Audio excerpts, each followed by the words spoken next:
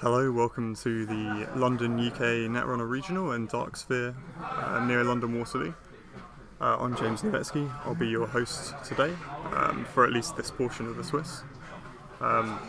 We're in round one here as a bunch of players have cashed in buys, but this is the pick of potential round one matchups. We've got Donald Bowden from Birmingham on the left. Donald's a veteran player. He likes his kill, likes a lot. He used to play Grendel a lot.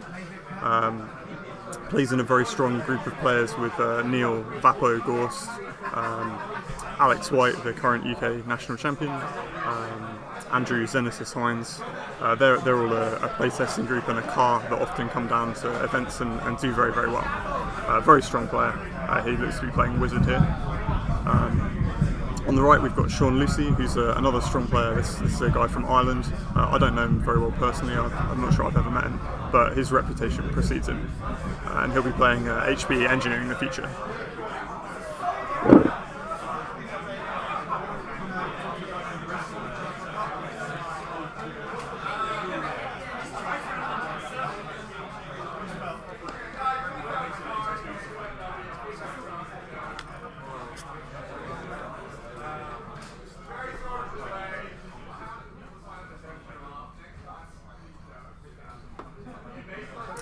So it will remain to be seen exactly what sort of wizard deck Donald is playing. I can only imagine it's probably some variation on Abram Jop's Dumblefork deck, which has been very popular this whole tournament season.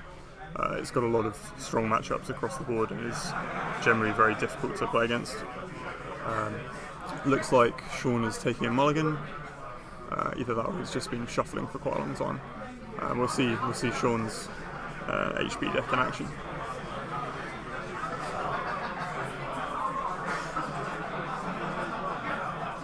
Obviously, Engineering in the future pretty much accounts for almost all the HB you ever see at a tournament. The ID ability is so very, very strong with the credit at turn for in the stall. Seems unlikely we'll see a large variety in HB IDs until something of comparable ability is released. Whereas on the other hand, Wizard has been very metagame dependent. It's always been a decent ID ability, the 3 credits for trashing assets, but in a metagame like we have right now, where assets are literally everywhere and often ice is almost non-existent in the game, Wizard becomes very, very, very strong. So an ID perfectly placed in the current metagame. Strong against NEH if you can keep up with their asset spam, strong against IG, and decent matchups across the rest of the board.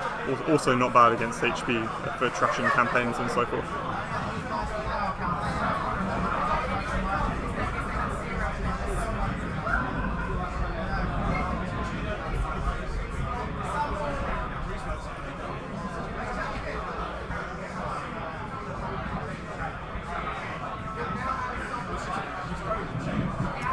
Take a look at Donald's credit tokens there. I think the small blue ones are 1 credit and the larger green one is a 2. Sean's all look to be 1 credit tokens. They look to be Team Covenant tokens that haven't had the wrappers removed.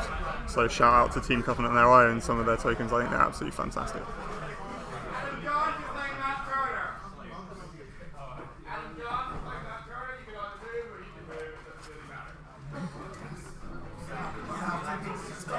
You might be able to hear Tagore still shouting out pairings and trying to get people organised. There have been a few late arrivals, including myself, but Tagore's doing his best to get everything organised and sorted out before the first round. Tagore, obviously, if you don't know him, a very, very strong player of multiple FFG card games. Great reputation. He finished in the top 16 at Worlds for Game of Thrones First Edition this year. At the UK Expo Regional last month, he topped the Netrunner Swiss and then topped the Game of Thrones 2.0 Swiss the second day, and then went on to win the Game of Thrones second edition tournament for Joust. So an insanely strong player in any game, just very, very, very good, and a good TO as well. So he's given up his day today to do the TOing for this tournament.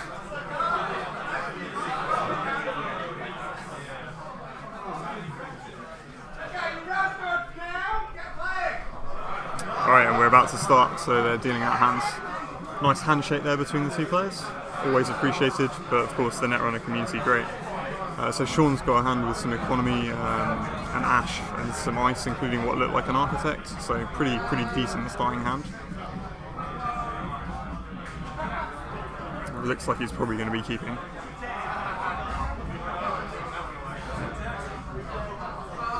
Obviously Eve campaigns are very painful for the runner to trash normally, but not so bad for Wizard.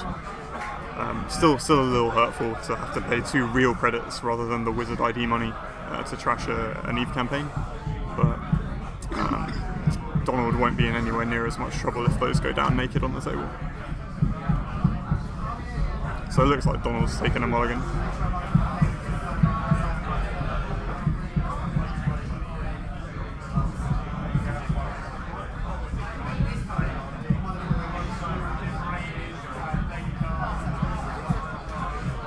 So Sean starts, draws into another architect. It's a pretty great early game piece of ice. It's a great piece of ice in general against this deck because it can't be trashed once it's installed. So he installs an Eli face down over R&D, and the architect goes over HQ. It looks like an Eve campaign in the remote. Abram drop, I don't know if anyone reads his blog. If you don't, you should. It's fantastic. He believes that resing a significant piece of ice over HQ, which Donald forced him to do, and this is going to be quite painful for Donald, is one of the most powerful things you can force the runner to do early as Corporation. He's drawn into a Breaker Bay grid here, which will probably go on that Eve campaign. So he gets the install credit for the Engineering the Future ID, or he should do. Looks at the rest of the cards, pops them back. And Donald probably knows what that is, but that's a really good sign early for Sean Lucy. He pops the other Eve campaign down, so he's going to have a great economy start here. Donald picking an access. Sees the ash. Interesting question. He probably knows that it's a campaign in the remotes. He's deciding whether to trash or not. He leaves it. So he might, so he's going to have a go at these economy assets, which Sean immediately obviously reses. So Donald is going to trash the Eve, leaves the Breaker Bay grid. No, trashes the Breaker Bay grid as well, which is probably the right call. It's immensely painful, but probably the right thing to do here to stop Sean just playing things back into that server and resing them for free. Final click, Donald installs the same old thing. So Sean draws into an APD contract. Obviously great in a kind of Glacier deck still, even with the Most Wanted list influence, still a good card. And Donald 2 to really threaten it, even if he wanted to go through the Architect again, which he almost certainly doesn't. So Sean sets up another server with the second Architect. Starts to sort out his economy. Obviously the Engineering the Future ID ability very strong for this because you can install for a credit and then credit. It has been since the start of the game. Donald credits up, checks the Eve campaign, trashes it, leaves himself very poor, installs another same old thing, and then passes the turn. It's going to be a tough start for Donald here. We see the Ash go into the remote from Sean, and the Ice is up HQ again.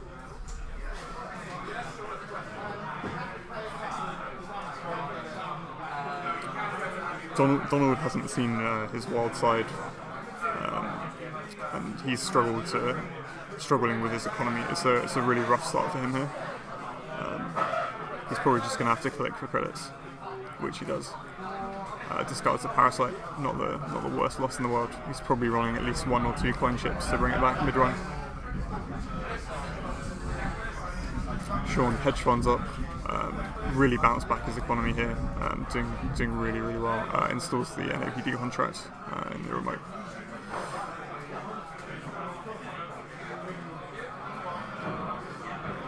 He's having a think, advanced it.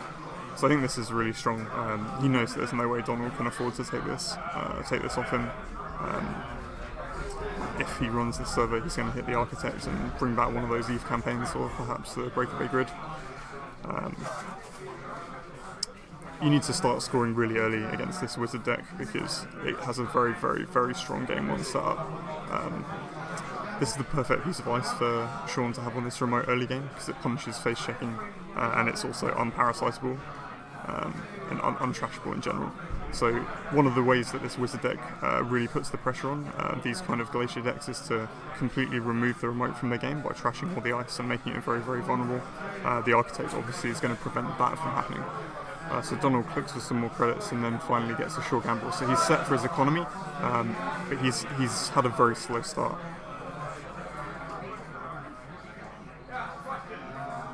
Sean scores out the NAPD contract, leaving his own economy okay, but not fantastic. And that's because Donald decided to trash the early campaigns.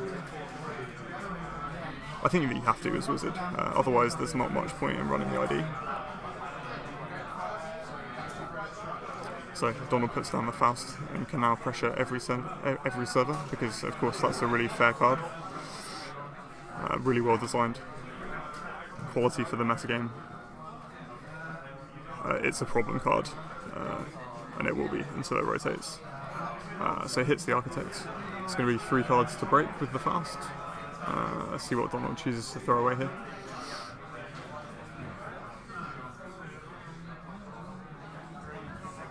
He's forced the Ice Res to keep Sean low on money, which is good, but he's having some hard choices obviously here about what to ditch.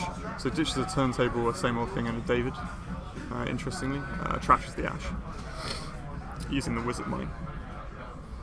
So Sean starts again, he's drawn into a Global Field Initiative. For those that don't know, it's about the only 5/3 worth playing in the game. Draws to pad his hand and he's drawing into quite a few agendas. Pops I think the Caprice in the remote, which is going to be pretty critical in this game. It'll be interesting to see if he's running 1 or 2 Caprice. Influence wise, I'd suspect it's only the 1, because he's running the NAPD contract as well, and the Architects. But we'll have to see.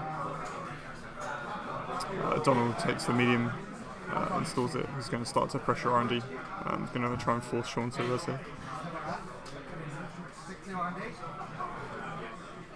So Sean having a think. Reses the Eli.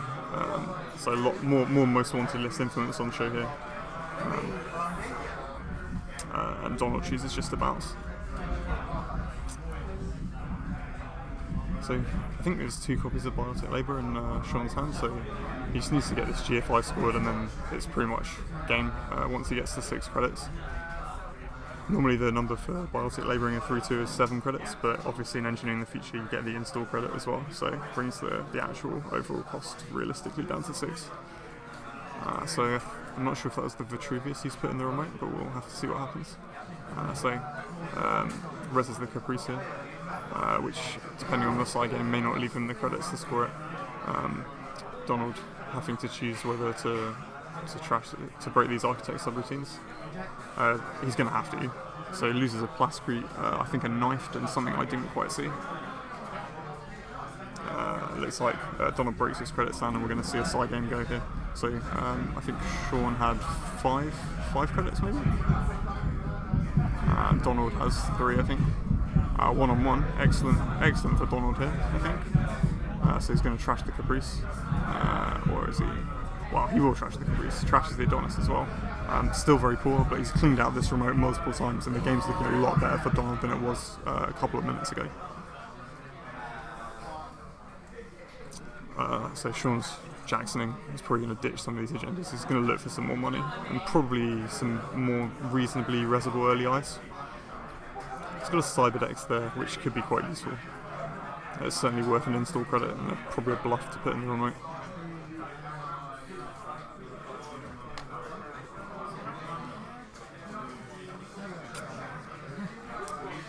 Interesting, Donald's playing Making an Entrance. Haven't really played with this card at all. Not convinced on early examination whether it's good or not, but it's certainly another kind of pseudo draw event for Anarch. I guess in this point he's looking for a wild side, so it's certainly pretty good for finding things like that. got one of our local casual players playing it with Exclusive Party and trying to put a bunch of their copies in the bin early, which has been quite fun. It's probably not good, but it might be hilarious. So is that a Siphon in Donald's hand? So there's different wizard there then for sure. So he's probably not running this Abram Drop style deck at all now. And I guess that accounts for why he's running 3 Same Old Thing here. Donald was a hardcore criminal player, used to play a lot of Silhouette, I think. Kind of very aggressive deck where he used the information available from Silhouette's ID ability when people said she was bad. He still had a lot of success with it. So Sean Jackson's again picks up an Eli, which is probably going to go on the remote here. Yeah, gets the install credit. So it's toughening up this remote. It's got a Vikram as well, which I think is a great piece of ice, which he might see him put down later on R&D. Let's see if he ditches any of these agendas. I'm not sure what he put back there. He's keeping the agendas in hand. He's got one more to ditch. Sean really needs some money now. Struggling economy due to Donald trashing everything. So Donald's doing very well to control this money with a very slow start. Though his own economy is not in particularly great shape.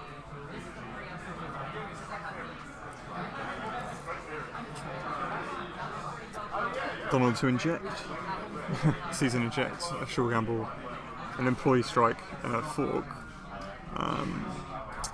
That's a good inject from draw perspective, but perhaps not what he was looking for in terms of a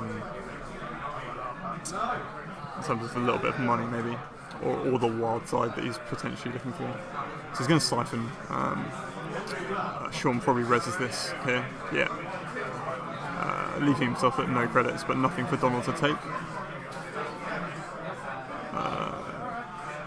Donald, this is a great piece of ice against Faust. It's particularly problematic. Strength 5 code gate, 2 subroutines, relevant subroutine on the brain damage against people using Faust because it reduces the hand size, and a pseudo hard end the run.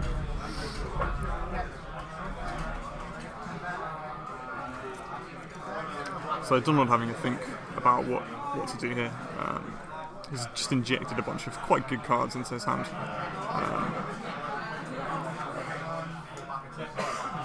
He's not going to get any money out of this siphon, so we just have to see. He can't beat the trace on the brain damage either, though Sean can't. I can't remember what the trace strength is. I think it's 2 maybe 3. So I think he's just breaking the brain damage trace. He's going to jack out.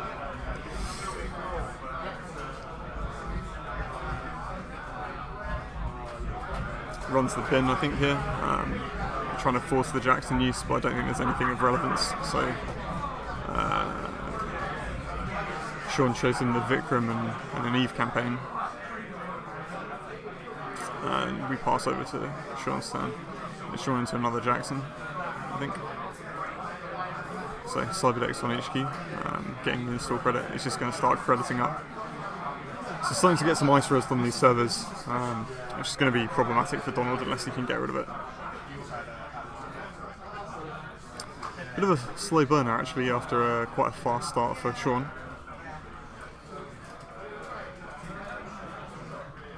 Both players very poor.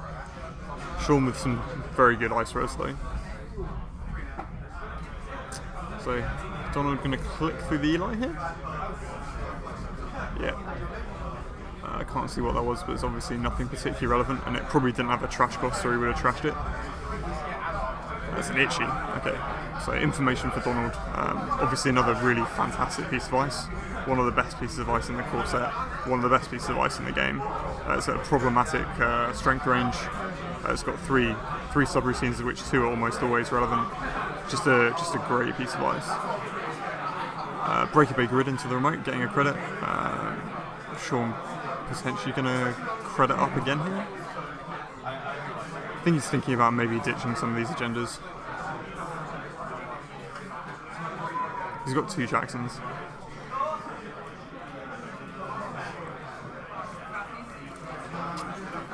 Of course, these days you've got to be careful of political operative. when Jacksoning, but we'll see what's going on. So ices up, I think that was the itchy.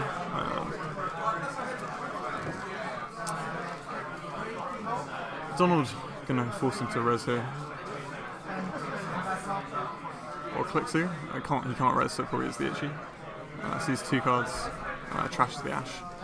So Donald creating some pressure elsewhere, getting some access while he can, but still slow to click through the itchy, the Eli. Sean draws into a Cheering. Fantastic piece of ice. Not perhaps so great against Anarchs on the remote due to David, but great against Faust, which can't be broken with. So we're seeing Sean have a think about his hand. He's got some good cards, but he's struggling for money, much like Donald. He's always got to beware this siphon, so clicks for some credits. He's choosing what to throw away. Installs in a row. Sorry, not installing a remote, just picking the cards he's discarding.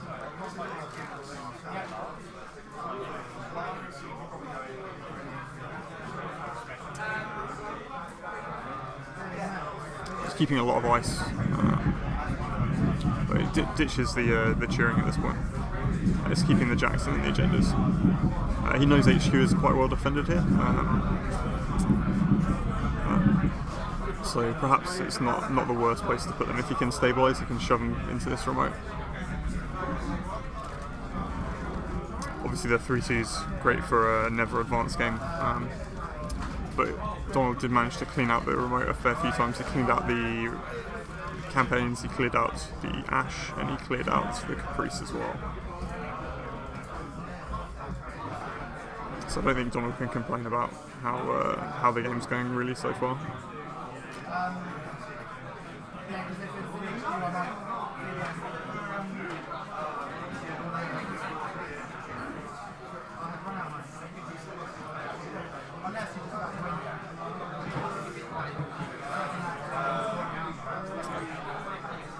So Sean can threaten resing the itchy at 5 credits. No wild side installed, so Donald can click through all the subroutines, but chooses not to. Just making some money. So we've got another Cyberdex going into the remote, gaining a credit. It's on top of Breaker Base, he can res this one for free to purge that medium. So Sean probably feeling a bit more comfortable here.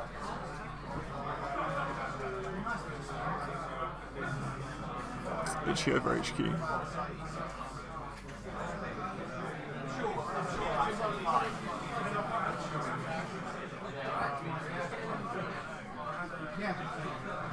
So it's building up his Glacier, but still very low on economy. Obviously, naked remotes are no use against Wizard really, so he's got to be quite careful with what's going on. Donald probably knows that there's a Cyberdex at this point, but he's gonna pressure R&D again. Siphon plan somewhat off the table at this point. Lots of ice over HQ.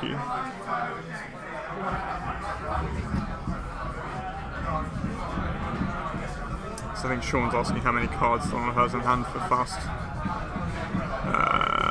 He's having a think. Just confirm that that's the itchy there.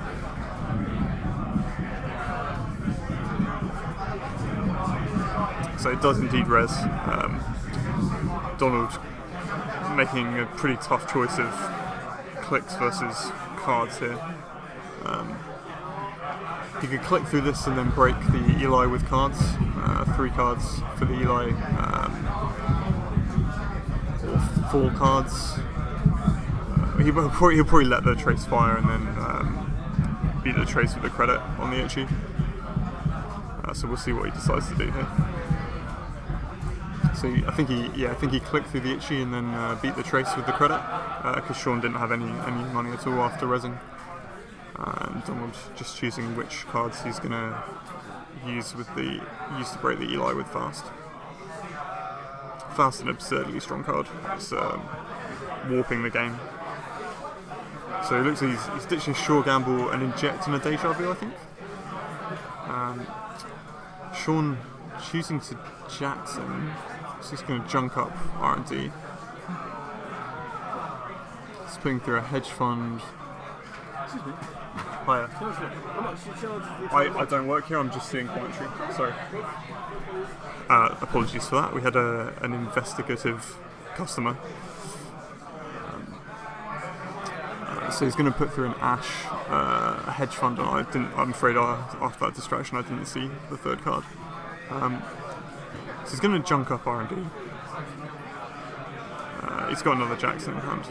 We'll see if he reses the Cyberdex in the remote here. Right, so Donald gets an ABT, another ABT. Wow, and a food.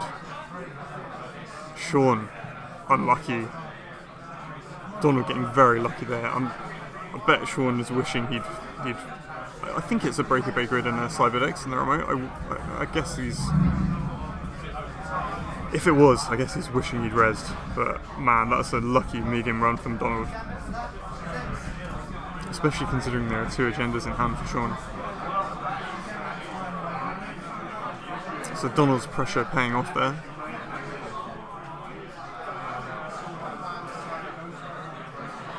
Perhaps it wasn't a Breaker Bay Grid, I'm not sure. I thought it was a Breaker Bay Grid and a Cyberdex in the remote, and then a Cyberdex also on HQ. Obviously he couldn't res the Cyberdex on HQ, but he could res the Breaker Bay, then res the Cyberdex in the remote.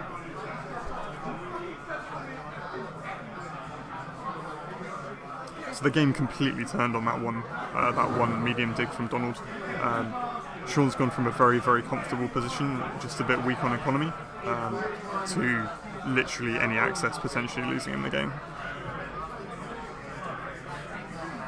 So Sean's got a bit of an uphill battle here. He's got to score 5 points of agendas. So he's either got to score another 3 2s or 4 2s in the case of an APD, or he's got to score a Global Food Initiative and a 3-2. He does have the Biotic Labour, which means he can bluff the food. Always a strong play. But he's gonna really have to sort out his economy here, and that's what this Adonis campaign is going to be for.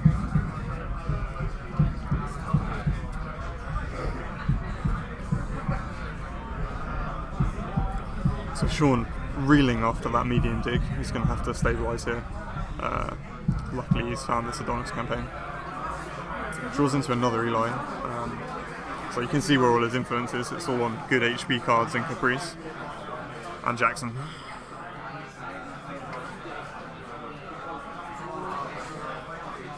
Puts down another Jackson. He's now going to have to dig for some more stuff. He's found some more money, found a Biotic.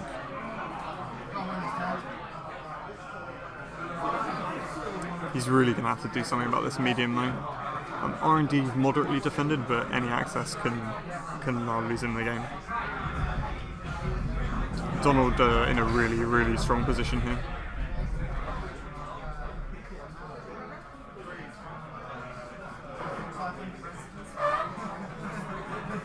I mean, I don't think Donald really needs to worry about siphoning either at this point. He can potentially just pressure R&D for the win. He can also camp the remote. He knows, I think he knows that I guess the Caprice must have been Jackson back through. But he knows that I think there's at least one Ash that's gone back in as well. So the protective upgrades are back in R&D for sure. Donald's starting to draw some cards.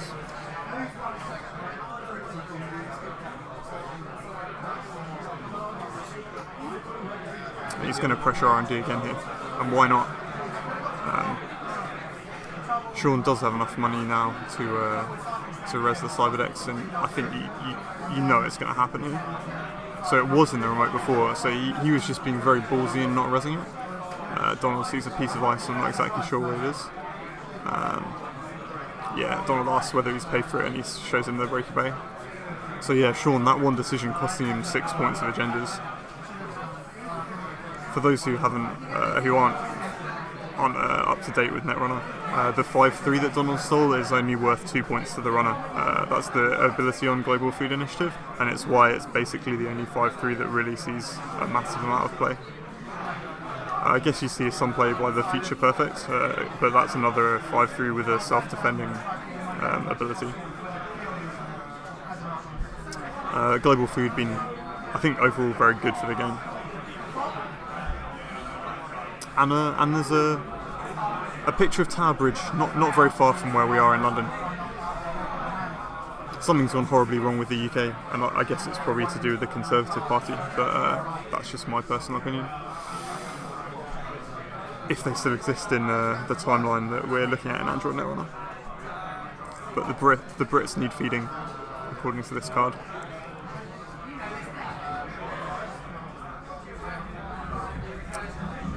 So Sean in a very, very tough position here, I think, now.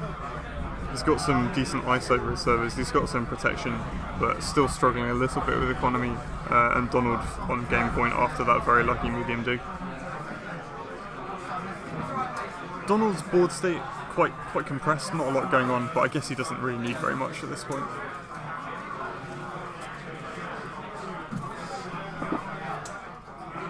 I think that's a turntable in Donald's hand, which of course is now pretty useless other than the memory. So Sean takes his mandatory draw, finds a Viper, nice piece of ice, good against Faust, low res to strength cost, 3 cards from Faust, always good. 3 cards for 3 credits, it's a good piece of ice. Surprised Donald hasn't gone after this Jackson at this point. Doesn't cost him anything to trash with the wizard credits.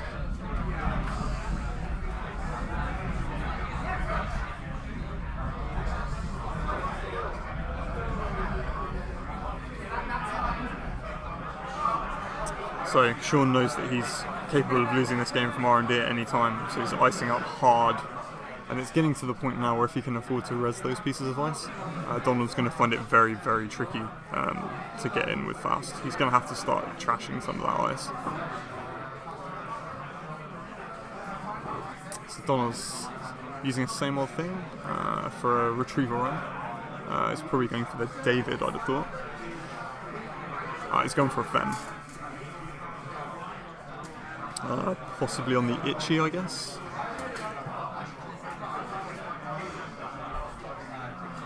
He's having a think. So he pops on the outermost ice on HQ, which is another Itchy.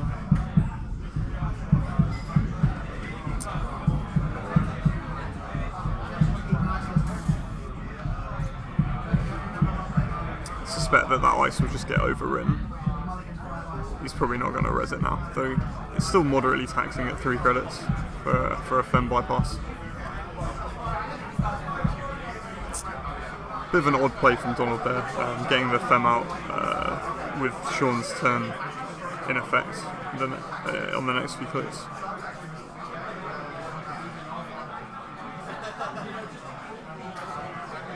I apologise for how tired I sound. Had a full week at work and early start to get here, and I almost didn't even make it on time. So apologies for that, watchers. But I did make it just about in time. I caught the back end of the players briefing by Tagore. There were players here that were later than I was, so that's always a bit of a shocker. So just some stats today that I've heard since I've been here. I think we've got 78, which is perhaps slightly disappointing for a UK regional. We had 120 at the Expo last month. I think we were hoping for sort of a similar number here. London obviously being quite convenient for most people, and indeed we do see Sean overwrite that issue. So Donald's Fem now looking sad and pretty useless. 78, obviously that's a good number for a region in general, but for the UK where we've been seeing ever larger numbers of players involved in the game, perhaps slightly disappointing. It is getting towards the end of tournament season. There's a lot of burnout being felt. We've been playing in the UK pretty much since January. On top of that, for people that are not from the UK, the very high population density in Britain means that, particularly in the southeast, means that tournaments pretty much everywhere were accessible for players with very short travel times, which meant that people played in a lot of store championships. I personally played in something like 11 store championships. I think Dave Sayer topped the bill at 12. there were a lot of events available, and people are starting to get a bit tired. I think there's also some dissatisfaction with the Faust and IG kind of metagame and asset spam, but we'll have to see. 78 is a good number for a tournament anyway. It's about the same as what we had for the Dark Fist Store Championship.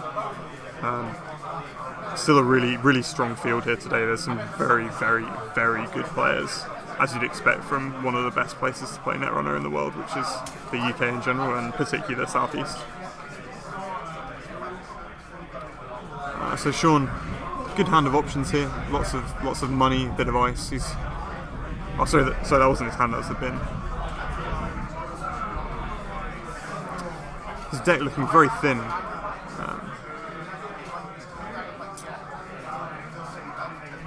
I think Donald needs to. Donald's going to need to get rid of this Cyberdex and then potentially pressure again on R&D, but we'll see what happens here. So something into the remote. Scores out of Vitruvius without a counter.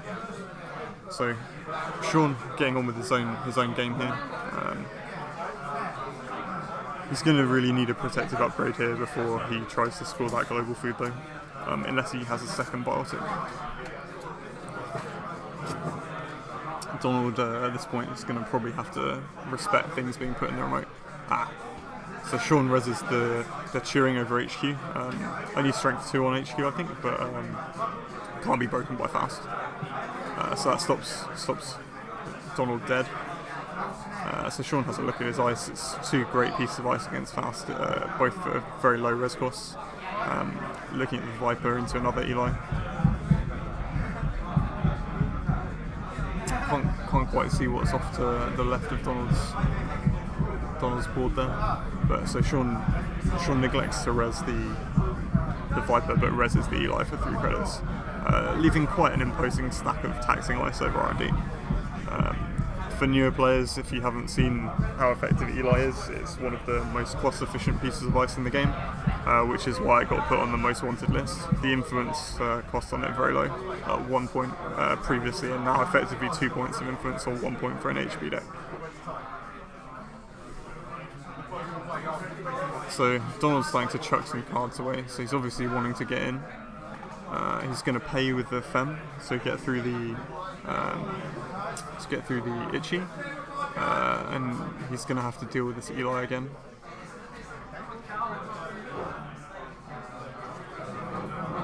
I think Sean's thinking about resing the Cyberdex here. Donald using a lot of money here and a whole lot of cards to get in.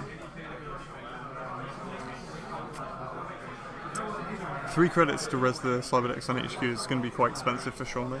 It looks like he's going to let him see the cards. So trashes an Ash, not bad, and wins. So Sean perhaps a little bit unlucky there, but I think that the choice not to res the Cyberdex with the Breaker Bay Grid in the remote proving very, very, very costly. So Donald wins leg 1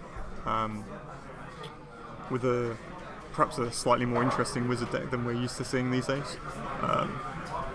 Don't get me wrong, I think the Dumbledore deck is fantastic, but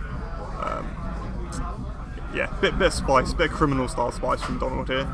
He loved his crim cards. Filthy blue player at heart, but obviously adapting to the meta game. And here we go, we're going to see something really fruity from Donald here. Got some Argus. So Donald always likes a bit of Wayland kill, and I can only imagine that's what's going to be happening here.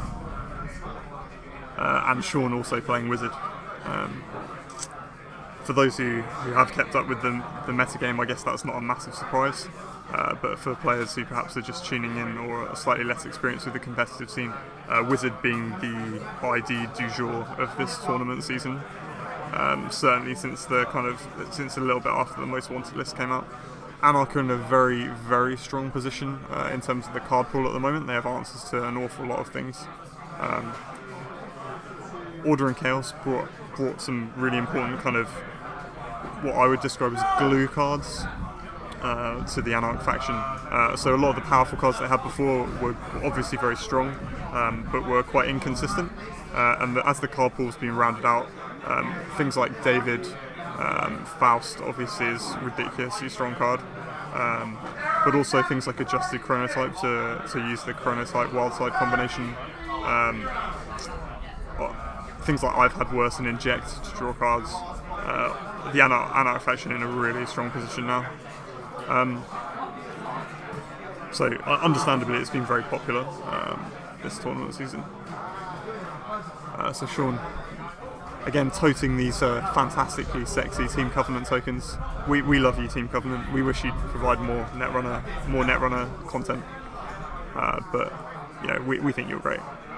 So we'll see what Sean's Dumble, if it's a Dumble Fort deck or whether it's another slightly more interesting wizard or slightly less common net deck wizard deck. Donald's Argus deck, I'm excited to see this.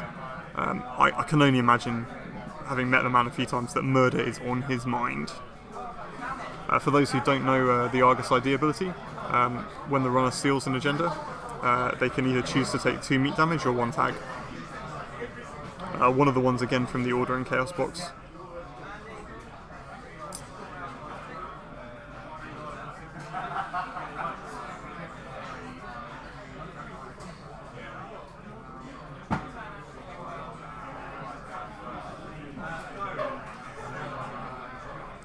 So Donald Ice's HQ.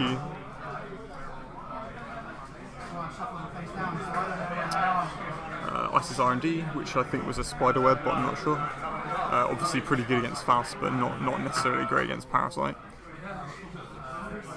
Just a decent piece of ice. I wish Wayland would get some barriers that didn't just say end the run, but I think that's coming next cycle. We started to see a few more nicer cards from Wayland. Those of you that haven't seen the spoiled Malsolus, I don't know if I've pronounced that right, but that looks like a hell of a card. On first blush, it's a playable Wayland Codegate, but it's not just playable; it actually looks really good. So Donald creating a remote here. This looks like a kind of reinvention of the Grendel Rush decks he used to play previously. So he's icing up and he's putting immense pressure on Sean to be able to deal with this. So Sean injects and ditches the Faust, but having found that in the bin, I know he has a clone chip in hand. He's probably now in a really good position to threaten this remote.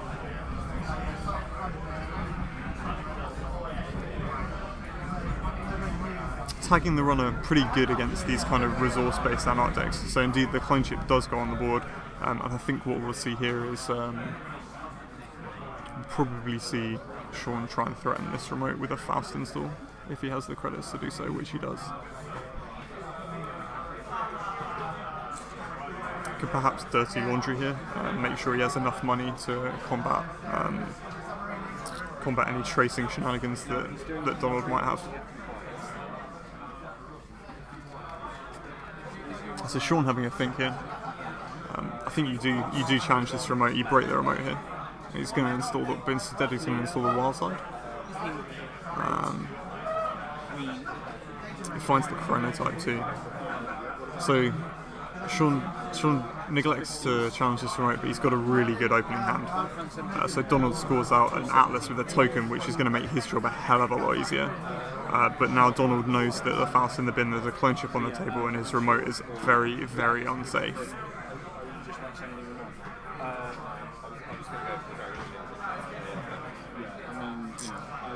Yeah. So dirty laundry in HQ. No res from Donald. Spots the spiderweb. Makes a bit of money. Can only think we're going to see the chronotype installed as well at some point this turn. So Precious R&D. Donald again not resing. Sees a snare. Donald gonna I can't afford to fire it. So Sean gets rid of one of the bigger threats in the R&D for a Faust kind of deck, and then installs the chronotype. Sean in a very strong position now. Something into the remote from Donald. Some dead draws coming into Sean's hand here, so he's probably going to pressure a bit more. He's going to check R&D. Donald only with 3 credits, so can't threaten us now. that's an agenda. So now Sean has the choice of either a tag or 2 meat damage. At this point, he may take the meat damage. I'm not sure. He looks like he's going to take the tag. He's going to have to spend a click to clear that. Otherwise, his resource engine in the Chronotype and the Wild Side will be forfeit. So you saw there Sean steal a Oaktown renovation, which is one of the best agendas we've seen printed in quite some time. Particularly great in these kind of Wayland Rush decks. You make money while advancing it, so you can advance from very low credit totals. It's no tempo hit when you do install and advance it. The threat being that you have to install it face up.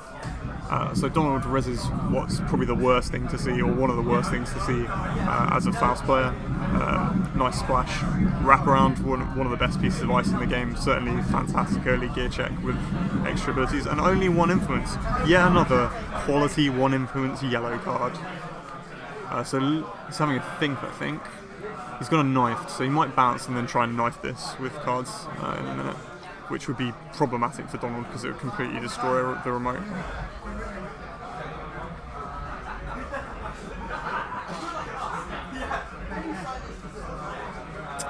Sean obviously has to be careful now that Donald has an Atlas token. So Donald icing up the remote, paying the credit, taking 2 money. Needs to get his economy on track. Sean drawing into some more great options here. He's drawing into an I've had worse, which could be pretty important in this matchup. You can only assume he's going to keep in hand. It's a snare. Sean trashes it. Donald can't fire it. That's going to be sad for Donald here, because R&D looking a lot less threatening. These are fast track. Great in this kind of a rush deck, especially if you've managed to secure a remote.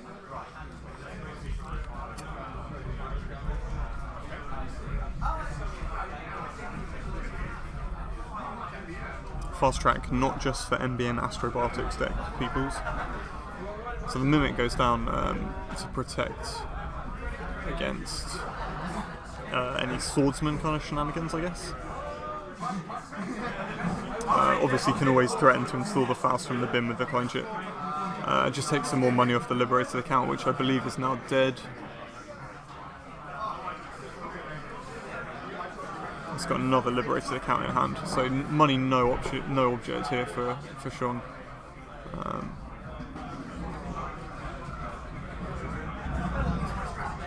It's off to a very good start.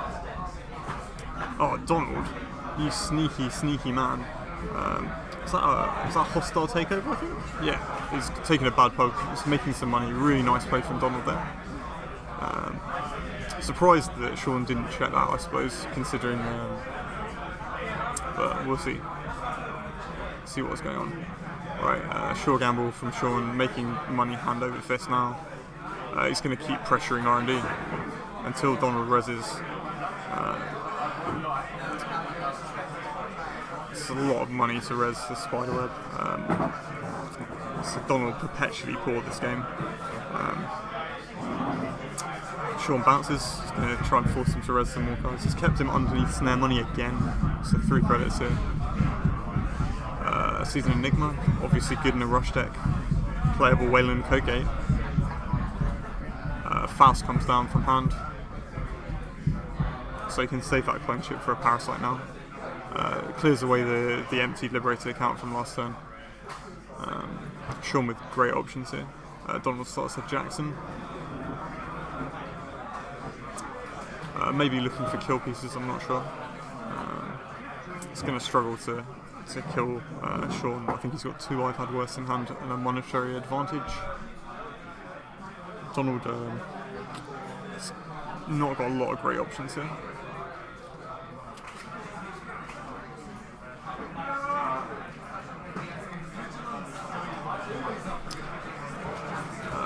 So Sean running HQ finds an Atlas, so that's good for him.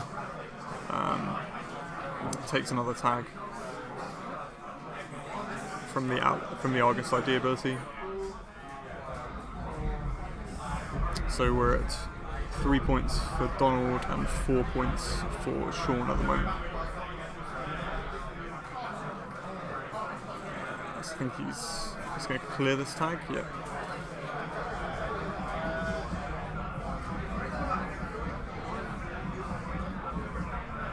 So I think he cleared the tag here. Oh no, it's 2 credits for the Parasite. No, yes, no, unsure. Sorry, still quite early for me. So he obviously puts the Parasite on the spiderweb, which is pretty vulnerable too. And he's going to open up R&D again for more rummaging around. I think Sean's in a pretty good position here, but we'll have to see how Donald reacts. I think Sean also has a David in hand, which can take care of that wraparound pretty easily.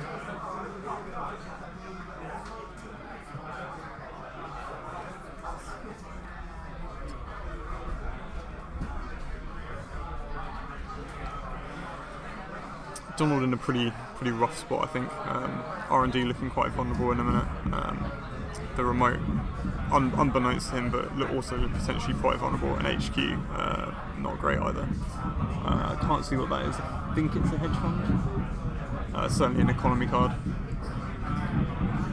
Alright, Sean's found a medium. Now this is going to start to get really worrying. Puts the Liberated account down. I think he's just going to make money here. Wizard already with a bad pub from the hostile takeover. He's going to have some real fun trashing stuff from R&D if he gets accesses with the medium. I'm not sure how much of Donald's R&D will be things with the trash cost, but there's always Jacksons and so forth.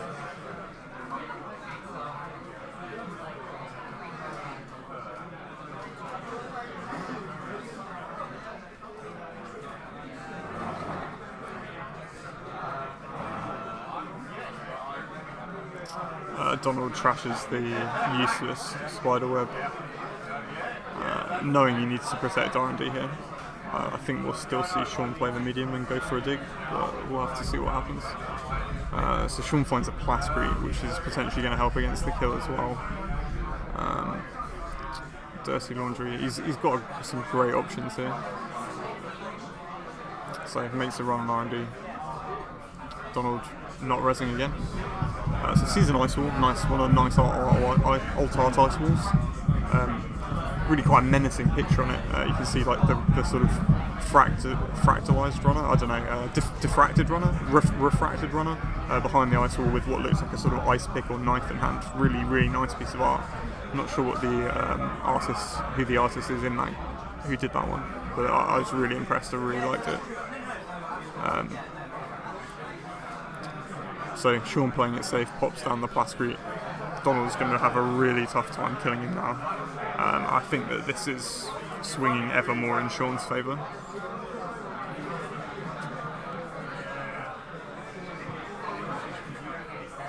Depends, I didn't catch what ice is on the outside of this remote, so we'll see what Donald's got, what Donald's got in terms of tricks up his sleeve. He's made some money now, so that could have threatened the kill, but unfortunately the Plascrete has come down now. It's going to make it very hard. Donald drawing for some more options with Jackson.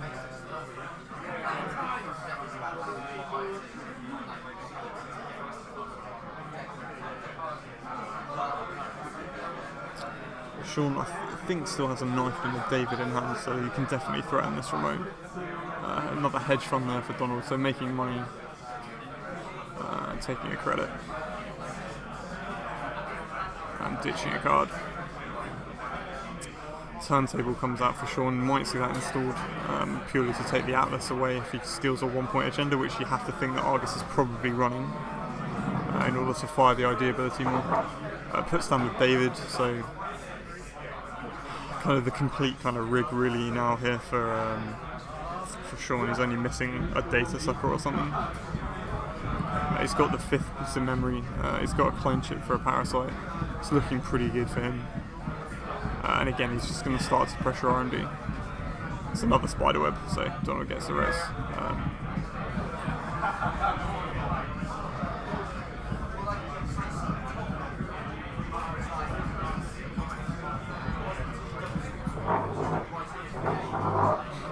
Sean with 3 I've had worse in hand. Donald's really going to struggle to kill him.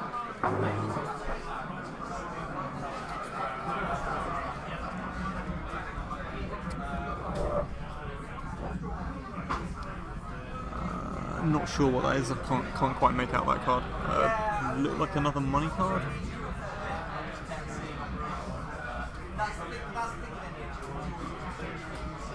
Sucker coming down now, so Sean's really getting towards the kind of sort of end game state. He's going to run the bin. Jackson getting used to presumably flush some agendas, perhaps some money back in. That last card was a Beanstalk royalties. So face down. I think Donald might put these snares back in now.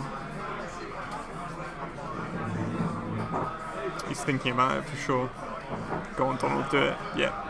2 snares and a face down card. So Sean's going to have to be a lot more careful now about R&D. He was very lucky to get away with those 2 snare hits early when Donald was too poor. Or perhaps calculated. He knew he didn't have enough money. So Sean gets a data sucker token.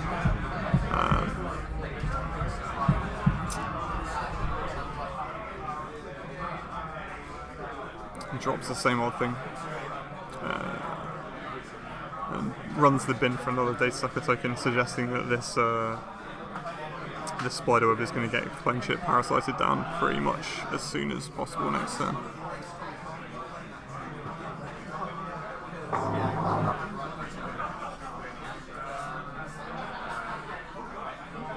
This looks like a pretty standard Dumblefork kind of deck. Sean clenches his fist at Donald. I'm not sure what that was for.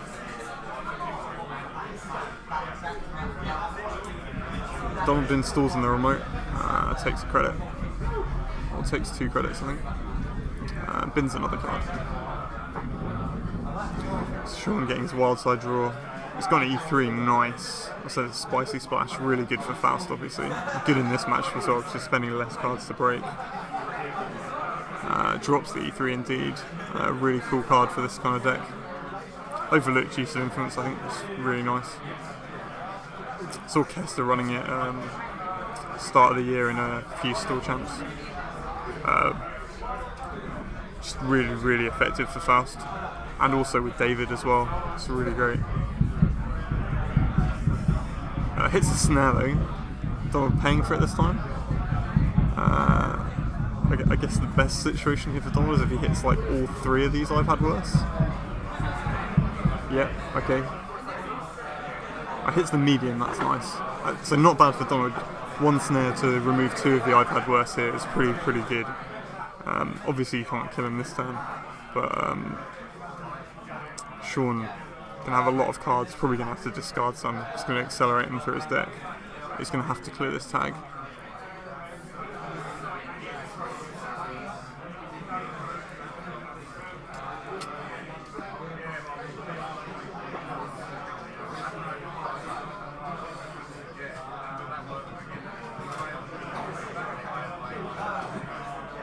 Sean taking a worried look at his money now. He's going to check the remote.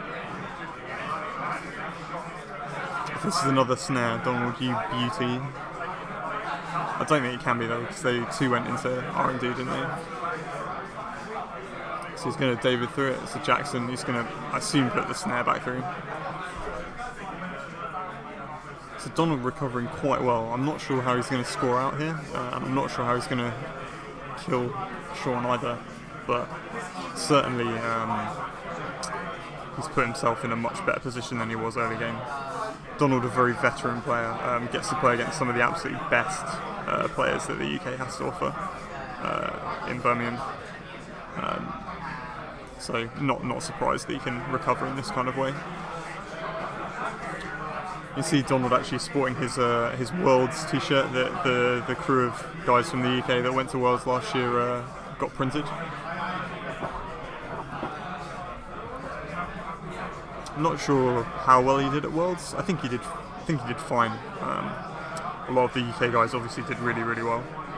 We had, I think, 4 or 5 in the top 16. Considering we sent about 16 people, that's pretty good. And by pretty good, I mean it's really good. Everyone, of course, remembers the Timmy Wong Dave Hoyland game in the Cup, and what a game that was. Had the pleasure of being able to commentate on that game, or a replay of that game for Neo Red Ingrid earlier this year. we were screaming at the TV screen when that was going on. It was fantastic. Obviously, we were a little disappointed that Dave lost, but what a game that was. So Donald installing in the remote again, taking some more money. Sean drawing in some more money, another clone chip.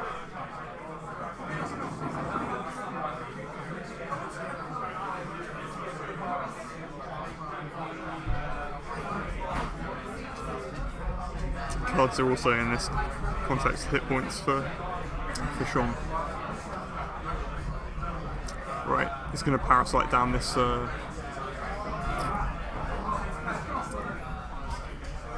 spiderweb.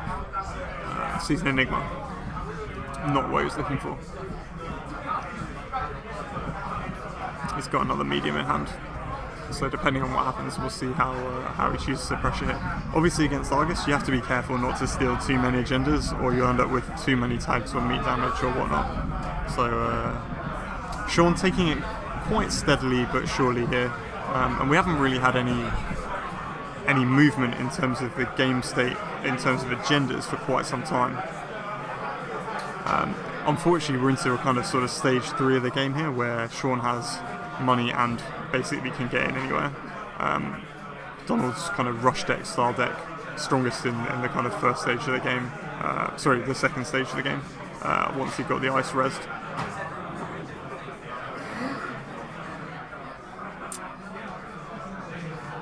So Sean desperately fishing for any sorts of tokens, pops these daily cast down. He's going to try and match economy here, or try and make some money anyway. Donald's got a lot of money. 2, 5, 6, 7, 8, 9, 10, 11, 12, 13, 14, 15, 16. Donald on 16 credits. Sean on what looks like 1 here. But with the Plascrete on the board, and I've had worse in hand. So unless Donald's running some sort of biotic shenanigans, it seems unlikely he's going to be able to kill him this time. I think this card's called Power Grid Overload. It's got a trace to trash hardware. So I think he's going to try for the Plascrete here, I guess. Yeah, excellent. Nice, a spicy bit of underrated tech from Donald. Right, Plascrete's gone. Sean in a much worse looking position now. He's going to have to either deja vu the Plascrete back or levy it back through. Sorry, I was looking for drinks. I was directed this way. More. That was definitely a Netrunner player wandering around. Sorry guys. So the game's turned again here. Donald, nice spicy bit of tech. Fruity tech from Donald. Card that rarely sees any play, but isn't that bad. So it does a trace to trash a piece of hardware, and Sean left himself very, very poor. So another clone chip comes down from Sean here. He's going to have to be very, very careful.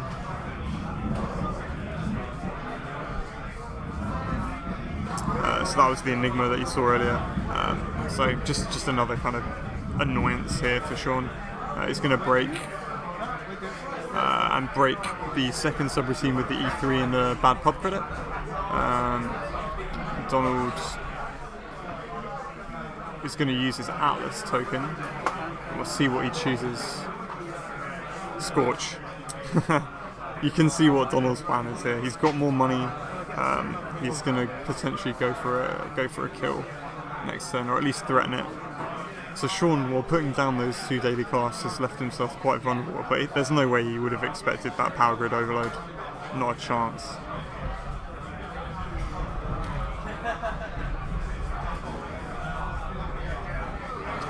So it looks just like another piece of ice. I couldn't quite make out what it was.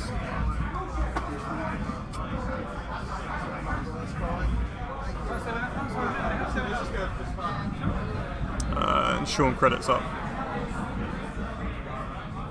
At some point he's going to have to levy here, and that might be a time that Donald might choose to go for something. But Donald not in a position where he can really score.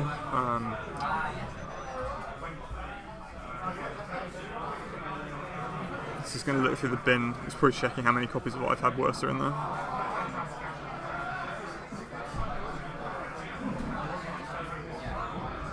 Which I believe is 2.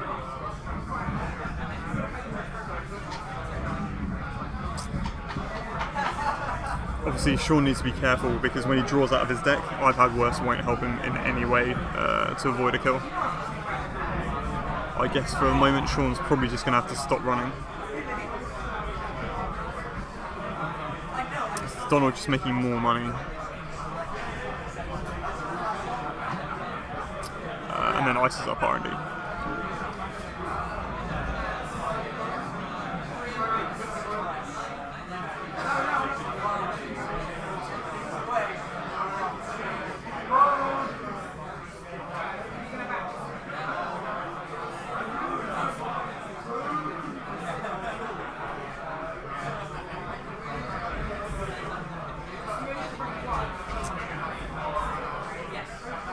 I think there's that 3 cards left, which is enough for one I've had worse trigger. I think Sean's thinking about levying here.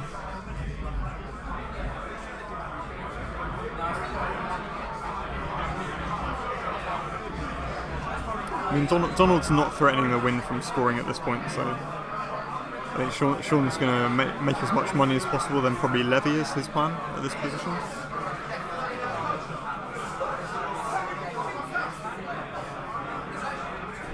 Yeah, so he's just starting to close this credit gap down and not run.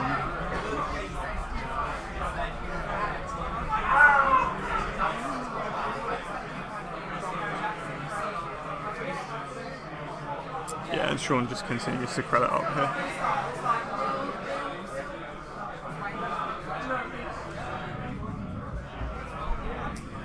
So it'll be interesting to see what Donald's plan is now.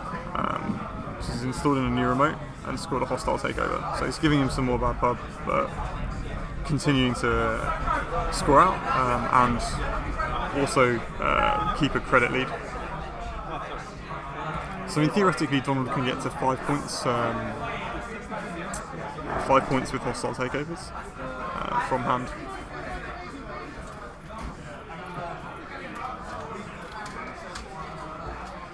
We know that one of the other atlases has been stolen by Sean. So Donald might have a singleton biotic or something like that in his deck.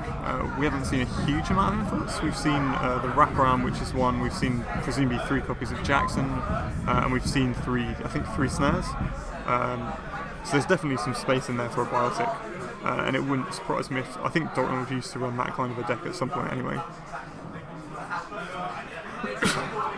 Biotic, for those who are slightly less aware of what it might be used for in Wayland, you can use it to score out an atlas out of hand, but you can also use it to get 4 clicks to Seasource, then triple Scorch through a Plascrete.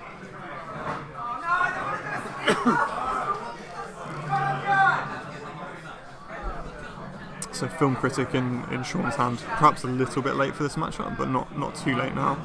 It might be installed here, turning off Donald's ID ability, at least for one of the agendas that he might steal. Pretty good for this matchup actually. Card's been a little bit sad really, I suppose. I think it was introduced into the game as a kind of response against the Future Perfect and that agenda and how annoying it was, particularly for players. See a wrap around here, nice, so it's more of Donald's influence. But yeah, it also happened to incidentally hose a lot of other strategies like Personal Evolution and Argus. Collateral damage, as they say. So Sean breaks the wraparound with a David counter. He's going to go through the Enigma.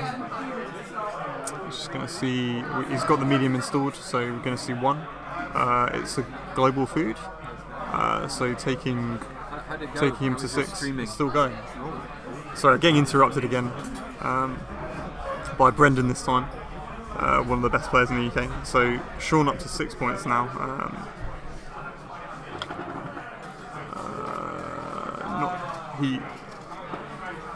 I'm not sure whether he's choosing to take the meat damage or the tag here. Sorry guys for the coughing. And he clears the tag. So game point for Sean now. single-loaded medium on the table.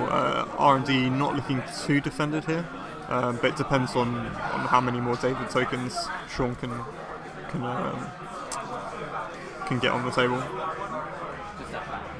Obviously there's some snares still in R&D, so Sean having to be very careful. Right, so we've got time on the round now, it's one turn each, so I think Donald's going to finish his turn and then Sean's going to get a turn. So in this situation, Donald probably going to get a modified loss or a full loss. It depends if Sean can find another agenda in R&D. Yeah, so Donald money's up.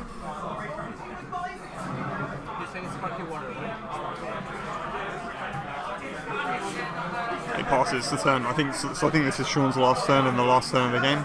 I guess he's just going to hit R&D for two cards.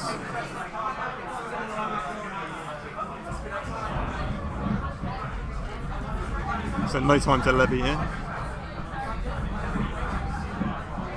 So he's down to what he's got for Faust. Luckily he's got the E3. So breaks with the David. Breaks the Enigma with a Daily Cast and the Bad Pub. So that's a piece of ice. And that's also a piece of ice. So whether he digs deeper here. Yeah, so he's got a Data Sucker token, so he's going to go again. Right, so he clone chips to David, so he's going to just keep digging R&D, and I think this is the right call.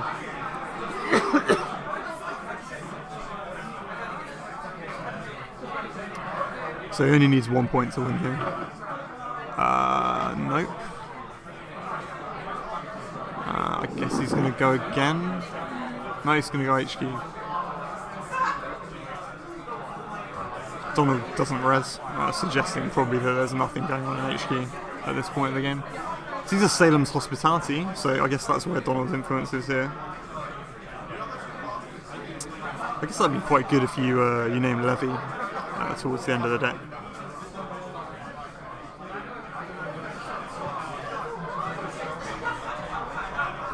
And I guess Sean having a think.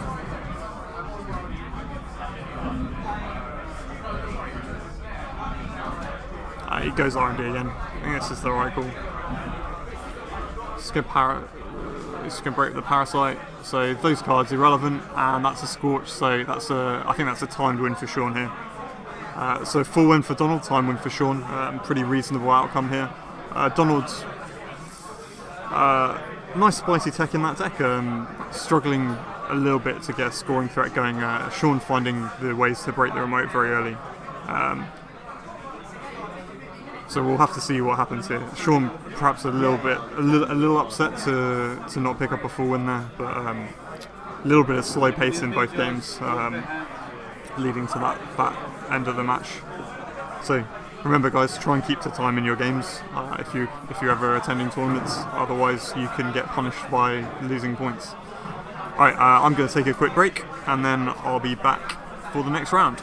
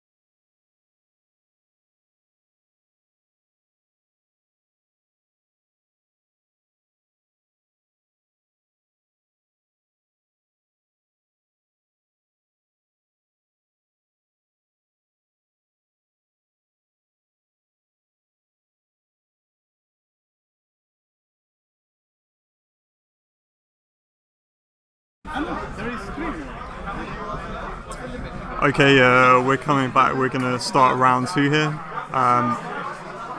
They're going to sort out the players' names in a minute, but on the right we're going to have Alice Rees, and on the left we're going to have Alex Hilson. I've got like 15 bucks.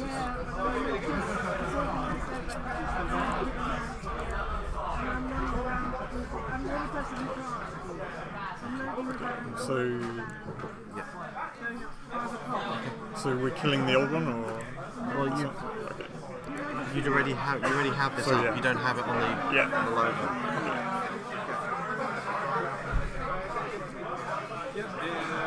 Okay, yeah, so we've got Alice Rees on the right, who I don't know personally, but she did very, very well in the first of the Birmingham regionals this year.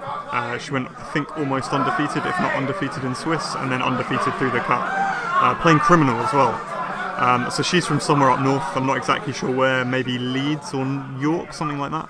And Alex Hilson is from Exeter and is also a fantastic player. So we brought you another choice matchup here.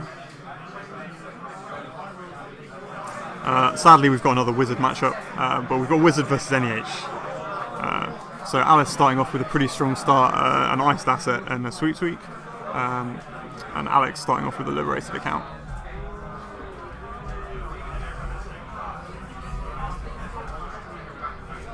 And a daily cast, so economic start very strong from Alex.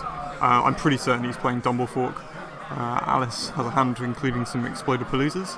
I'm pretty sure this is a kill NEH deck, but of course scores an Astro off the bat really strong.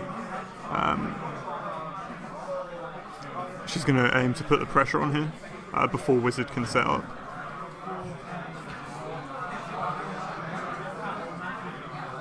So we've got an inject coming out from Alex, I think. So money, fast mimic. Probably not exactly what he's looking for. It doesn't really need any more economy at this point. It's going to check R&D. I think that was a Gutenberg. Good for decks where you're trying to kill people and end up with tags. Generally tagging quite strong against these kind of Anarch decks that run very resource heavy. So it wasn't a Gutenberg, it's a 24/7. So Alex knows for sure, or certainly she's drawn into a 24/7. So I think Alex knows for sure that she's on the kill now. If he didn't already know, if he's been watching the metagame, he knows that she's trying to kill because her deck list went up from the regional. So he's going to check the remote, at least try and force a res.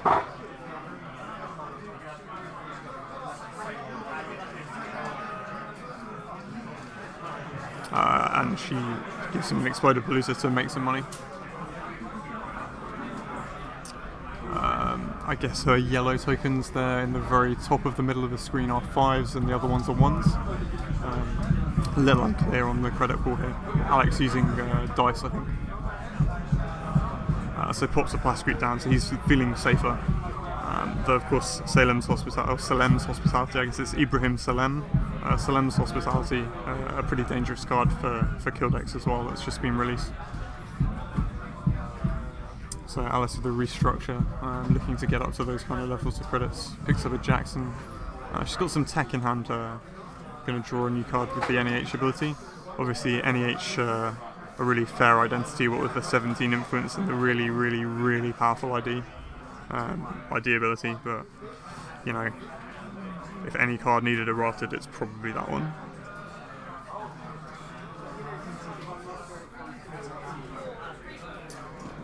So Wizard credits take care of the Jackson there. Perhaps a little bit weak from Alice. Alex covered in money, but without as many options. So having found the Plascrete, he's in a great position. She'll score this Astro right out, surely. There's no clock threat on the table. She'll score this straight away and put him under some severe pressure. She's got the money to do so. Yep. So here comes the advance. Astro token, classic play.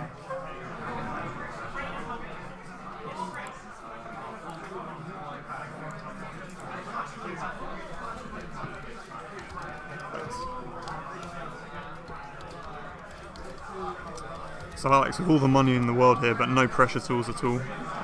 And he's going to be in real trouble if Alice can just keep this rolling.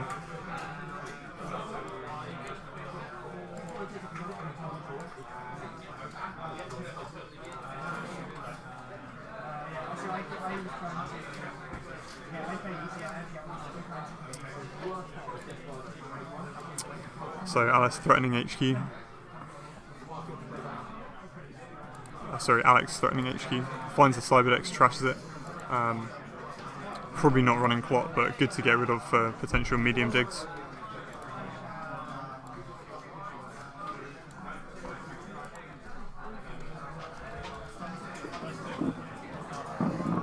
Sees a blacklist, which he's probably going to trash as well.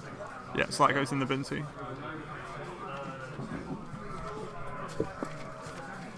Pops down a clone chip. Still looking for a Faust, still looking for Wildside, still looking for Chronotype.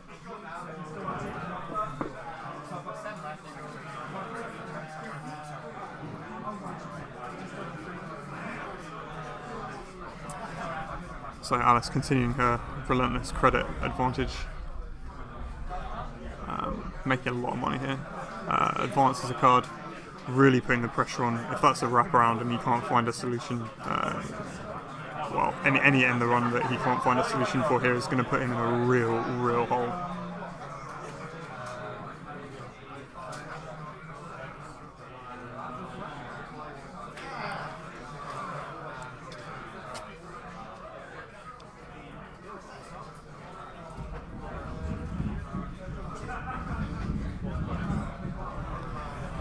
Alex threatening the remote here. It is the wraparound. Fantastic piece of ice. Will be played in NBN decks until it gets rotated out. A really nicely designed piece of ice. I think it's a really good design.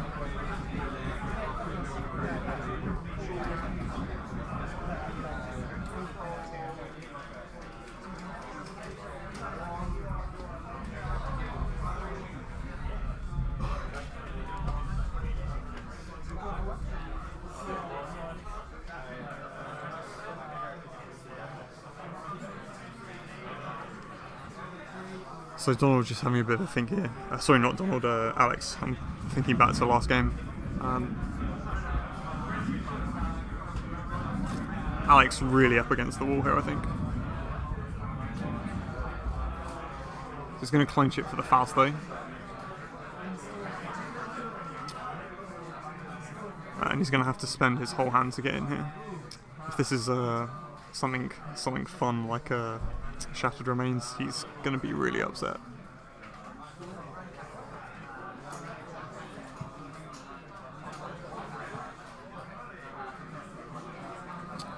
Ditches the levy, breaks the ice, gets another Exploded Palooza. So Alice getting richer, but her remote gone.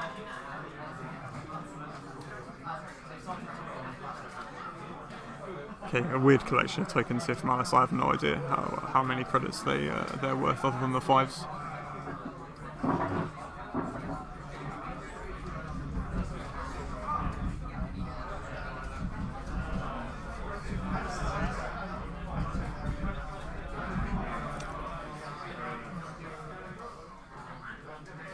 Alice will probably just score this breaking news here, I guess.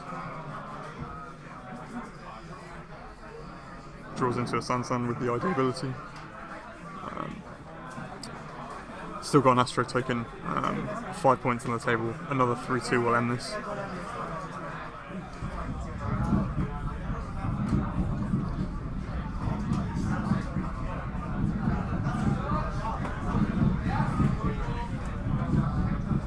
So I guess Alex really wants a turntable here, and probably a medium. I mean, it's feeling really late for Wildside anyway. He's going to need it, but he's going to struggle to get set up at this point.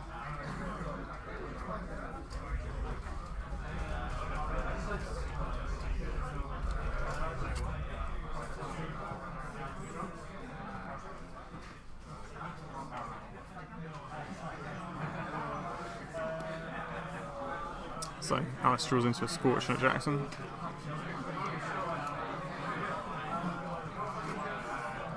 installs the Sansan, drawing, finds an Archangel. It's a nice one to tax out Faust. She might protect this Sansan here. Draws into a global food.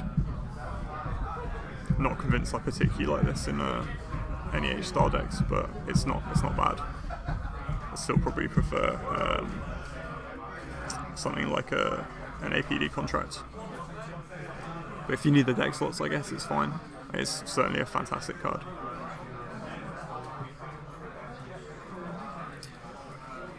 Another tough turn for Alex. He's got very few pressure tools. He's gonna pressure Andy. I think this is the right call. Finds a Data Raven. That's awkward. They've both got quite a lot of money. He could go tag me. He's got a Plascrete. It's probably not good for his long-term health. It's not great for his resource engine either. But it feels a bit late for that engine.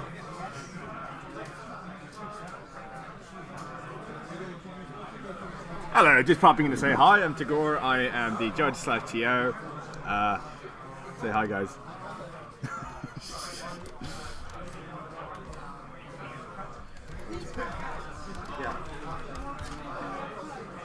Only do you have shadows?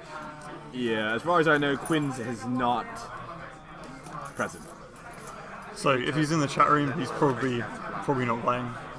Is Quinn's actually in the chat room? That's what these guys are saying. Alex is under real pressure here, so he's taking the tags. He's going to desperately start digging with medium, which is probably his best shout here. So he's another Data Raven. She's going to kill him, isn't he? It kind of doesn't matter. She's got 5 points on an Astro token and loads of murder. I think this is not looking good for Alex. So Alex finds the food. So it just needs one more agenda. I don't think there's any more in Alice's hand. He's got, is that 3-4 cards? She's only got one Scorch. Draws into another Breaking News. That was in some ways lucky, I guess. If he'd have found that would have been game. I guess, do you score it out here or do you just leave it in hand?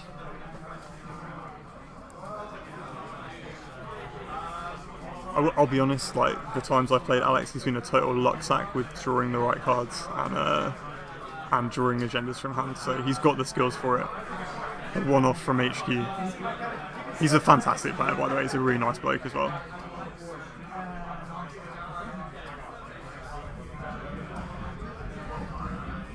So yeah, this has got quite tense despite the Astro token and the 5 points. So Alice probably going to have to put some real ice on here. Wizards on 7 points at the moment, but 6 points because of Global Food Initiative.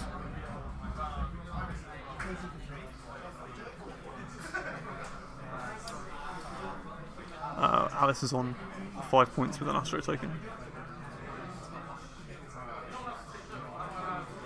So Alice in a little bit of trouble here. Can't really afford to hemorrhage any more accesses, and the Breaking News in hand is the win for Alex if he can find it. She's going to Jackson. Finds another Breaking News that is going to have to go in the bin, I assume. They're not particularly any use to her. Especially when has Alex cleared the tag? He's cleared the tag, okay.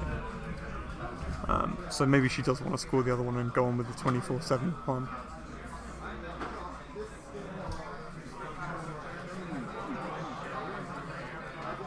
So he sees the 24/7. I'm pretty certain he knew already what was going on, but he can definitely confirm it now.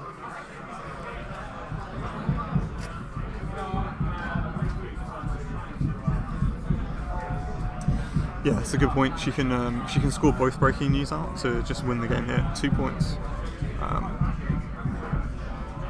So potentially 2 turns away. She's got the money to do so. Enough to just score out. There is indeed a Sansan on the board.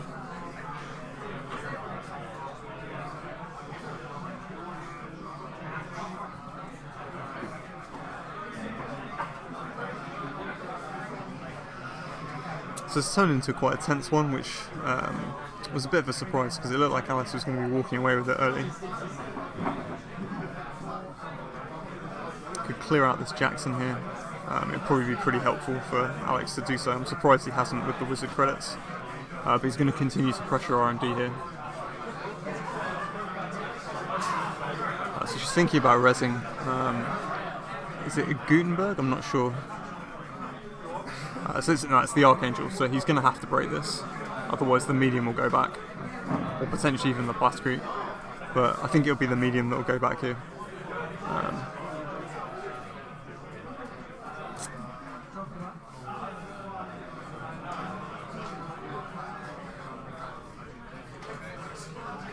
So Alex having a choice of what he's going to throw away to break this. It's going to have, well, no choice in fact, he's only holding 3 cards, so he's going to have to throw them all.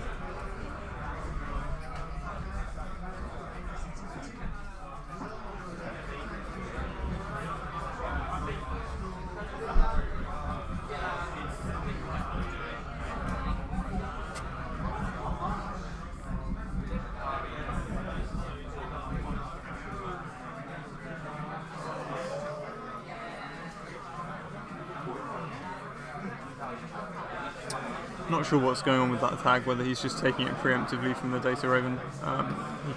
Did he pay his way through the trace on the Archangel? Maybe.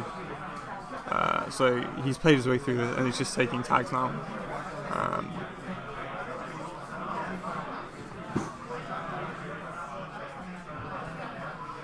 So she's going to junk up R&D with the Jackson. He's going to need to find an agenda here or probably die.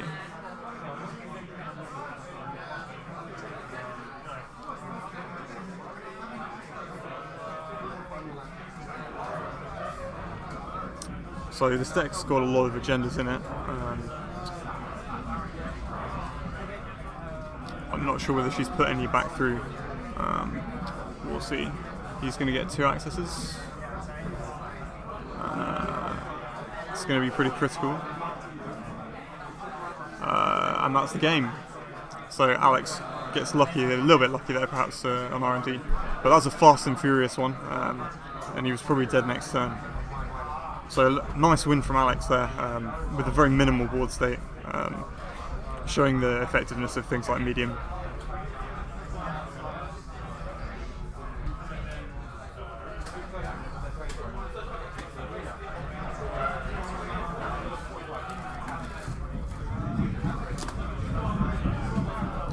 So another win for Wizard. So that's three games we've seen so far.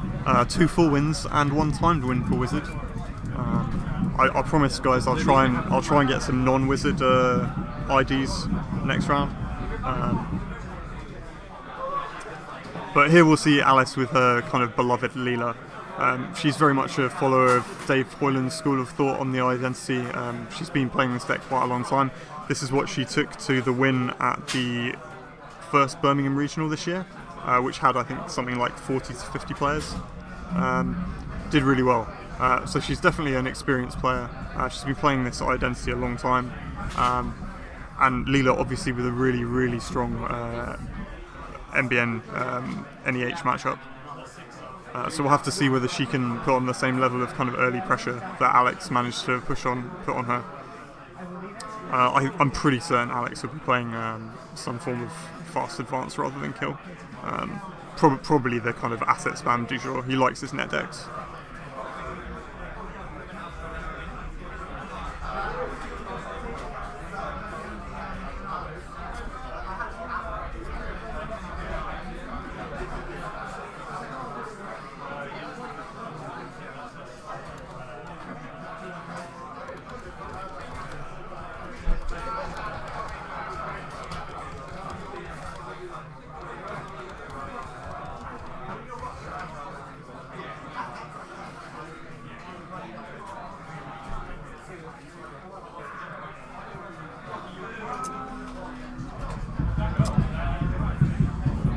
Alice rocking the very sexy new alt art Leela ID from the spring kits. I think that's the only ID I don't have at the moment.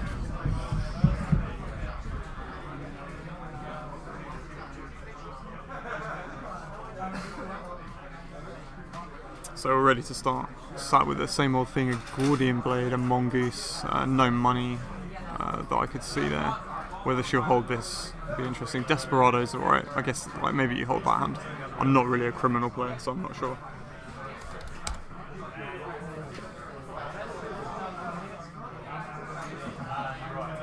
Just having a think about it.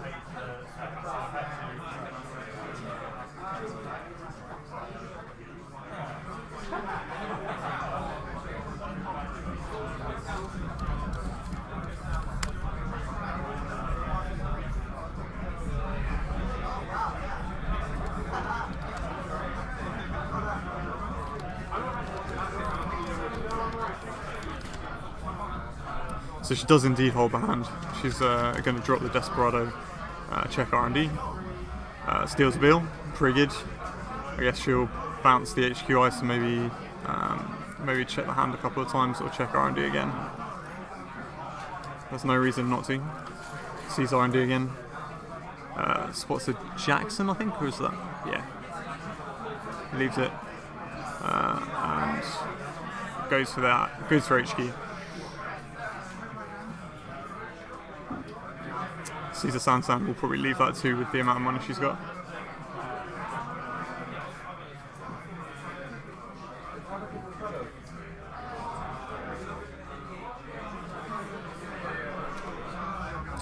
So she's probably feeling pretty good at the moment.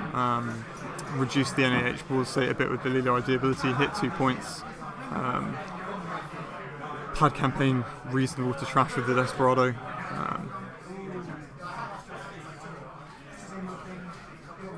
Alex has got an Astro in hand, so he's dicing up.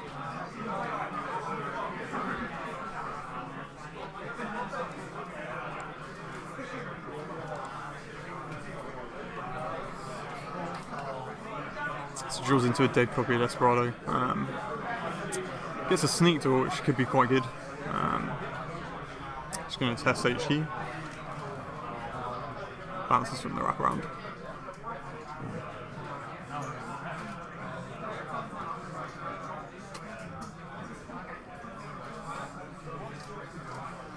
Checks R&D, sees a DBS.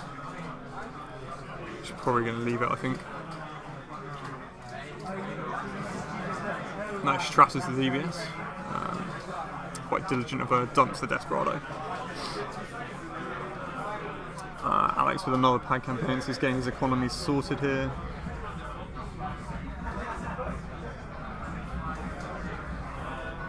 Takes his mandatory draw. Install for a draw with the NAH ability.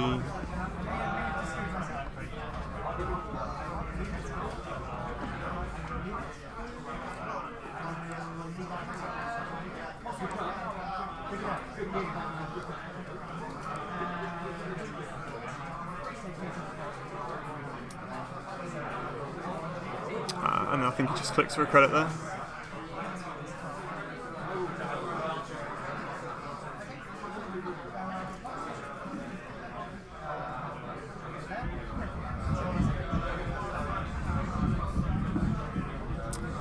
So a little bit slower to start off than the previous game. What I can't imagine will be that long before things start to happen. Not in a game with NAH. As Alice draws, I'm surprised she hasn't seen much economy yet. Checks the Sansan for a credit, I guess. There's no reason not to with Desperado. Special order, I guess it'll be for a Kuroda at this point. She's got the Mongoose in hand, so yeah, nice old art Kuroda here. Installs the Kuroda.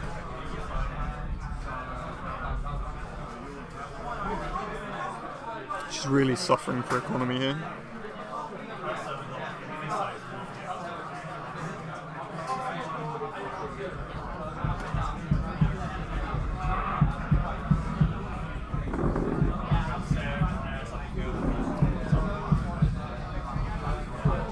Yeah, she can get in, just not having the money to install the breakers.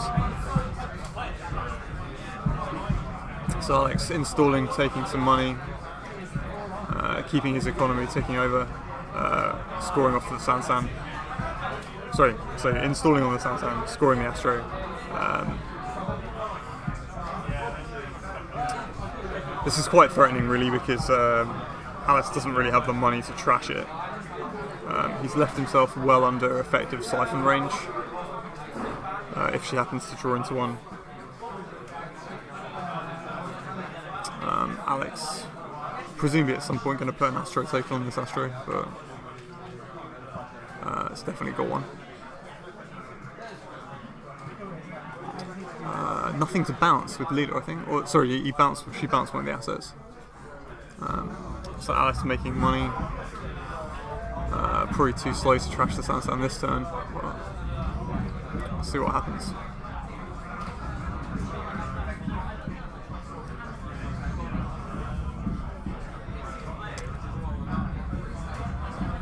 Just going to check HQ. It's neutral credits due to the Desperado, so why not? Caesar Jackson probably can't afford to trash it. I guess she'll just go again and check the hand a few more times. Yeah. Caesar Jackson again, or, well, possibly a second Jackson, but sees another Jackson.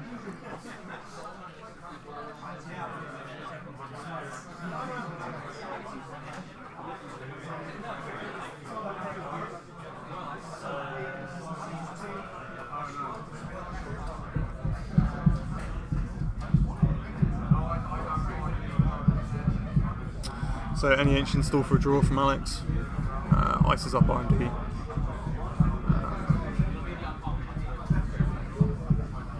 One click remaining. Creates another asset in a remote server.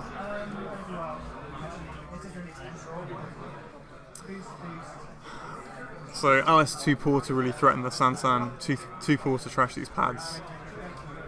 Too poor to really afford to do anything about this Jackson too.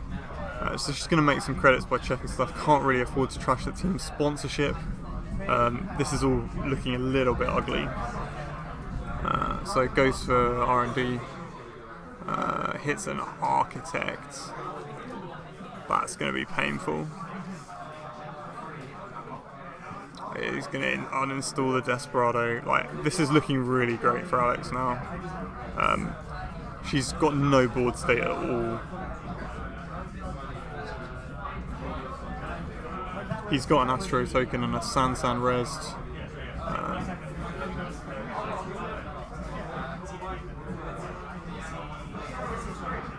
He's got the 2 credits to score anything if he does have it in hand. I don't think he does have any agendas.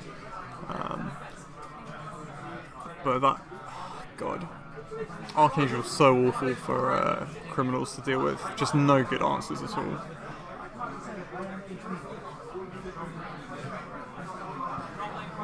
More assets going out, taking a credit. So Alex just steadily progressing with this kind of asset spam fast advance strategy. Everything's looking pretty good for him here. Alice might choose to drop the sneak door and go here, but she's going to draw instead. Finds the siphon. He's got enough assets out that, to be honest, I'd be surprised if we get anything out of a siphon now. He'll just choose to res and leave it with no money and get an access.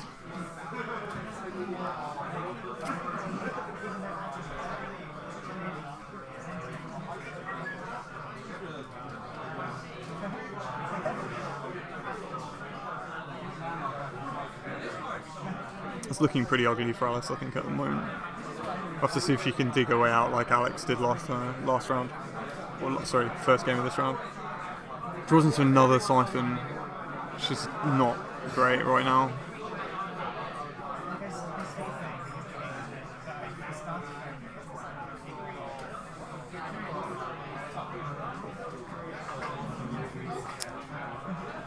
Pull-up not looking particularly useful either at this point.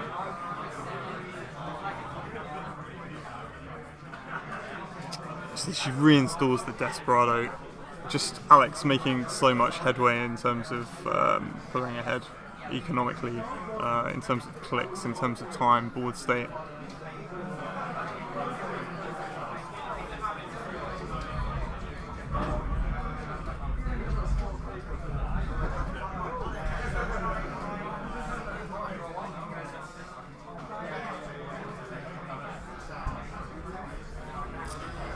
I'm not sure what's in Alice's deck, but she hasn't seen any security testings or anything like that, which should be really good for this matchup.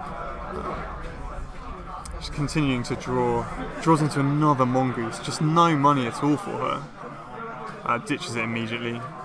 She's going to ditch the Polyp as well. Yeah, it's not looking useful at all. And she holds the Siphons, but they're also not looking great. And Alex just wants agendas here.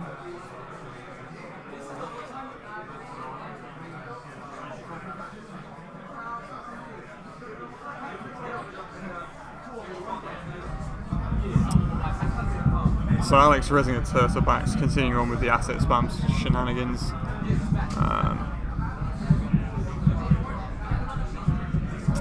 And he needs agendas. Like he's got a perfectly good window right now, and so he's going to Jackson. He probably wants another Astro script, but create servers and continue. He's probably still got enough assets to res to avoid a Siphon here. And he'll get the 2 credits from the pad campaigns to score if he draws into something.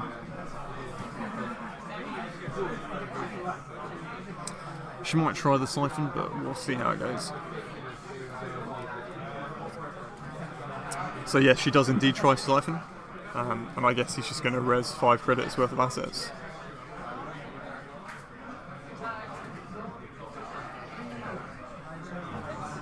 So 1 for the team sponsorship.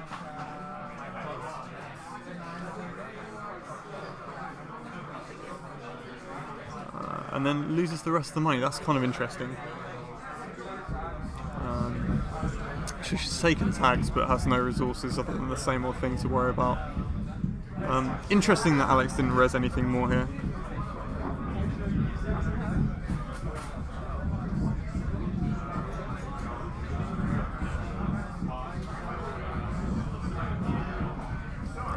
She's going to start to check some of these assets. So Sense the Actors Union, which could have been res, I guess. I'm not sure why he didn't.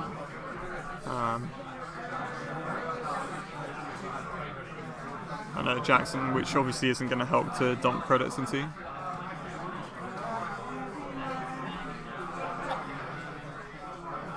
So things perhaps looking a little bit up for Alice here, but she's still got to find a way to get through this Archangel.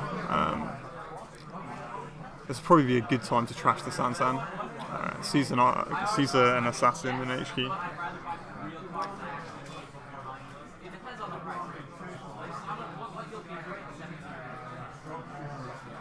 So he finds the agenda, he's going to score out here. Another Astro script, looking ugly.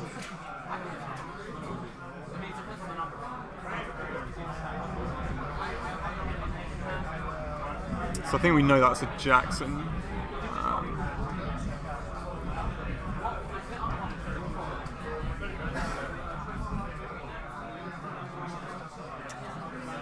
Oops. You can tell I haven't played much in the last month and a half.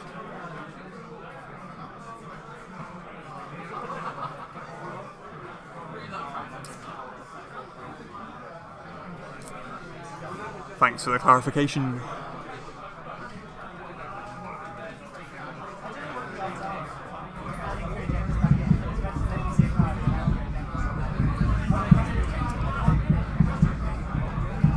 So the Gordian comes down. She's got a way through the Archangel, which is really, really expensive, and she's going to check R&D. I guess trashing the Sansan now is pretty redundant, though he can score a global food with these tokens. I think you're going to have to try and top deck from R&D here.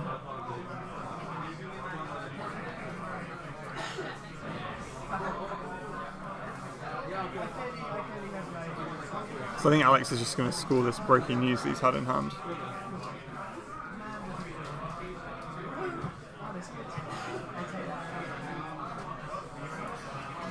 Yeah, so he scores the breaking news, fires the team sponsorship.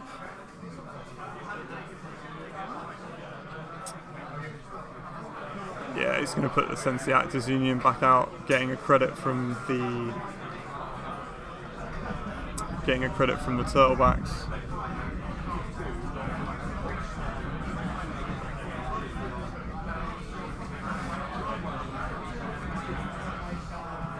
So Alice totally up against the wall here. I think she knows it.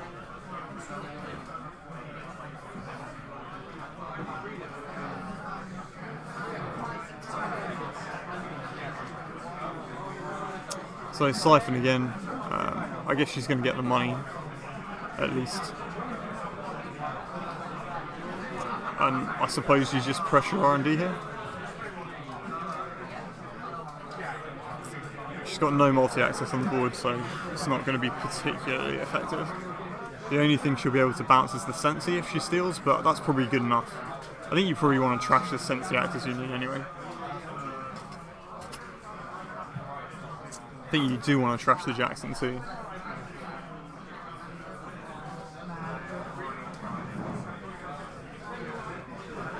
Nothing of interest in the bin.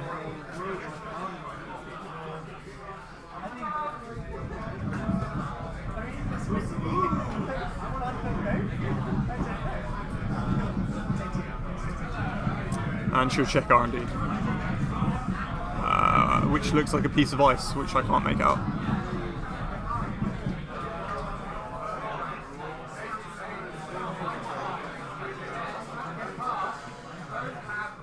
Just going to check HQ. Finds an NAPD, which she could have won with next turn. So she's going to take that and bounce, I guess, the only face down card, which I think was the Sensi Actors Union. So Alex was on the win next turn. Sorry, he doesn't have... Well, yeah, he would have been because he'd have got a credit for the install, 2 credits from the pads. So yeah, he could have won.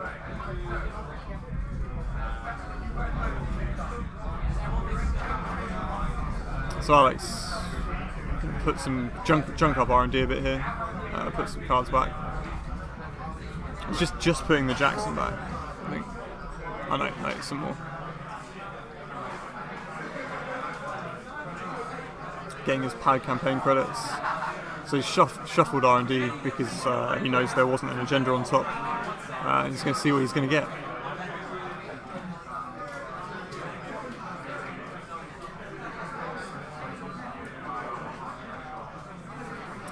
So Alice at 4 points now, so potentially a lucky punt from R&D might help her out, but Alex can score anything he draws here with the Sansan and the 2 Astro tokens.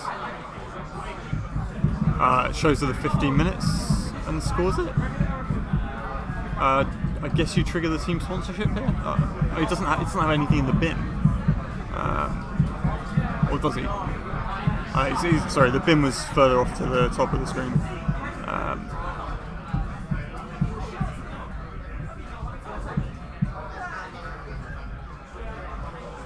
So I guess he's going to install this DBS. Yeah, gaining a credit. And a draw from the NAH ID ability. Install. Sorry, I think he's explaining that he still has a click left. And sorry, she's bouncing with Leland's ID ability, and it needs to reinstall it.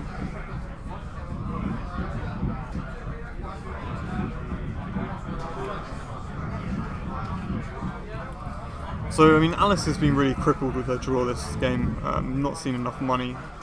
Obviously, Desperado makes it profitable to check the remotes.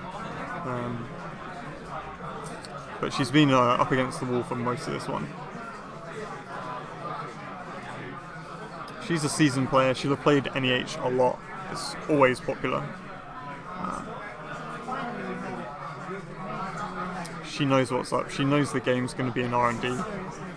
She's just going to make enough chances and try and get as many accesses as possible.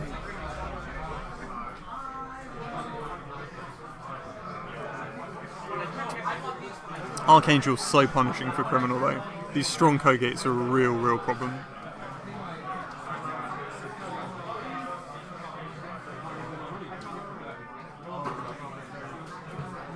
Both players taking a bit of time to think. Plenty of time left in the round. These ones have gone by very fast. She checks R&D and steals. So putting herself in a good position now. DBS goes back into hand.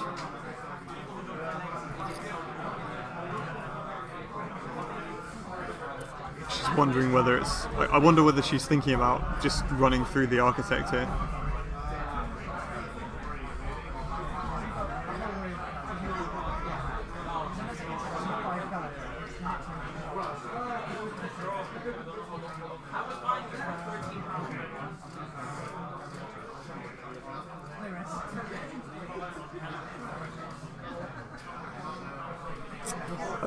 I definitely think she's thinking about running through this architect. If it's an agenda, she'll win.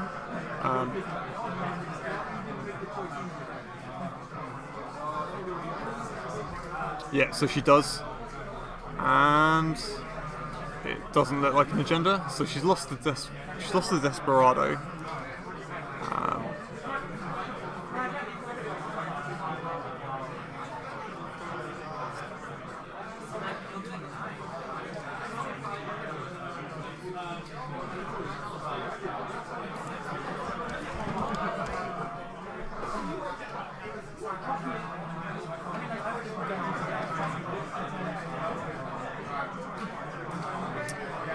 She's not got so many options now. She knows there's no agenda on top of R&D.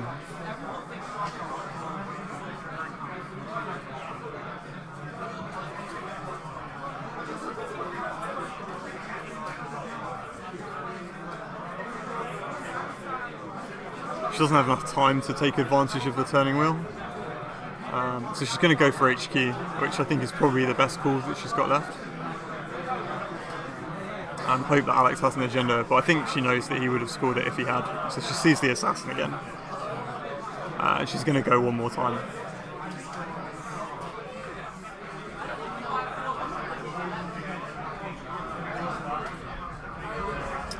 So if Alex can draw twice here and still score something on the Sansan.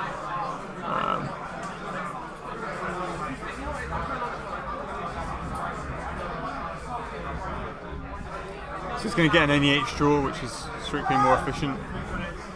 He's going to get a Jackson draw click too. Has he found the agenda? Doesn't look like it, or he'd be scoring it. And then ices up R&D.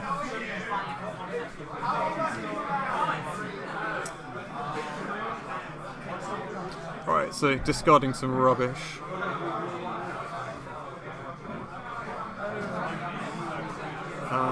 Alice needs to get rid of this Jackson, but isn't going to be able to do so. She could click for 3 credits, then run it, I guess, but...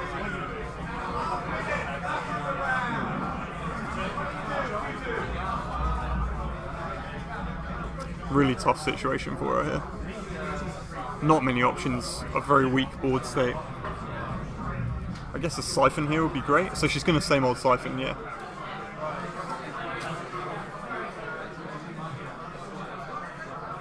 He's got nothing to res, so he's going to lose his credits.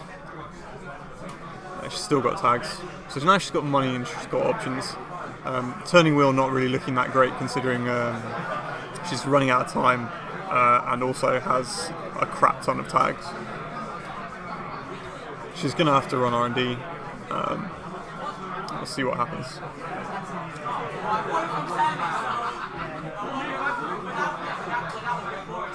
Surprised Alex didn't trash that same old thing, really. Been on the table quite a while, I think. I'm not sure. If she put it down that turn, I missed it. So the Gordian goes back on top. That's another Arcane Troll, I think, which he can't fire.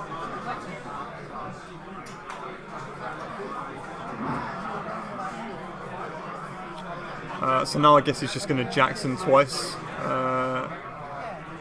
And then see whether he can find the agenda. Doesn't need any credits.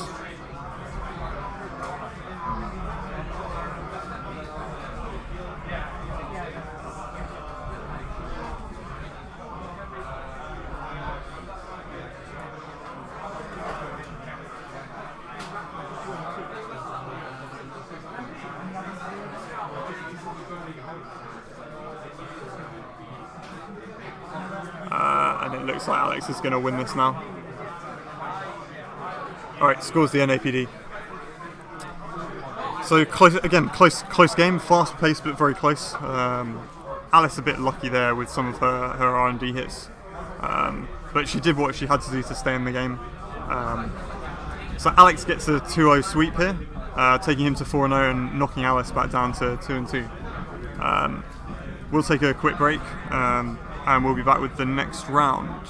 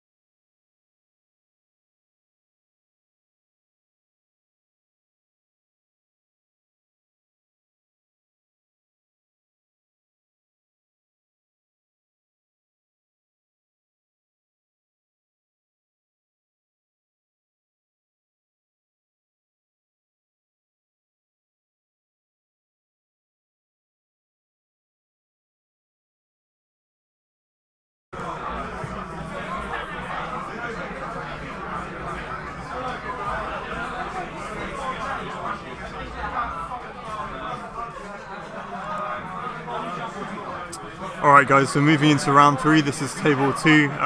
We've got Sam Pay, who's from Leamington Spa. He won the Oxford Regional last year. Very good player.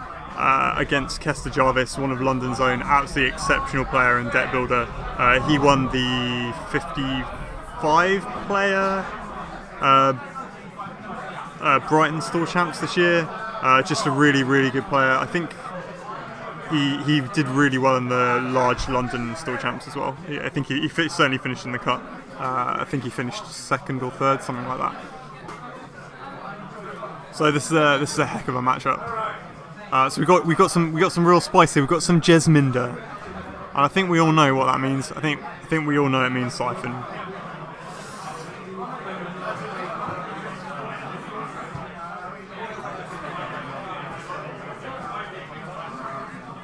So yeah, I promised I'd bring you some slightly different stuff this time, and that's what we've got.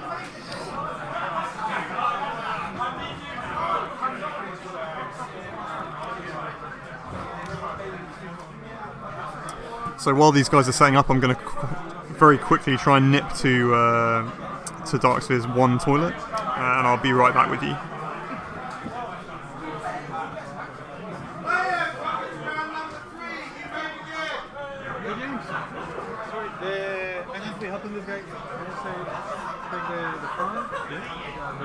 Oh, sure. I was just saying it's during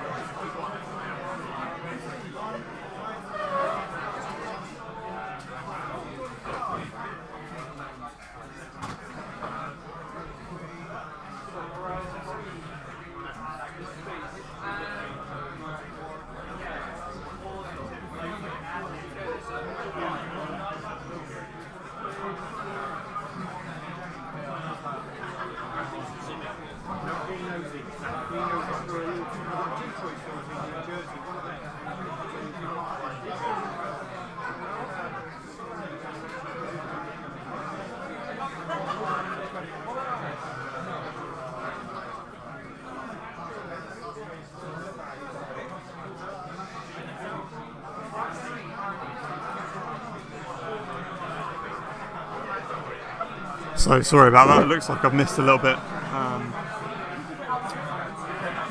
We had a bit of excitement mid-round, or between rounds. We had an ice cream van turn up outside of Darksphere, so a lot of the players, particularly those on the lower tables, are enjoying their Mr. Whippies.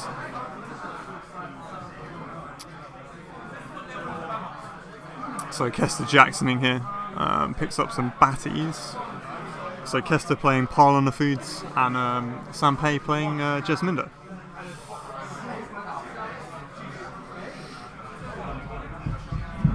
So Kester, obviously expecting the threat of Siphon here, has double Ice HQ and also has some protective upgrades in there. I'm going to assume at least one of those is Caprice. He's now creating a remote.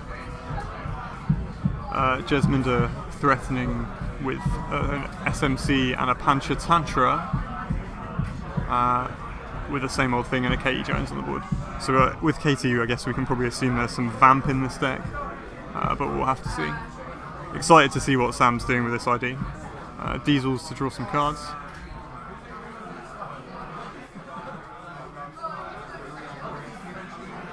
Kester with a bit of a spicy snare in hand. Modded's out a Dinosaurus. This is looking good. I'm loving this fruity stuff from Sam here.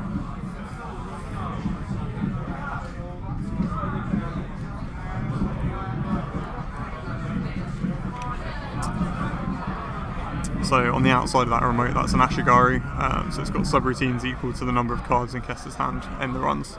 So Kester installs and advances. I think that's a Nisei. So he's looking to get a fast start here. Hopefully the credit token should be relatively clear here. We don't have quite the top of Kester's map, but he's just using the standard Netrunner core set tokens. Sanpei using the ones he's run from a bunch of regionals and from this year and last year. So we've got another Panchatantra coming. He's going to threaten this remote.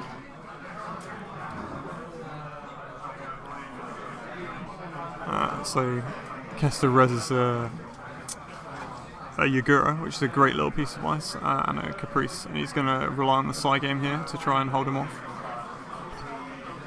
So Sam enjoys installing the gingerbread on top of this Dinosaurus. So we've got some real jank here, people. But it's obviously not that janky because he's almost at the top table of one of the more competitive regionals in the UK. We've got plenty of rounds to go though, so we'll see if he can keep this up. Sam's a highly competitive player, so if he's playing this deck, he must think it's good.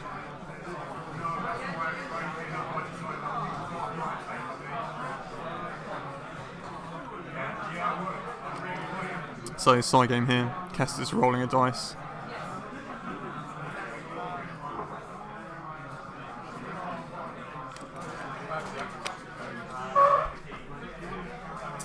One credit from Kester, so he wins and keeps Sam out.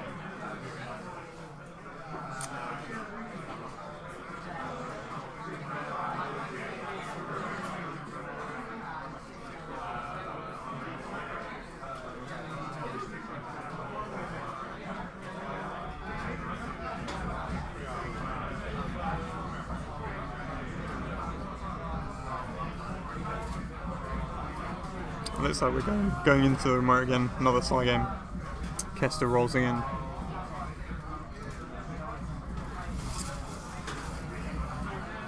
1-1, I think that was. So clears out the remote, takes the Nisei. Great stuff from Sam. It's the kind of luck you need to win these kind of games. You've got to do well against side games in order to beat these kind of decks.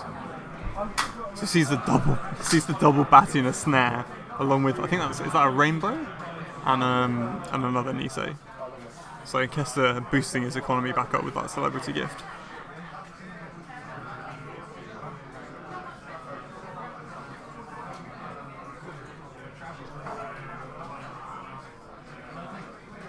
Sam with an RDI in hand.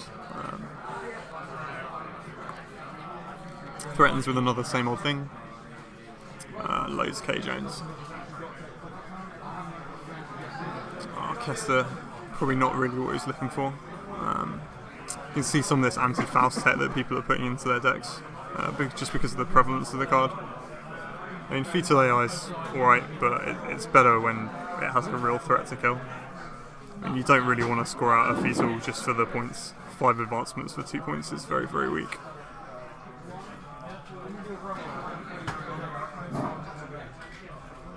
So Kester considering what he's going to do about this remote.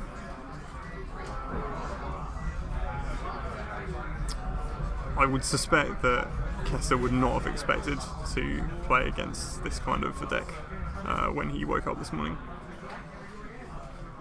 But if there's a player that's adaptable enough to deal with it, Kester's one of them for sure. Just draws into a crick. He starts continuing to ice this remote.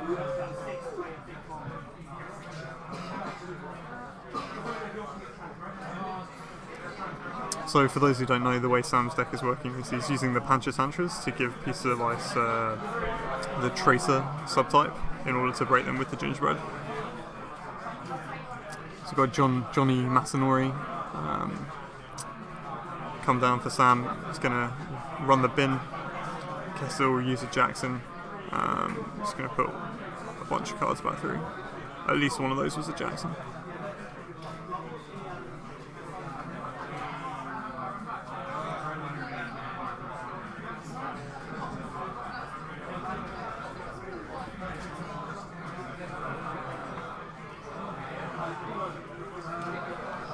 So Sam's just economying up here. I can only assume he's playing Vamp.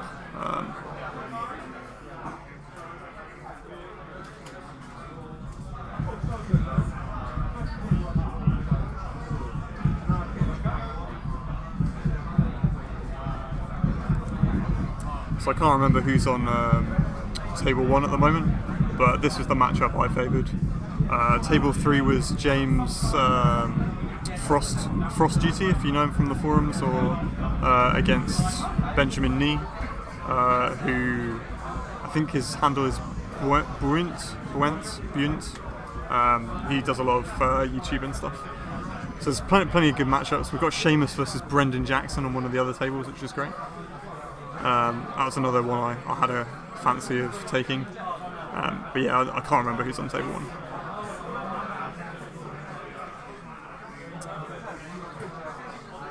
So Kester installs in the remote and installs and advances. So I think one of these is a Batty.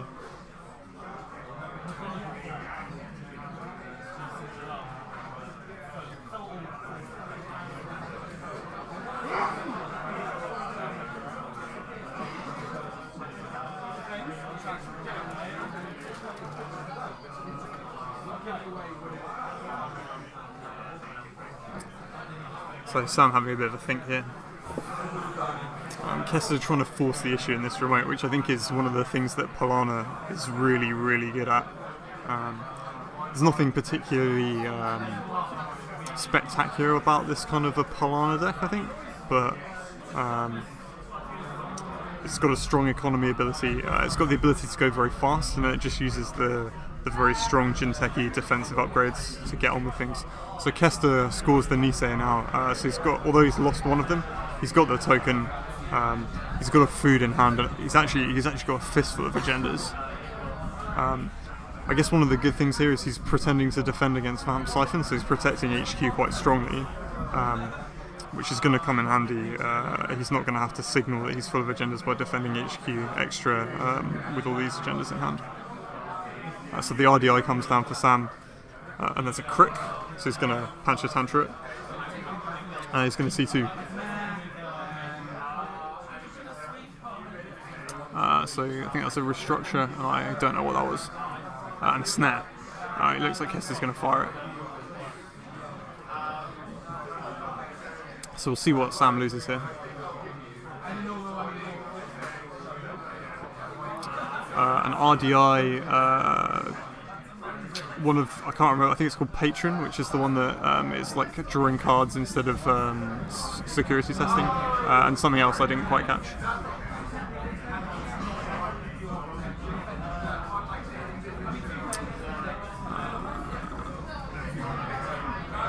So Kester flicking about, plays this restructure.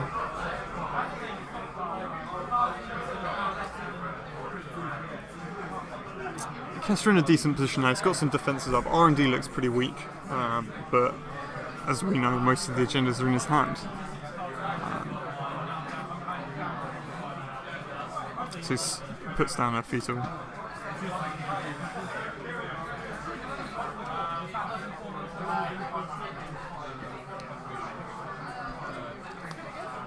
Sam refills his grip with quality time. Probably get played until it gets rotated, I guess. Solid draw card.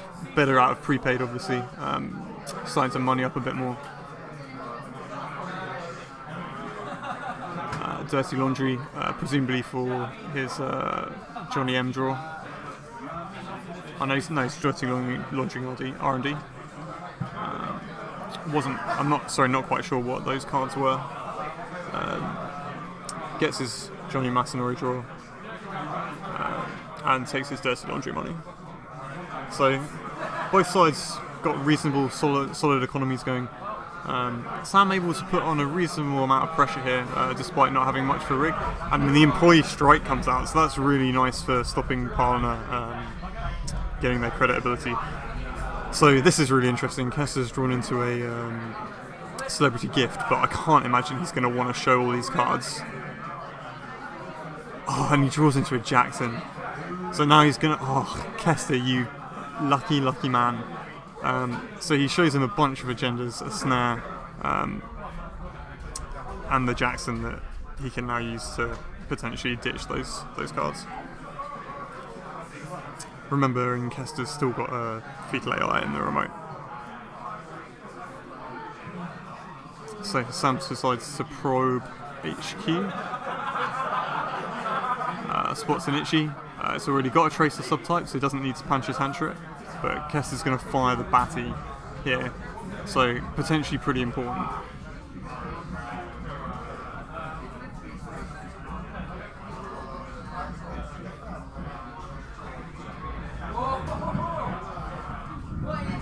Pretty important side game here. Kester wins it. He's going to trash this Pancha Tantra. Sorry, he's going to trash the Tracer, and then I guess Sam's also going to lose another program, or is he going to click through? I'm not sure how many clicks he's got left.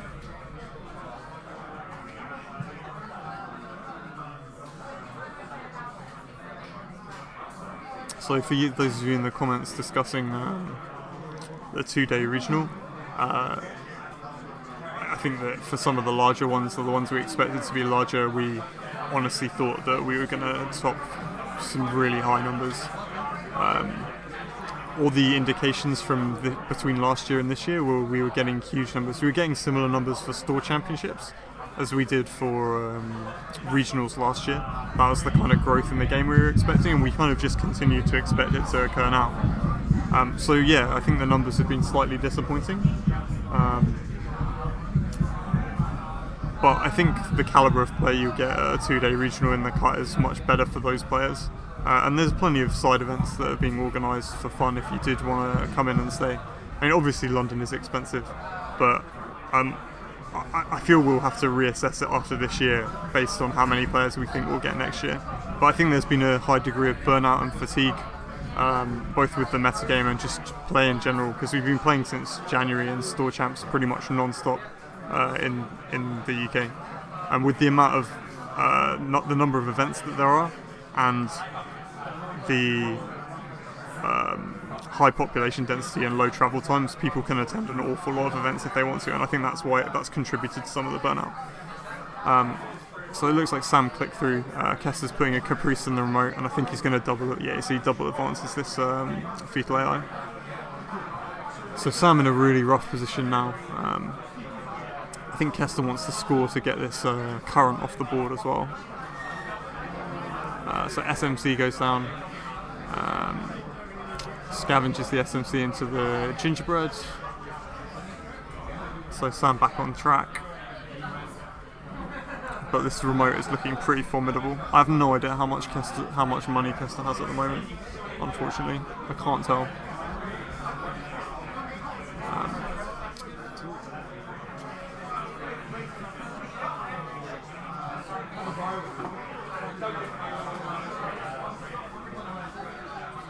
So Reza Crick, so taps the Pancha Tantra to break it.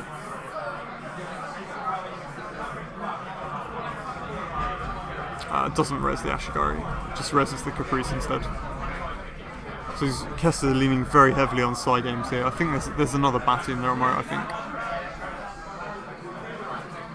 So you can still fire that. But there's no end the run subroutine, I guess, so it's probably not worth it.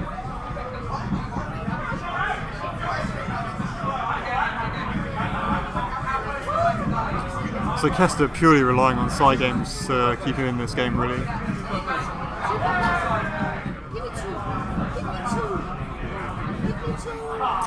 Sam responds with a Siphon. I think he's forgotten these tap the Pancha Tantras. I think Kester's letting him take it back, yeah. That's very sporting of Kester. But that's the kind of guy he is. So Sam just responds by clicking K Jones.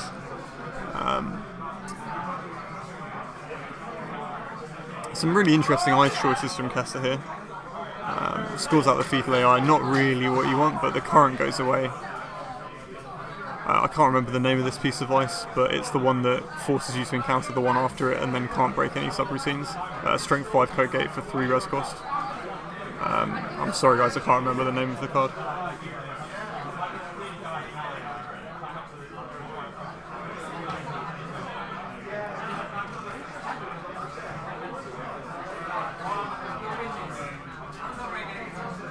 So here comes the Siphon from Sam.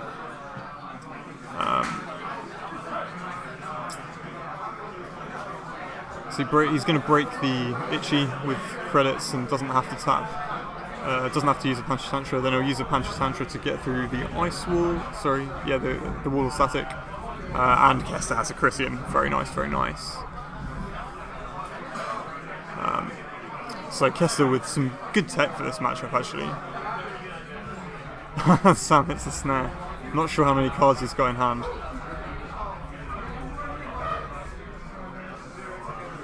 Yeah, he doesn't need to, as I've said before, he doesn't need to use the Panchatantra on the issue because it's got a Tracer subroutine.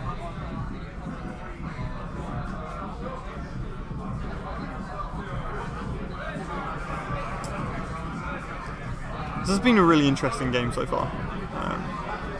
Sam running pretty minimal rig for a Shaper player. He's been a Shaper player for as long as I've known him. I don't think I've seen him play anything other than Shaper. Kester just plays whatever he fancies and whatever he thinks is good, to be honest.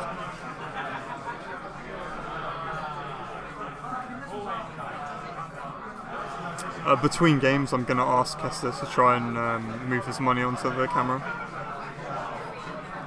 I'm not going to interrupt them now. £20, mate. Interestingly, Sam neglects to have trashed that Chrysium. I don't know whether he had enough money to do so at the time. Kester in a really good position here. I think he's got the Nisei token. He's got the winning agenda in his hand. He just needs enough money to be able to go in and then play the side game. So he's just going to give up R&D access. There's nothing doing here for Sam.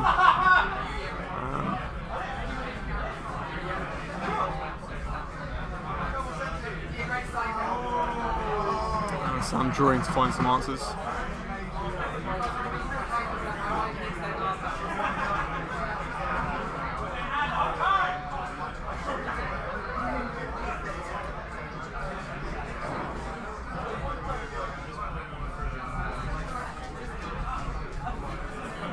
Nice little wraparound from Kester here. All this ice is basically just gear check and really cheap, efficient stuff.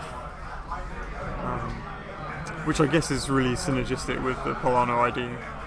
It gives you the money to keep scoring really, really, really fast, and forcing them to find solutions, otherwise they have to deal with some really cost-efficient ice. Save all the money for side games and scoring out. Just a very fast-paced kind of deck for remote scoring. I wonder if Kester's running any fast tracks. He doesn't need it this game, but so Sam goes for R&D again, he's trying to fruitlessly lock Kester, considering the winning agendas in hand, which I think Sam knows. So he's probably just looking for points here.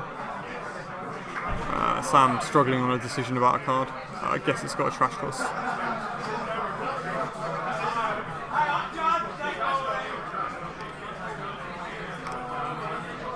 Another Patron goes in the bin. It's a shock, I think that was.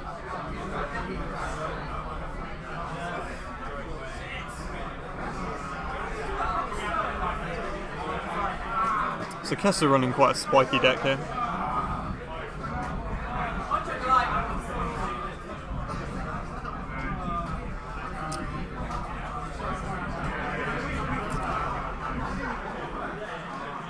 See a Cobra there. So Kester goes for the win here.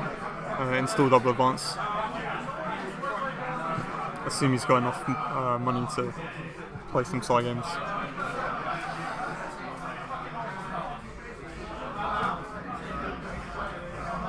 Sam must have known about the Global Food Initiative because I think it was shown during the Celebrity Gift. It's looking pretty rough for Sam for sure. The pace of this Polano deck's been really quite impressive. Kester's never been one to hang around and durdle. Very, very, very strong player.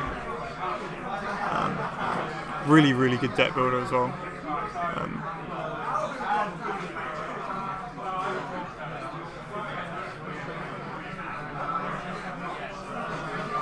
So it's interesting that Kester placed sort of his most effective ice on HQ, which obviously is great for the matchup. I mean, I think playing Jessamine suggests Siphon and Vamp and stuff like that anyway. But he's had to make do on playing side games on this remote because it's not particularly well defended. So Kester hits the legwork, which would have been good for Sam, I guess, a few turns back. And they're playing a side game here. It's pretty irrelevant now, I guess, the legwork. So Kester wins a side game. Assuming he's got enough money to score out, I think that's basically game. So he's got a Nisei token.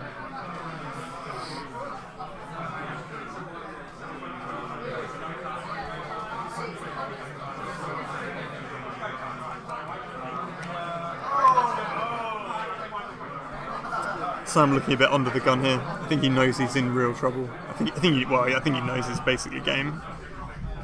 So he's going to run the remote again. I don't know if he's got any clicks left.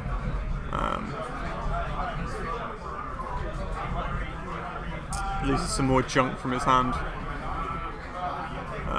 Kester obviously has enough money to play another side game.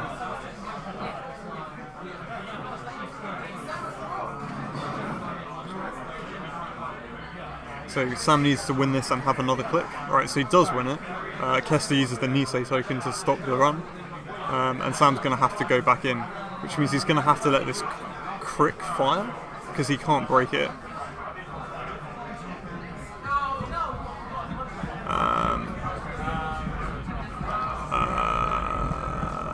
So I guess Kester installs a Batty? Something like that. I'm not sure.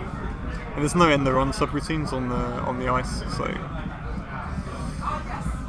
But as people pointed out in the chat, net damage can be important at this point. So Sam does what he's got to do and runs. Kester, see what he installs. He installs another piece of ice.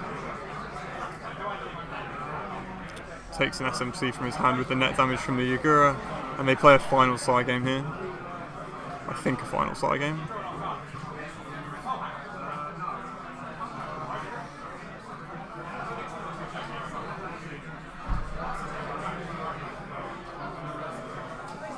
Kester spends 2, I think that's game. I don't think Sam's got any clicks left. Maybe he has 1 click remaining. I guess he must do, otherwise why would Kester have installed the ice?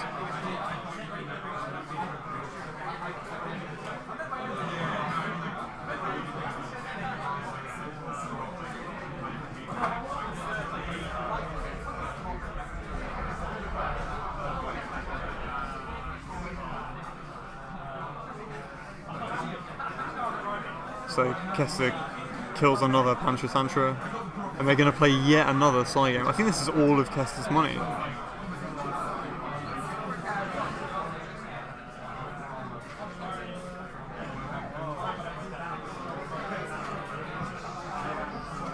And yes, I've just spotted all the tags from John Masanori from failed runs.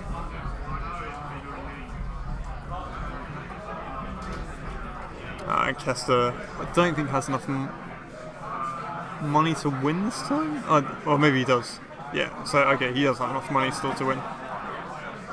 So good game from both players there. Interesting one, fast and furious. Kester scoring out behind some really junk ice.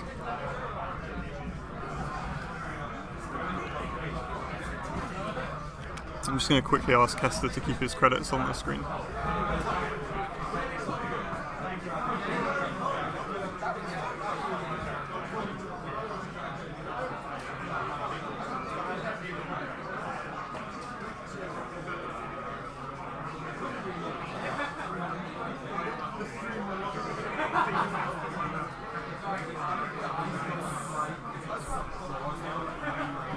Alright, sorry about that interlude.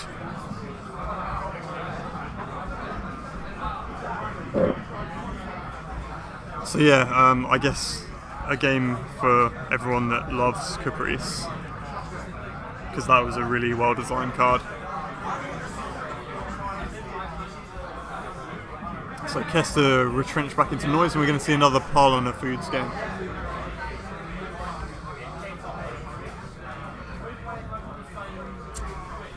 Well, Gaz, I don't know what to say about that, but that's pretty disgusting. I hope you're suitably embarrassed.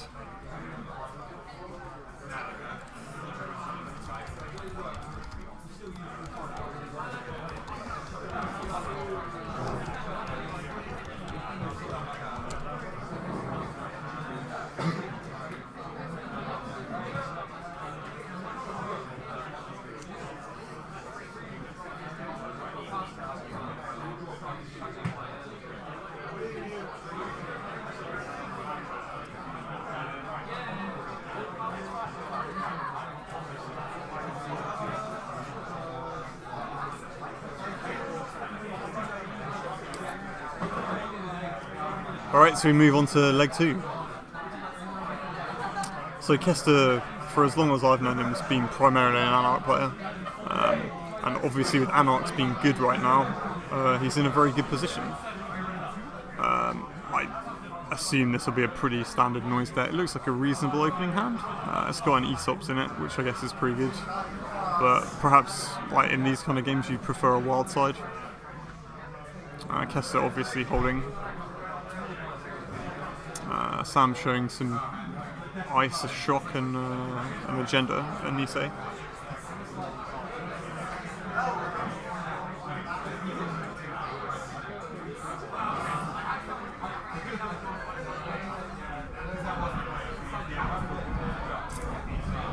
So for those that don't know, Darkseer is literally located in the archway under part of the track for London Waterloo tube station, well main station in fact. So basically it sounds like Scorched Earth is coming every like 5 minutes or so. It's quite a fun place to play. So Kester starts off with Aesops. He's going to start probing some ice. Yeah, forced him to res the Eli. Obviously that probably wasn't, well, I think it's obvious that wasn't going to be the Yagura. So Kester digging with a Street Peddler, and what a card that's been for Noise. Absolutely fantastic card.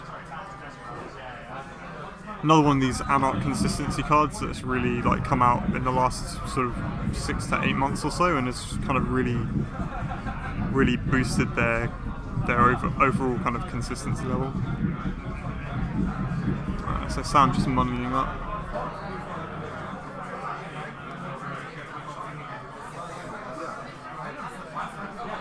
Icing up R&D, passing the turn.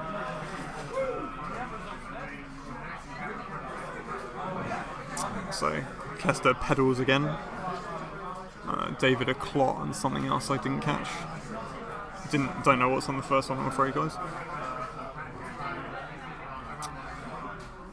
And that's the Yagura that we saw earlier. So Kester going to take a net damage here.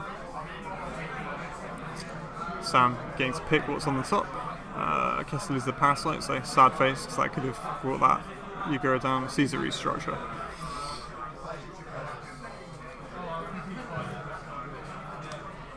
Draws into the wild side, gives Sam a credit for the ID ability. And then I guess it's just going to install this wild side.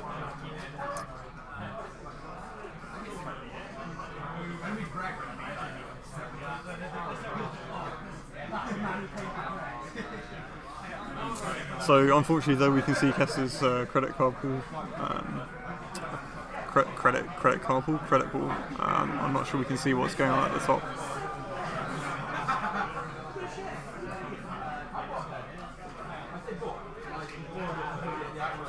For those that don't know, Evil Gaz is talking about Plague Bearer. That's Alex White, the UK national champion, who once vomited his way through a regional.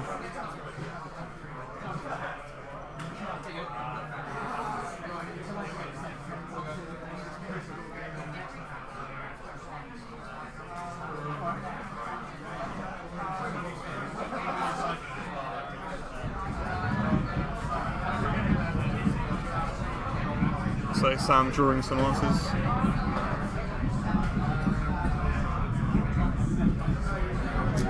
starting to build this remote here. Installs in the remote and advances. So Kester brings the chronotype off one of the peddlers, and he's thinking about using one of the others. So seeing all three of them very early, brings a wild side off the other one. Yeah, oh no, an imp. Sorry, imp. I think it's already got the wild side. So brings an imp off the other. Had a deja vu stuck on that one, sadly. So it gets his 2 draws, sells the imp for some money. Obviously, getting the mill makes that quite a decent deal in noise. He's got the engine now. He's got all 3 pieces that he really needs to see. He's got a Faust on one of the other peddlers, on the final peddler, in fact. And he's going to start probing this remote.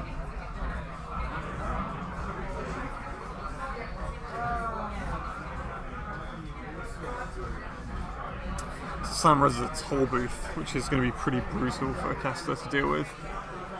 I don't know how much money Kester's got, but if he can't pay the toll, I guess he just doesn't want to lose the money. So he's going to install the David.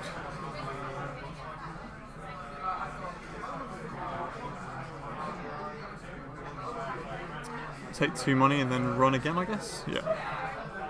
At which point, very nice, Sam Rez is the Cobra. And he's going to take 2 net. So you need to resolve it all at this point. Yep, wow. So those are some good pulls right there for Sam.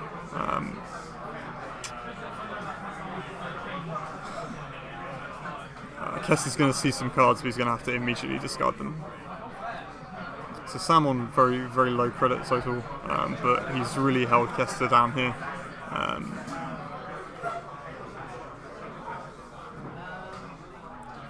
So I guess Kester will retrench back into milling cards and trying to get some more economy set up.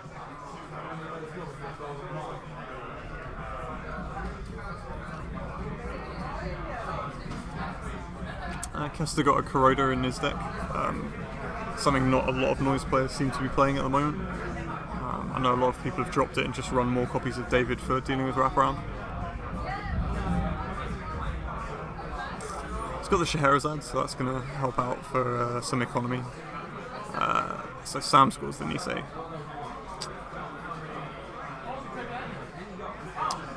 Those are some good draws for Kester. He's going to install the Scheherazade, click 1, and then click 2 he's going to install the cash. So he's got some economy sorted now. I guess at this point he's just going to look for some pressure tools and a Faust, things like that. So Data Sucker goes down. And a Dirty Laundry on the bin. I'm going to check some of these mills. He milled a Snare, which is obviously pretty good for him. No agendas though, and he's going to get a Data Sucker token and then some more money. So Kester bouncing back really quite well that turn. Sam having to respond by icing archives up, and then taking some more money.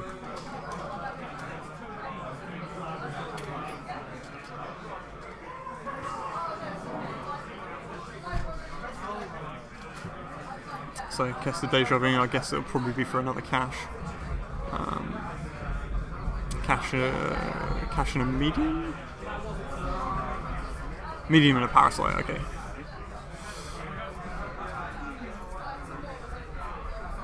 So I suspect this Parasite is going to go straight on the Agura, yep.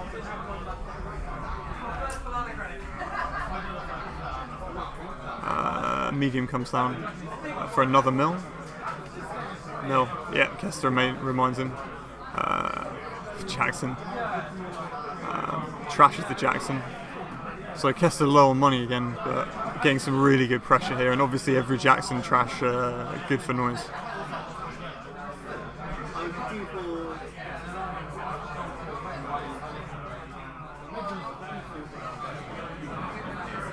Sam has to respond by icing up R&D here. Understandably, with the medium threat and the Data Suckers, Kester drawing into some more aggressive kind of tools than you see in a noise set. You don't normally see these Dirty Laundries, particularly with the Street Peddler kind of build, because more events can get locked on the Peddler. But I guess it's good for early aggression. It's good to keep running and keep pressuring. It's often pretty solid when you can get in with Faust pretty much wherever you want.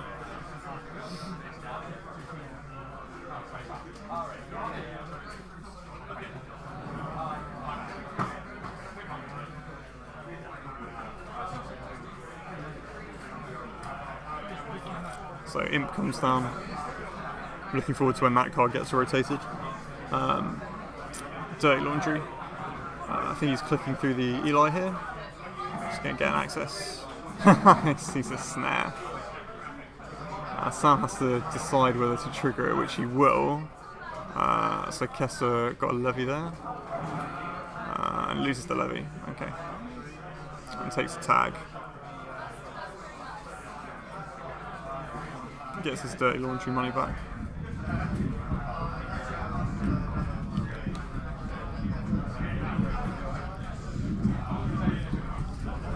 So Sam in this position, it looks like Kester's passed the turn with the tag, so Sam can start trashing this engine. If he doesn't trash the wild side here, I'll be really surprised. Wow, he's going for the score.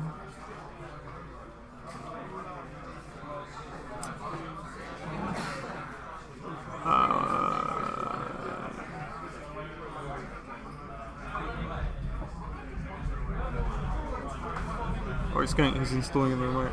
That's slightly strange to turn. I think I would have tried to trash the wild side there, but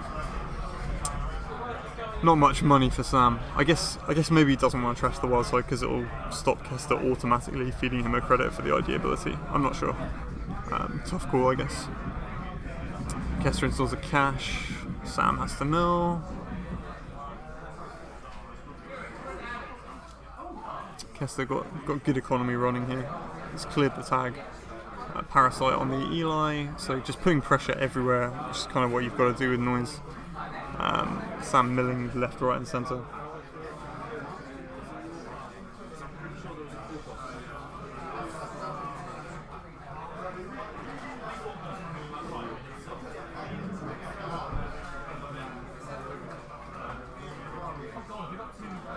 Sam actually under a surprising amount of pressure here.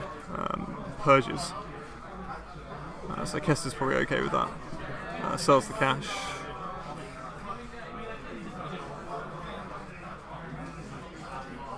Gets a token, as Sam points out, on the Parasite at the start of the turn.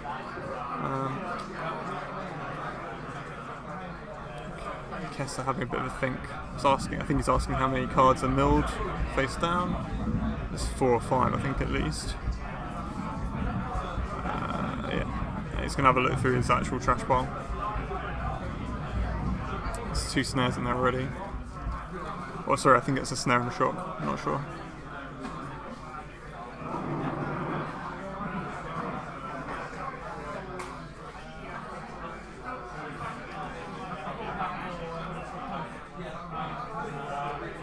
Can still see the stream commentary discussing on whether a trash there would have been a good call on which target. So obviously it means it's quite a difficult decision. Kester seeing the Grimoire perhaps a little bit later than you'd like. Spots another Eli on R&D, forcing a res, keeping Sam pretty poor here. More importantly, he's going to check the bin and find the inevitable critic.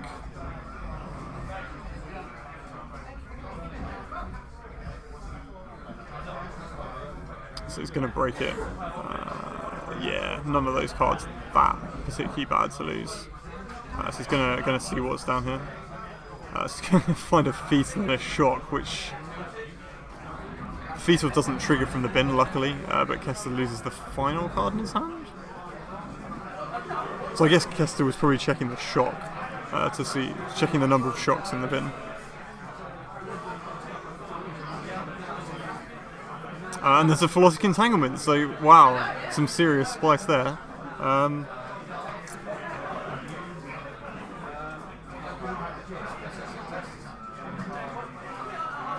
Had Kester stolen an agenda there?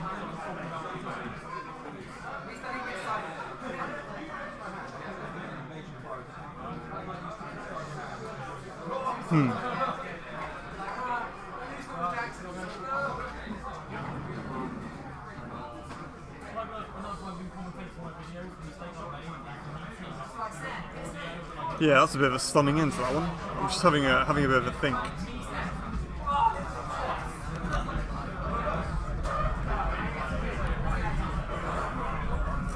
So, interestingly, we've seen a split there.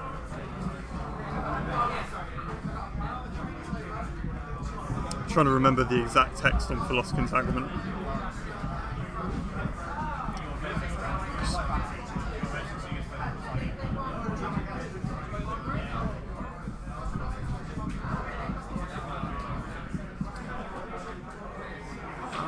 So it does one damage for one net damage for each agenda in the run of score area. I'm struggling to remember whether Kester had actually scored one or not there. Oh no, he scored the Fetal AI, sorry, he scored it on the previous run. Yeah, so that's absolutely fine. Alright guys, that's the end of this round. We'll be back after lunch, so a longer break than usual. I'll pop down how many... I'll pop back and write down about what time we'll be back. Alright, thanks guys, thanks for watching, hope you're enjoying yourselves. Catch you in a bit.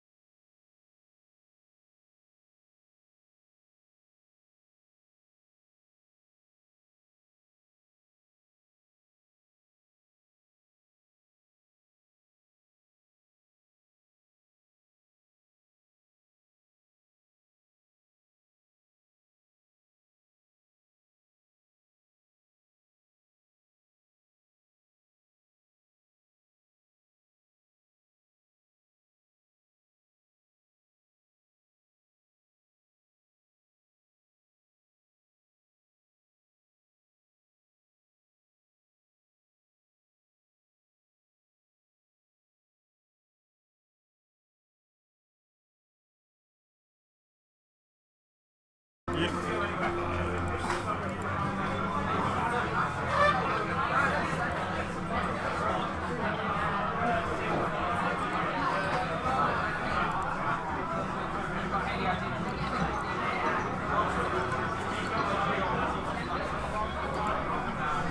so we're on the table overhead, so we're good.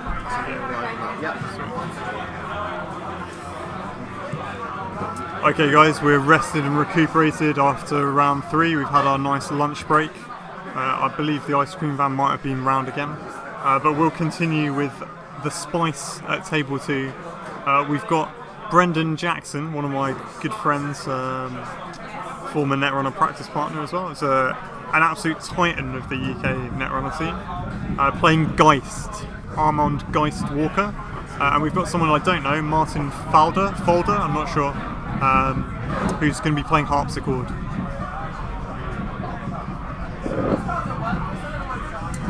For those of you that don't know Brendan, Brendan is a bit of a Netrunner hipster. He played Anarch while they were not very good consistently and did really well because he's an amazing player. But now they've got good, he's decided to ignore all of that experience he accrued and play Criminal instead because they're not very good. But we'll see how this Geist deck goes. He's been playing with Geist for probably since it came out, been testing the different decks. I think he finally thinks it's in a position to be really, really good. Interestingly, we'll see whether Martin is on the kill strategy. You've got to assume so with Harpsichord. But if he is, he's going to find it really difficult to kill Geist.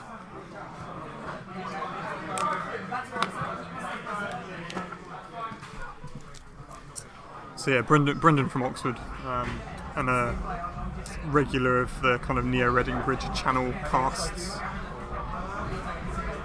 And Martin, an unknown quantity for this tournament, from my perspective at least. So thanks for that, Martin, showing us to the camera. Looks like some pretty vicious stuff.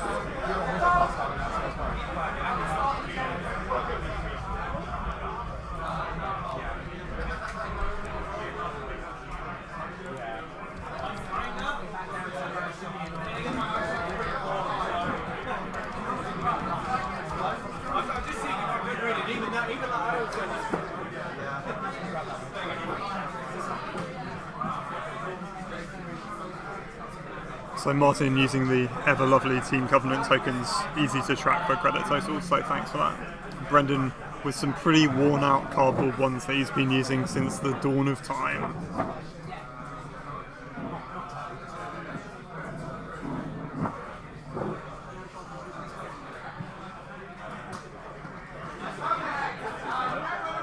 I did, but my contract wasn't extended. It was 4 months. So for new players that may be watching, Geist's ability really quite interesting. Whenever you use a trash effect, the bin symbol that you'll see on some of the cards, you get to draw a card at instant speed. Whereas Harpsichord's ID ability also quite good, well, very, very strong in some ways. You can't, the runner cannot steal more than one agenda a turn. Traditionally, these Harpsichord decks have been kill decks, and obviously with Geist's ability to draw cards at instant speed, it's going to be very, very tough to actually flatline him.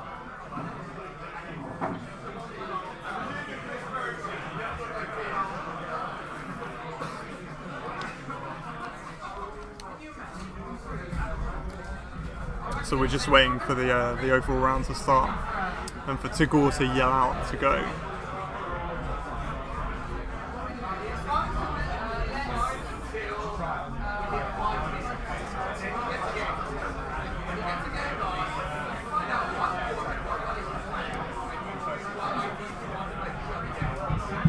Brendan on the very nice Trimath contact mat, and I'm not sure what the mat is of Martin, but it looks like a sort of sci-fi cityscape and is also very nice.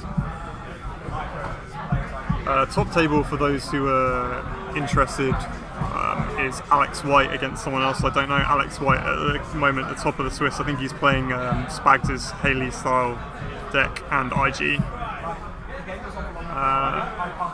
Brendan's definitely running at least, I think he's running all 3 hoppers, so basically yeah, he's running like loads of Pascrews.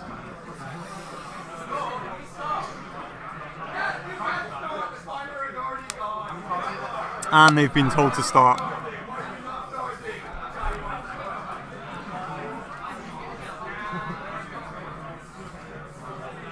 So, scores out of breaking news, suggesting that there's probably a 24/7 kill strategy in effect. Brendan pops down a spy camera, a tech trader, uses the spy camera, has a look at R&D, not sure exactly what that card was, but gets a credit and a card draw, draws a card, and draws another card, installing another spy camera. Is that a sweep week? No, it's actually an anonymous tip core set card that's been sort of in a lot of people's minds superseded by things like Jackson Howard, but really good for digging for pieces that you need. Got an install and another remote.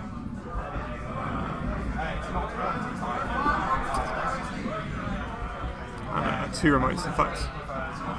So Brendan hits the Exploder Palooza, making Martin some money, suggesting the other one's probably another agenda due to the ID ability. So again, for those that don't know, you can only steal one agenda a turn against Harpsichord, which sometimes leads to these kind of semi-ridiculous plays where you install two agendas at once and hope they pick the wrong one. So Brendan gets another spy camera down and puts down one of the break-in entry suite, obviously built to be effective with Geist. So interestingly, that's a profiteering, and he's going to take the 3 bad pub and a lot of money. So Martin is definitely rich.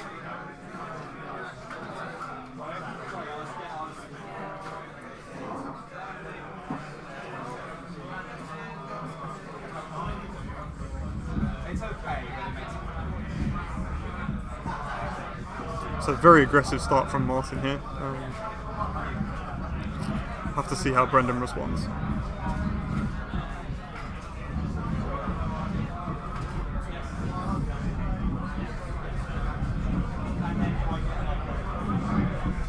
Brendan having a bit of a think here. He's going for an HQ access. Rolling his favourite little blue dice. Season mid-seasons, yep, sure. Puts a, I think that's the spike one. It's definitely, I think that's the barrier breaker. The one on the right, I think, is or the lower on your screen is the Shiv, which is the sentry breaker. For those that don't know, these increase strength for the number of icebreakers that you have installed and break up to 3 subroutines as a trash ability. So Martin restructures. He's absolutely filthy rich at this point in the game. And installs again in a remote.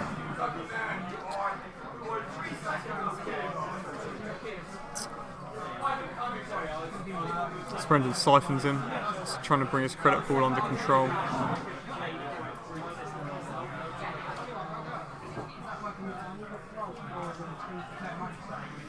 See if Brendan's going to clear these tags. Draws a card, and then clears both the tags. He's just trying to rein Martin in a bit here. Very ballsy start by Martin. No ice placed at all. I guess as Harpsichord you can afford to give away quite a lot of accesses.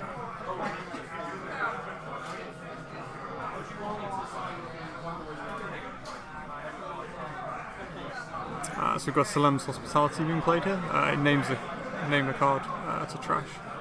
So I'm not sure what he named. Obviously we can't tell by on camera, but he whiffed and didn't catch whatever he was looking for.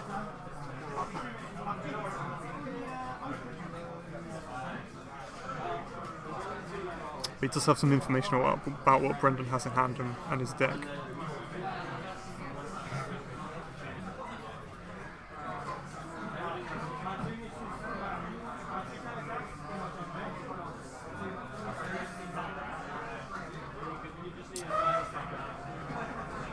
So Brendan tutoring, hostaging for a film critic here. Obviously this is great in this matchup because it turns off the ability. You can store an agenda on there and steal another one and effectively turn your kind of multi-access back on. So more installs and remotes from Martin. And he finally ices HQ.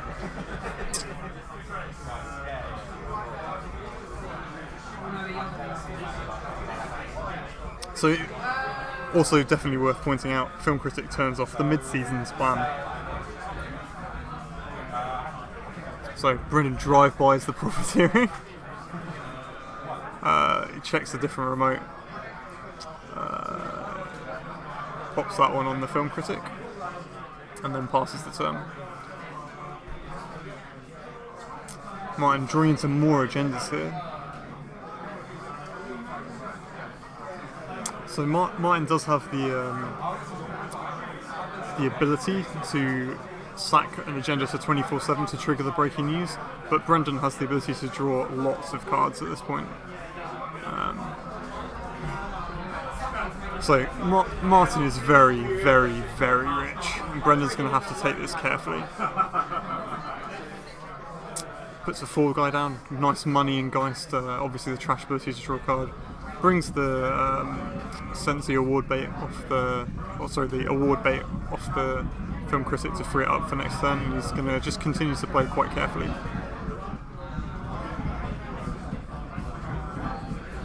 So I think that's a TGTBT in his hand, which I think might not have been installed, so he's going to Jackson.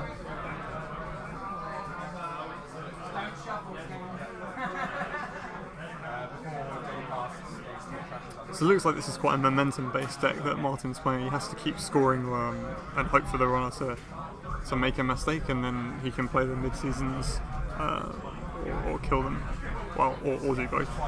So Brendan's going to legwork at this point, assuming that he's probably got the 1 in hand. That's a special offer, so Ice pretty irrelevant to Martin right now.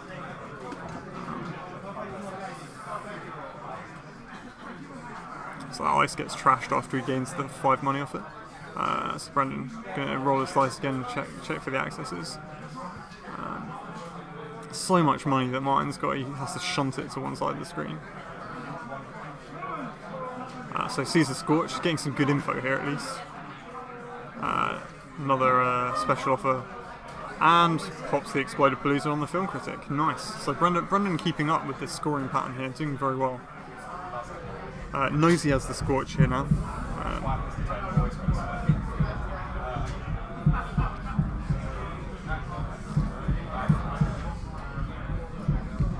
Fall Guy goes down here, so Brendan at this point can draw 4 cards at instant speed.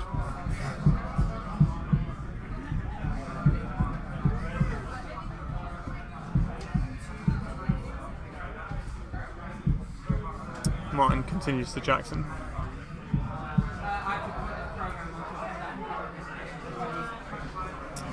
Starting to Ice again, probably one of these a special offer, but he has so much money.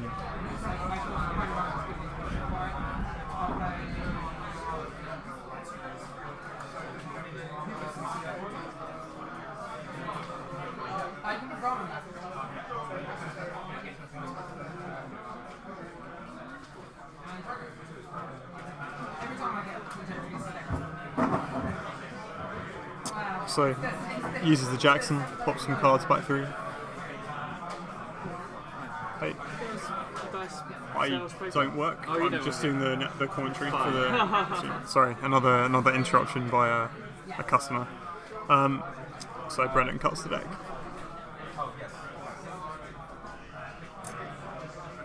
So he pops the spy camera to have a look at the top card.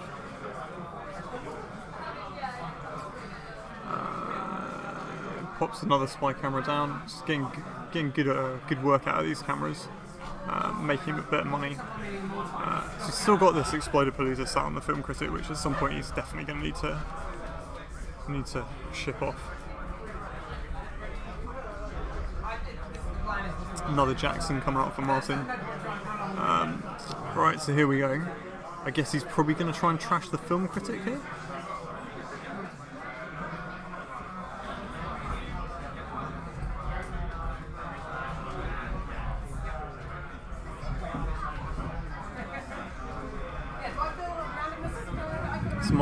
So Martin probably correctly here tries to trash the Film Critic, but Brendan's Fall Guys prevent that from happening. He's going to try it again, and Brendan will pop another Fall Guy.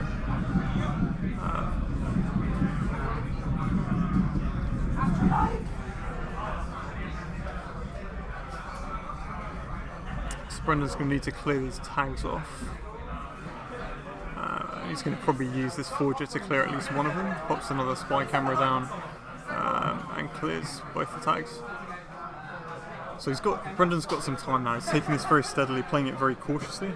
Martin's going to put the 24/7 back through his deck with the Jackson, and let's see what else. He's got a bunch of agendas in the bin. Looks like a Salem's Hospitality going back through, and a restructure. So money and pieces for the kill. He's thinking about it, and he's going to put the enormous tip back through. It's a bit of draw.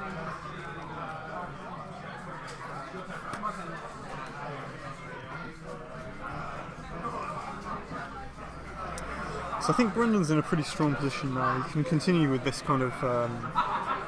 he's got enough pieces out to protect himself. He just needs to keep moving things off the Film Critic and avoid big mid-seasons.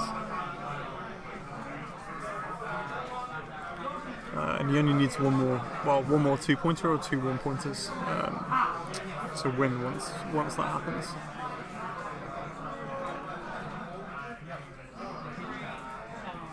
I see another Exploder-Palooza in Martin's hand. So he installs and advances a card.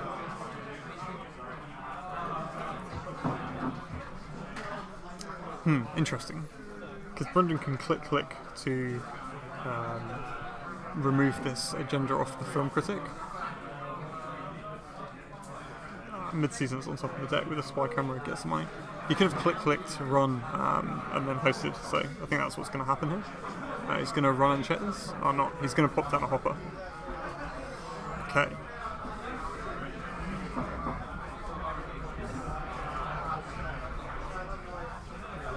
So for those that don't know, Hopper has it has +1 link, but it also has trash to draw 3 cards, or in Geist, which is his ability to draw 4 cards. So Martin seems to be asking about how many spy cameras. But we'll see what's going on. Brendan's quickly built a rig that's going to be very problematic for Martin to kill him. So he scores out the Exploder-Palooza, in fact.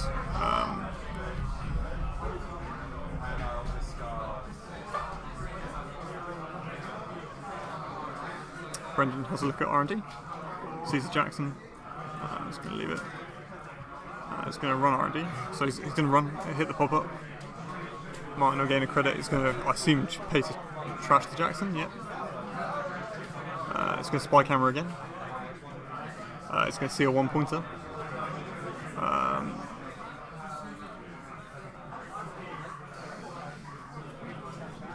So he can put that on the Film Critic and then be at 6 points. So he's going to run through the pop-up again, I think, here? Yep.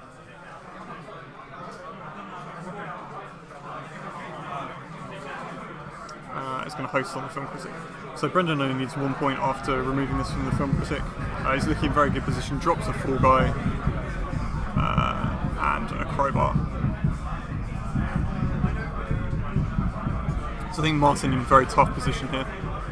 Geist's natural resiliency against the kill helping out. So he's going to localise product line. Let's see what he goes for. Some sort of kill piece, I guess. Right. So he's going to get a lot of 24/7s. He really wants his Film Critic dead.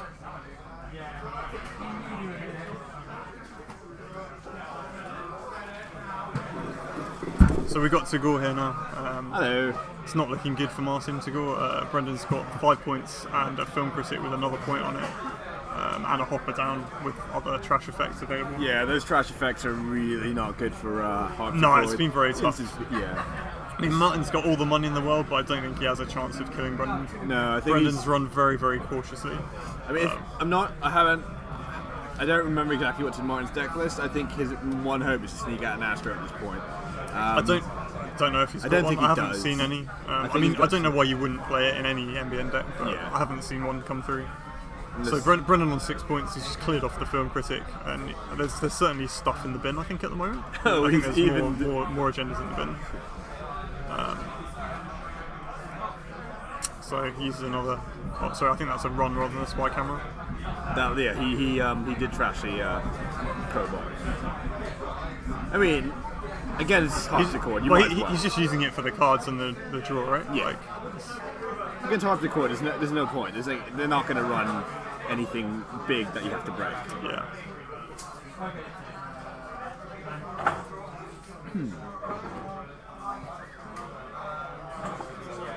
So we've got yet another attempt. 24/7s. I think this is the third one this game? Maybe the second one? Second one, probably. You know, if he hadn't been 24/7, he probably could have scored out by now, right? So He's on Brendan taking some tags. He's thinking about using the Forges to Forge it. clear attack, so draw a card. yeah, take it, draw a card. At least this way he can't be traffic accidented. He's trying to kill the critic. I don't know. He's been trying to kill this film critic for some time. I think he's a bit obsessed with it. It's probably well, not. so there's also a 4 guy on the table, which means Yeah. that if he tries to trash Oh, it, he's so trying to he's kill. going to scorch. So Brendan makes sure he's got 4 cards in hand. He's got Well, six. it's got 6, plenty, yeah. And So he can this is just, kind of functionally pretty irrelevant. He's going to draw up with the hopper in a minute. yeah. So he loses the levy, loses a legwork, loses a Gordian blade, and a corroder. I'm not sure Brendan's that bothered at this point. Martin isn't running any ice. Yeah, and there he goes. Pops Pops the hopper to draw back up, so he's going to be pretty safe here. So 4 cards in instant 2. speed. So good against Hearts of the Court. It's just really good against kill decks. Like Yeah, I think it's. Let's talk about this card, Sigor, while this second scorch goes. I think it's a much more interesting, interactive way to protect against meat damage than Plascrete. Yeah. Is that second levy in Brendan's Wow, deck? Brendan is Spicy stuff. very spicy indeed. Double levy. I am a bit surprised he didn't install the second, second sports hopper, but He hasn't had that much money. He's been mostly keeping pressure on checking remotes, things like that. So nice little peddler. Also good in Geist, guys, because it gets you through your deck, and you get another draw when And you you use the get trash credits reference. with, And you get with the tech trader. So Brendan's only had time, and I think only seen 1 tech trader so far this game, but it's been enough for what he needs for this matchup. and honestly, I think Brendan's just had enough. He's just going tag me right now.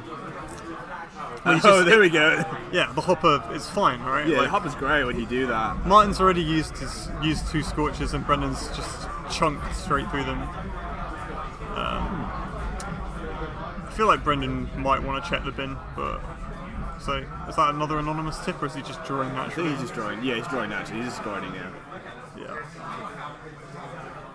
2 Jacksons are down, I think. I think the thing about the bin is the risk of missing if you hit the bin is just way too big. Because if you hit a bin and there's no agendas in there, there's just news teams. You just Sure. That's fair. I hadn't remembered about news team. And to a certain extent, Well, Brendan could just hit the tags on the news team if there's an agenda there. we But should. But I think you probably still ideally want to be able to yeah, clear. you don't want to lose this don't- film critic, I guess. Well, I don't know. I mean, it doesn't matter at this point. You're at 6 points, right? Any Yeah. agenda's a win. I think I guess All right, so Gore's got to go. There's a ruling question, so you're stuck with me again. In fact, Tagore is at the table now. You can see him. I'm not sure exactly what's going on. I'm sure after he resolves it, he'll come back and tell us. Some sort of card-based infraction, I think. We'll see.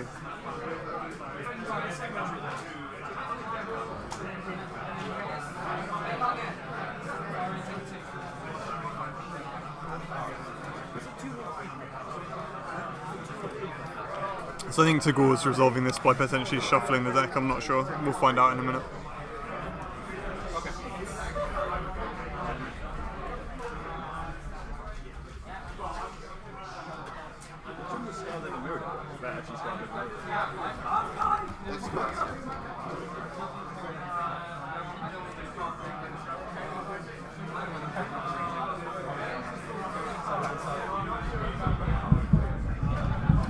So Tagore preventing a game loss here, it looks like.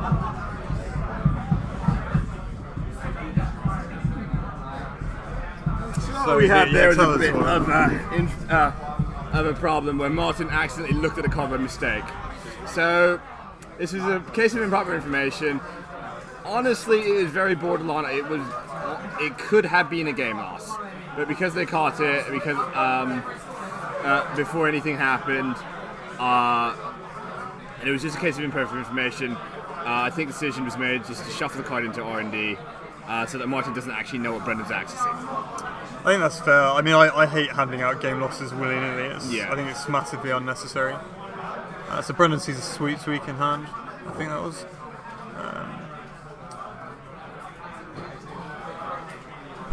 Oops.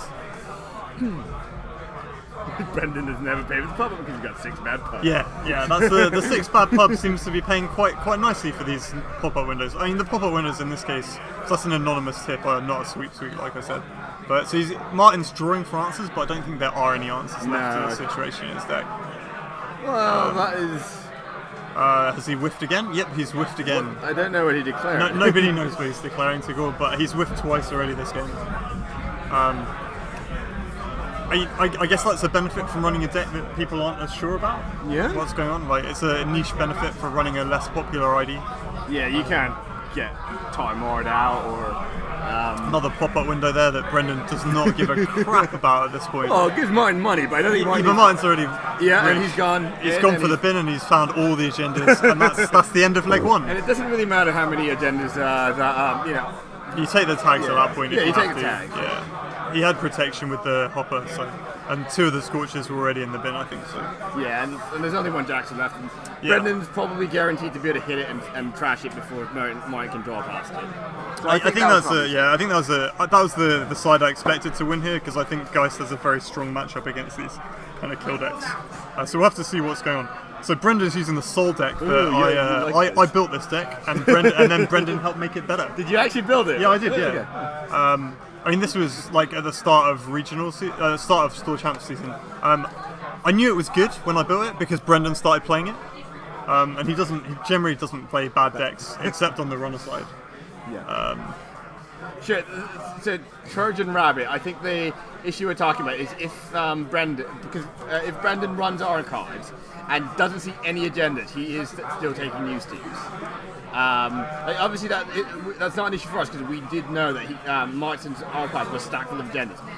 But Brendan's fail case of running into an archive, seeing nothing, and then taking 3 new Steves is pretty horrific. Right, Tagor's got to go another judge call. But yeah, so we're going to see a nice, interesting matchup of Sol versus Andy. Sol, for those who don't know, is an identity which says whenever you score or the runner steals an agenda, you may play a current from your archives. The actual ID ability is the fact that you get to play Newshound, which is the best piece of ice in the game. Andromeda, pretty boring ID ability, just gives you a fast start with a 9-card opening hand. Couldn't possibly be a more boring ID in the game, I don't think. But we'll have to see what Martin's doing with it. It might be a sort of classic Andy Sucker style deck. Maybe we'll see some spicy rebirth shenanigans. But we'll see what happens. So Brendan started playing this kind of Rush Soul deck after I beat him with it repeatedly in testing, and he helped make it significantly better. We both really enjoy the deck. It's a lot of fun to play. It requires quite a high skill cap. You get a lot of fun out of using targeted marketing and naming what's in your opponent's deck. So it's got a kind of metagame skill dependency as well, where you want to know roughly what other people are using in their deck and what you can name. And it gets stronger and stronger in a situation where deck lists are very predictable. So when people are playing a lot of the same cards, targeted marketing becomes very, very powerful.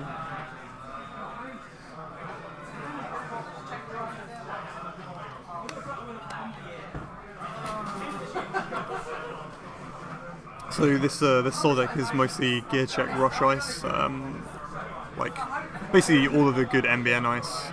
I think Brendan's probably still running. He might still be running the version with Data Ravens and Keegan Lane, but I'm not sure. I haven't seen it in a while. But just lots of good yellow cards, lots of 0-cost currents to turn on the ID ability. So he's probably running. He'll be running a mixture of targeted marketing and paywall out. I think it's paywall implementation, which is the Wayland one, which gives you a credit. It's like a reverse Desperado. Gives you a credit every time they make a run. So Martin Folder is mulliganing here. So I'm mulligan out of Andy. I was going to see another 9 cards. It's got to be mulliganing for that rebirth, right, guys? It's got Plascrete. I'm certain Brendan's not running kill, so that's like a dead card here. I think that's a Deja Vu, which I like out of Crim. Good for getting backbreakers, good for recurring Siphon. The other thing to talk about, of course, is how you can turn off Siphon with a targeted marketing in this game. They can Siphon you, but they'll both get rich. Alright, so we are seeing the fabled Rebirth turn 1. It's turning into Leela. Alright. Still think the card's garbage, boys. But whatever. So now we've got a Leela Soul matchup with just a slightly better start.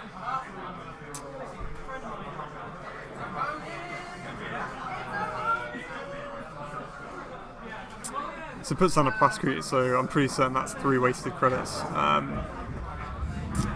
And the same old thing. So he's doing okay. He's got a start at least.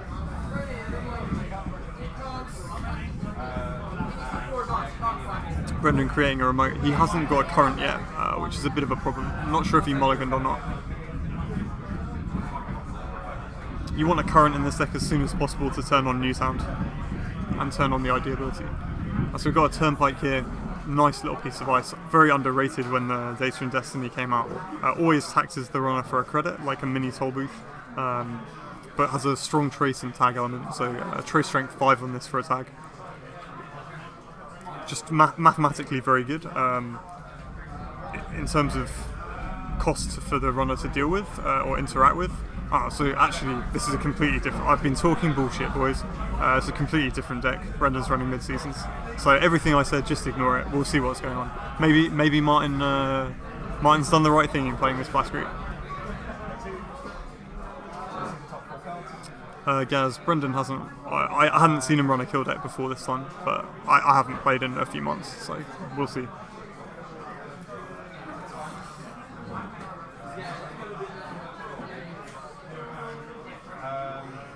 So we've got special order here. Sorry, ditched the special order. So Brendan's scoring out breaking news. Bouncing the R&D ice with Leela's ability. So Martin clutching a Siphon, he's going to go for it.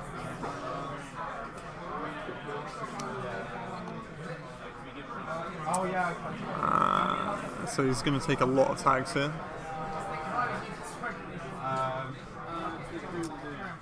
He's clearing 2 tags.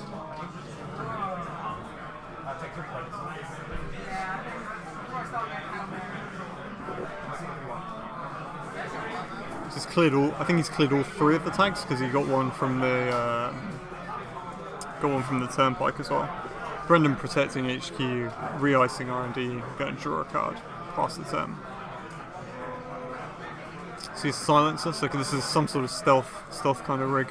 And I think an employee strike, which is a little bit annoying for Sol, but not the end of the world. They have plenty of currents to turn it off.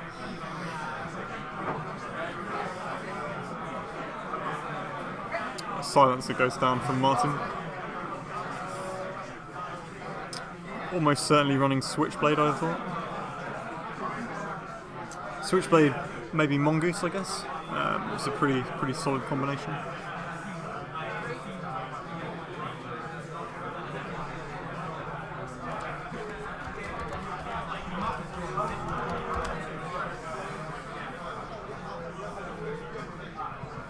I like that Brendan stuck with Sol.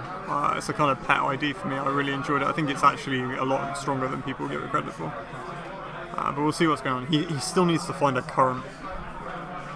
So inside job, classic criminal tricks here. Brendan having to decide whether to res both or give him an access.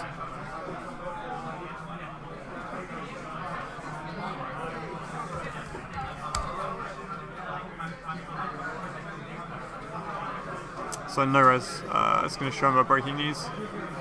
And Leela's going to get a bounce and it'll be the R&D ice.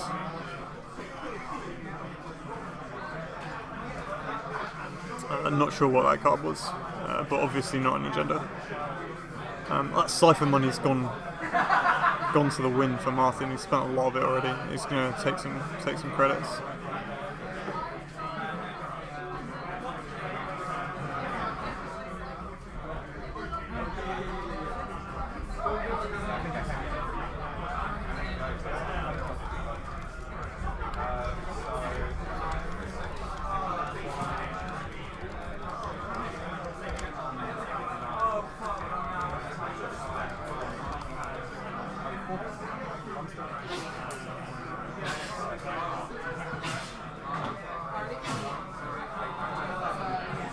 So some discussion about tags, I think, here.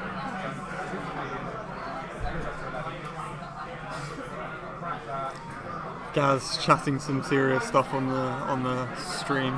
Why aren't you here, Gaz? That's the real question. Too scared of the Southern metagame? What's going on?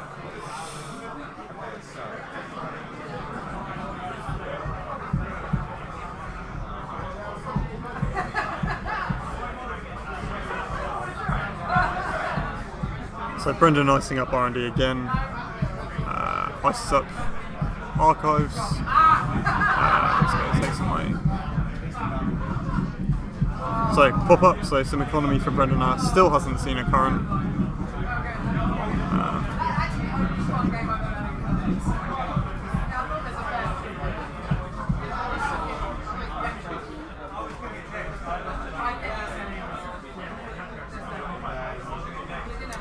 Jono's playing at the moment, guys. He's actually playing in the regional, so he won't be on. Oh, sure. No, sorry. I see what you're saying. If he is on stream, I'll do my best Jono impression that I can. So Brendan installs in the remote, draws a card. He's going to take another credit.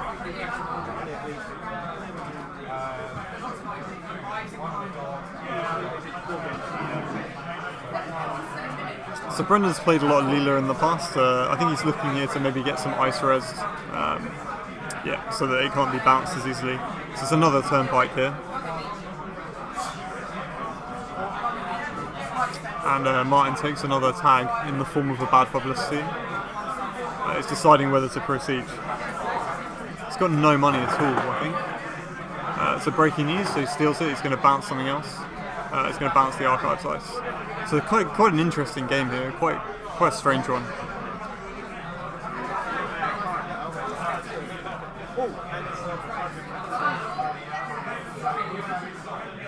Brendan ices up the bin again. Both players really struggling for economy here.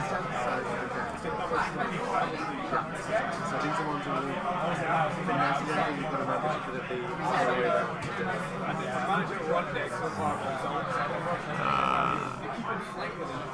And install a new piece of ice, takes the credit. Neither player looking good economically at all. Not a lot of pressure tools on Martin's side. He's going to check through the pop-up. Sees a hedge fund. There'll be a technique and something like, that's how I do it. Takes another credit. So very slow game considering there's an MBN on one side here.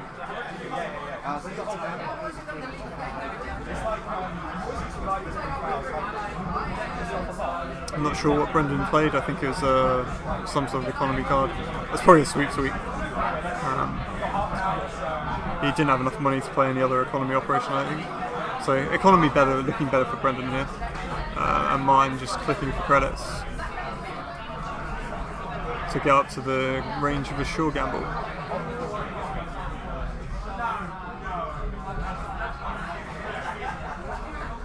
Brendan hedge funds.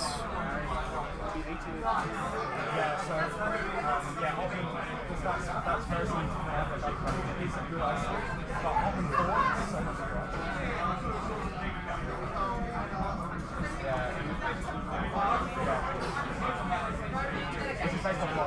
and installs in the remote. And installs another piece of ice. He's got enough money now to potentially score something. And Martin hasn't got any breakers. So while Brendan's still waiting for a current, Martin has no breakers. So that's a resistor on top of R&D, another nice piece of MBN ice that came out. Another pop-up, so Brendan just making some money here. Sealing up, trying to keep Martin honest. So no easy accesses for Martin here. Brendan has a piece of ice res on every server, so there's going to be no more Leela bouncing shenanigans in terms of completely clearing off the server of ice. Brendan scores what I hope is an Astro, and it is an Astro. Okay, so game on. Brings out a targeted marketing from the bin. I've no idea what he's going to name. I guess we'll find out if Martin plays it. Martin bounces the outermost HQ ice.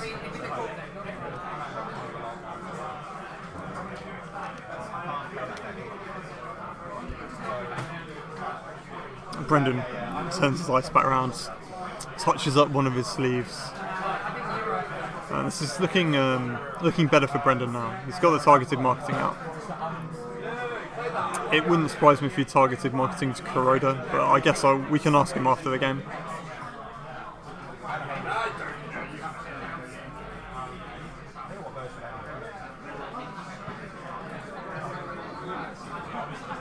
So this theoretical fast start from Martin's Andy Rebirth deck has it's not really been that fast. So we see an exchange of currents here, which really isn't gonna help Martin that much. I mean, it depends. Brendan needs to score or have another agenda stolen, and he can. He needs to score. He needs to find a current to turn this off, or score an agenda.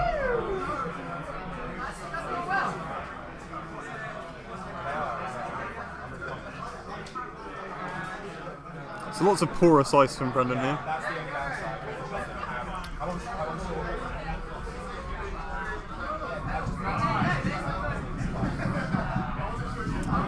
It's quite nice to see a bit of an exchange of currents. People wondered whether any currents would ever really see play, but I think we're seeing the value of some of them at the moment. They're an interesting but not an overwhelming part of the game, and I think that's fine for the mechanic. I guess we know that the mechanic's sticking around because they put the Soul ID in the big box for MBN. And you know what that means? Newshound is never going away. So we've got Dirty Laundry on the bin, I think, here from Martin.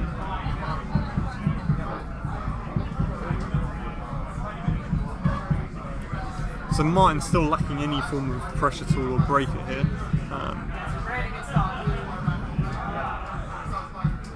Brendan just manoeuvring his credits around. Another access on R&D. I couldn't see what that card was either. I think it might have been a Jackson, I'm not sure. Okay, so we've seen Martin's running Gordian here.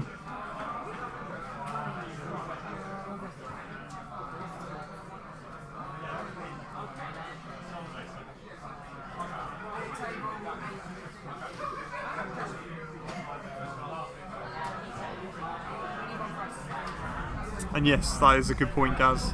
Employee Strike turns on the news hand for Brendan.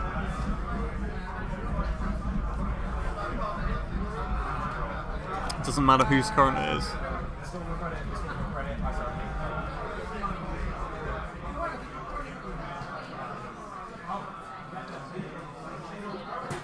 Yeah, so Brendan installed advance.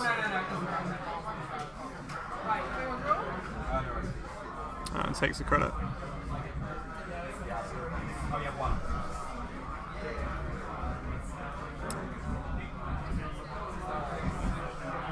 Okay, so Martin here finding another breaker. So he's going to have 2 of the 3 that he requires. See what he goes for. I guess you get the Sentry Breaker here in case of something horrible. He's going for the Kuroda. And installs it. He's got the Gordian in hand, but that's not going to leave him a lot of money.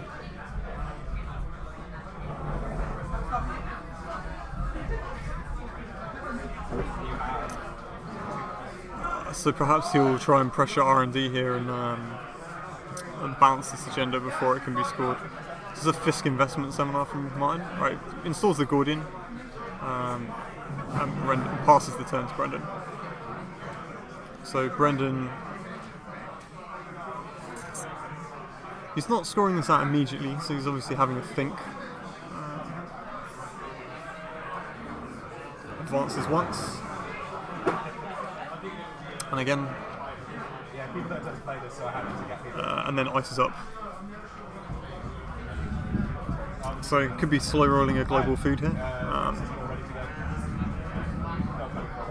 He's got to be pretty confident that he can get in then. That he can't get in, sorry. A bit risky, I think, here from Brendan. Because again, he spent money and things could get bounced. But Brendan is a really, really good player, so we'll see what happens here.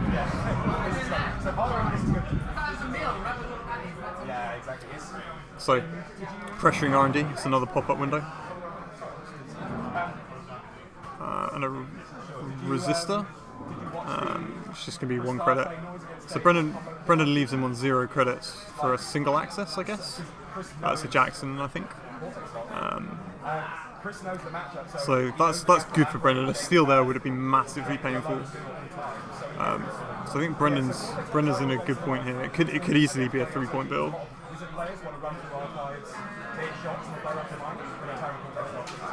As the real high wire is pointed out. So he goes for the remote. See what Brendan has to think about the ice. I think you just want to get it all resed really if you can against Leela, but we'll see what happens. It's a wraparound, so credit there. He'll probably jack out at this point, I guess.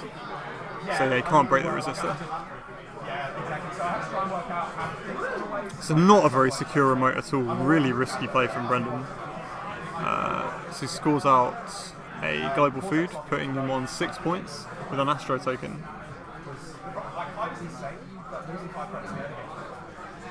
Plays the targeted marketing to remove the employee strike. The current goes away because he scores, and he can activate his ability to play out the targeted marketing, which again we don't know what he's named. Ices up HQ. Bounces the HQ ice. And ditches some cards. So, unfortunately for Martin, Astro Token scored. No fast advance stopping shenanigans available in Criminal. We'll have to see whether he can respond here, but it's not looking good. No money, no multi-access pressure, still no Sentry Breaker, and finally the Desperado arrives.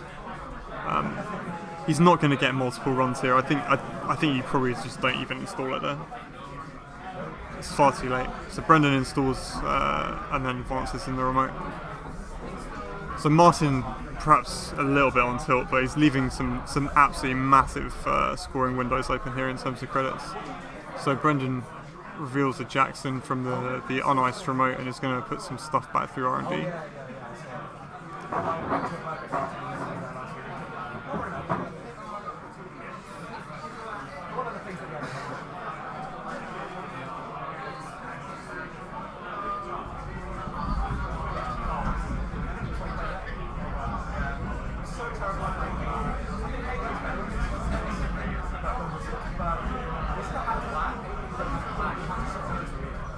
Not exactly sure how important this decision is for Brendan with the win in the remote here, but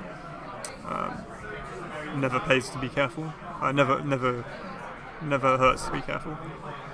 So Martin's got an RDI in hand, but literally no money.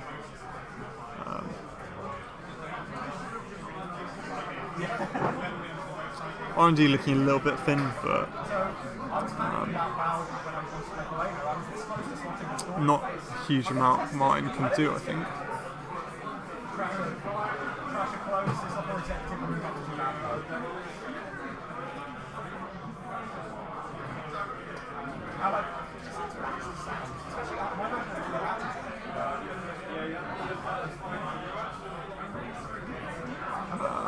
Okay.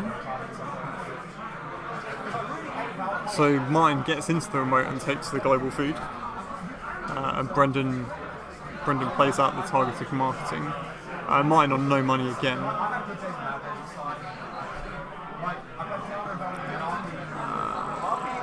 And Brendan exchanges of information's the food over. So Gaz, you were right, it was an exchange of information situation, and some shenanigans have won him the game. So an interesting deck there from Brendan, very, very different in a lot of ways to what I expected. So a 2-0 win for Brendan Jackson there, and Martin, despite a rebirth start as Andy, struggling. So thanks for watching that round. That was round 4 of 7. We'll be back in a bit. I'll post the remaining round time in a second. Thanks, guys.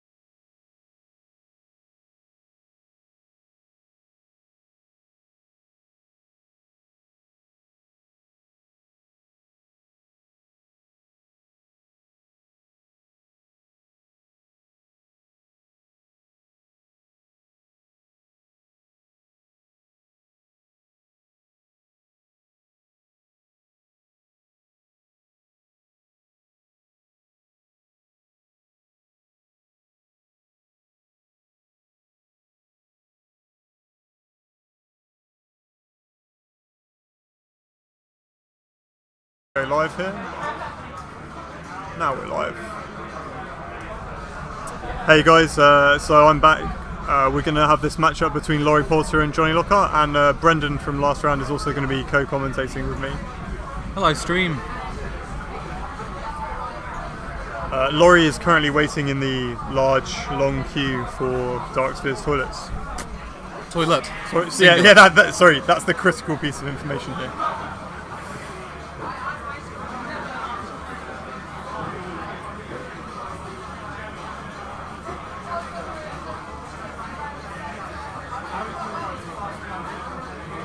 Hi, Highwire. So Johnny Lockhart is from somewhere in Scotland, I think. He's a pretty good player. He's got a good rep. I've played him once or twice, I think. Laurie, obviously well known to a lot of people. It's kind of a bit hard to reel off Laurie's list of achievements, isn't it? I think he's the most travelled man in Netrunner. I believe he's attended. Yeah, I know Dave Sayers trying to take that away from him this year. But current Greek national champion is Laurie Porter. That's correct, Gaz. It was Alex White, so. Yes, yeah.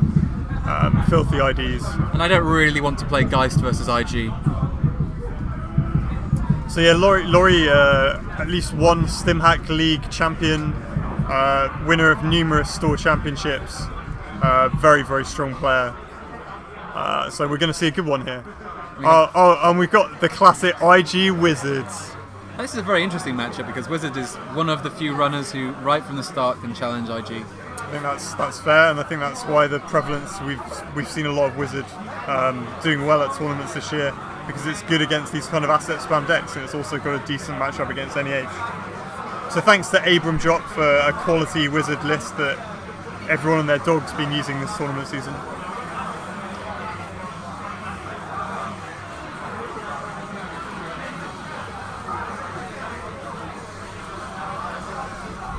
So from what I've seen, these games are very dependent on the early draw of IG and the early draw of Wizard. Okay, you tell me, man. Like I stopped playing before this became a real problem. Well, I only had like 5 or 10 games against IG. Well, IG really wants to establish a board state early, and Wizard is one of the few runners who can really shut that down. And one of the leading tactics the Wizard players use is just to get money and trash all the things, even beyond the recurring credits. Brendan, do you remember when people regarded Wizard as a really terrible ID? when the only asset is Adonis campaign and Jackson. Yeah. He was always said he was going to be bonkers if assets ever became. Yeah, it's a perfectly solid example of an ID that's designed to be good in some matchups and bad in others. I think it's reasonable game design. So did Laurie Mulligan, or is this his hand is keeping? I see Shocks. I think he's keeping this. So. Enigma is an interesting choice in IG. What, you mean just playing some ice in general? Well, I think usually it's Hive, Komainu, and Crick, so there being an Enigma at all is a break from standard. Oh, and he's got the Mumba City Hall, yeah. So apart from the Future Perfect, this is all stuff he wants to see. He's going to start drawing. Just to overfill archives, he'll probably defend. There we go. So he puts the Enigma down. So he's got to hard end the run over archives to prevent the IG ability being turned off very easily. For those of you that don't know, every face down card in archives increases the trash cost of a card that the runner needs to trash by 1. That's the ID ability from IG. Wizard's ID ability, 3 recurring credits every turn for trashing assets and upgrades. Cerebral Static from Laurie. Go on, Brendan, why don't you explain to me what happens when you're Cerebral Static or Wizard? Well, Wizard keeps his credits on his ID, but he can't use them for anything. It's pretty good. Seems pretty solid. The issue is the cost. IG is very poor, and if he plays it, he can't defend the Future Perfect with the side game. So yeah, now he's iced up HQ. He's left HQ open with the Future Perfect in it. So Johnny's going to trash this for sure, right? Yeah. Has to.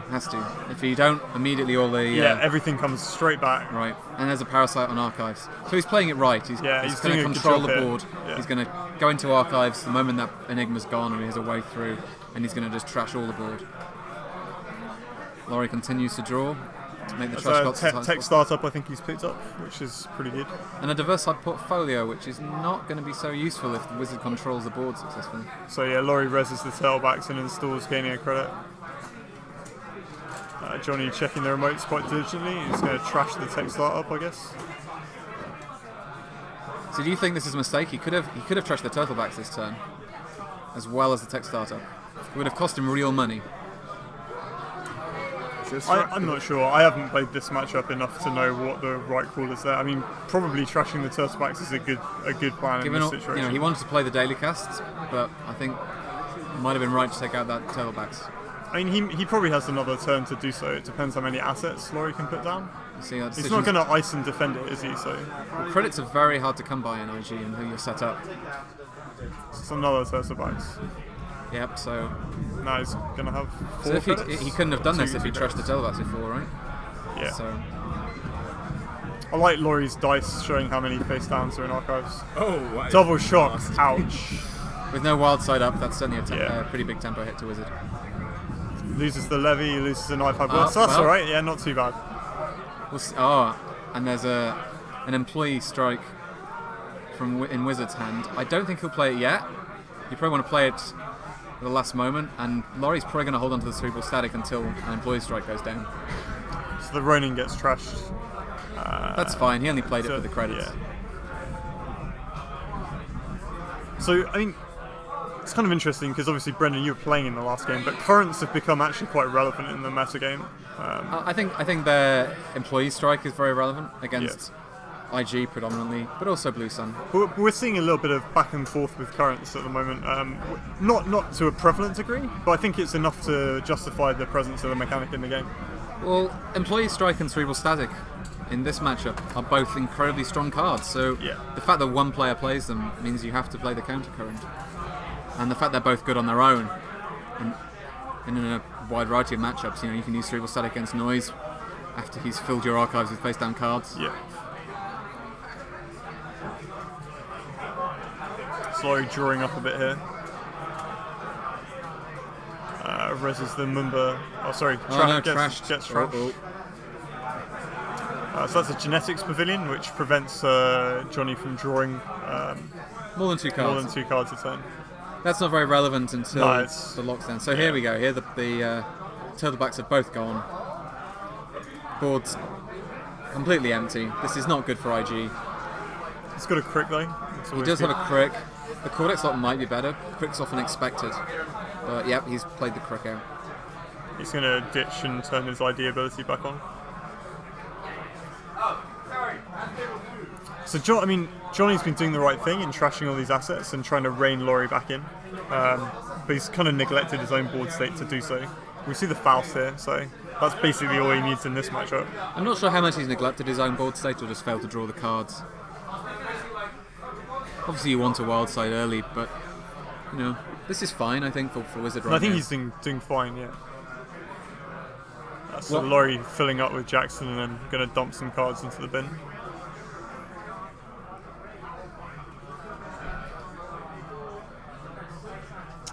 Just thinking about holding on to that heritage So committee. we might see an employee strike now.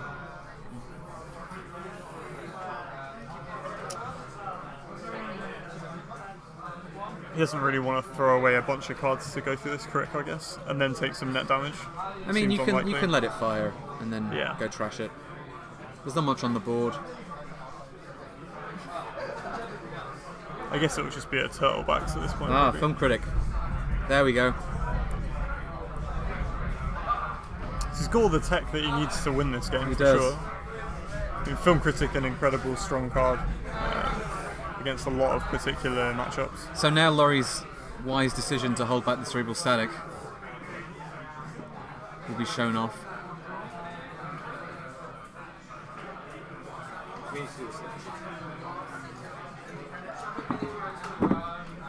So Brendan's just filling in the slip for this round.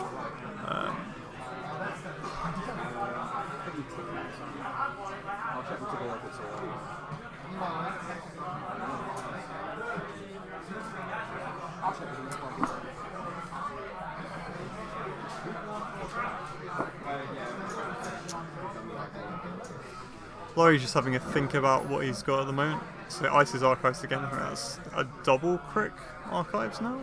Could well be. That's pretty taxing on David. Yeah. There we go. And the employee strike goes away. So With the Film Critic on the board, money to play side games is kind of irrelevant now. So yeah.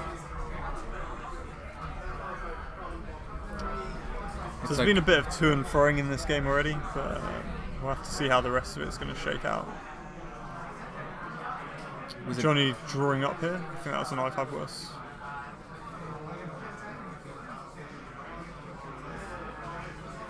Sucker down. And a dirty laundry run on HQ, I'd imagine. So at this point, the lack of wild side is starting to tell. He has to spend real money. He does. Sure.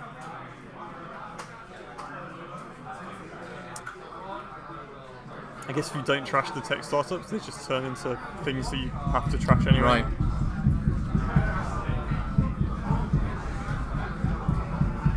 Laurie with a global food in hand. I'd be interested to see if he installs the third Crick on Archives. Often Kamainu is the one you want in Archives, but it's quite expensive without temples out, and there are no temples. Wizards been a very good job controlling the board. So there's the first of the bioethics going into hand. For those that don't know, if you don't ice the server with it in, it does 1 net damage at the start of every turn to the runner.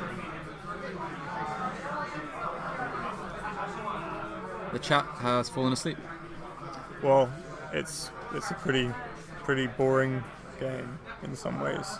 So a card and a sucker, or 2 cards here? Card and a sucker.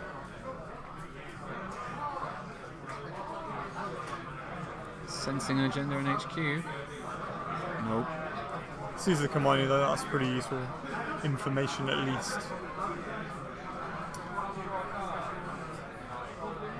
So finally draws into the wild side. And then the chronotype, was that? That might be or was a that liberated. I think it's a liberated, yeah. We're running HQ again. Caesar Kamani again. It's fairly unlucky, right? 3 runs on HQ, and there's 2 agendas at hand. And then seen a single one. Yeah. And he's got the film critic too, which could really make the difference. So I think there's 2 bioethics committees in hand as well now.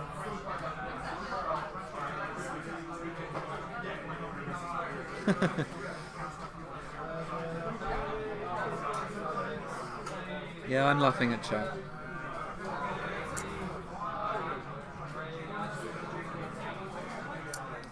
Laurie making decisions about what he's going to install. And Wizard's going to make decisions about what he's going to trash. Dirty Laundry's pretty good here, yeah. R&D, is this a hive? Yeah, it's a hive, Just isn't gonna it? let that- Oh, it's a it's a shock. shock. What a Laurie what a has had fantastic some pretty good luck here, I access. think. But with all the tech cards, it's pretty hard to fight back. He's not gonna trash it. He's not going to Not trash gonna it. trash Well, it. real credits means it's a 4 to trash. Yeah, I know. You don't really want to do that.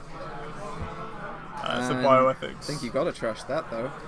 Yeah, and he does. So this is a victory for this is a victory for Laurie, I think. Yeah. Getting that card trashed. I wonder if Laurie will install the shock.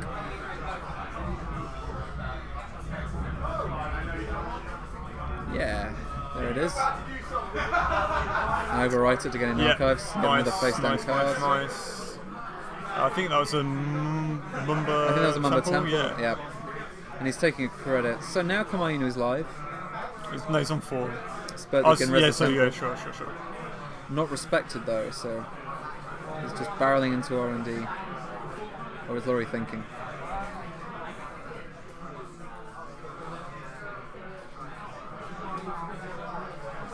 I'd agree. Laurie is playing this well.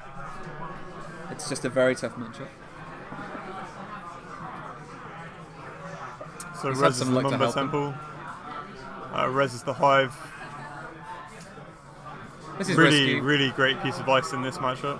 5 credits and 2 data sucker tokens now. Yeah. Could die pretty quickly, and no museums on the board to get it back.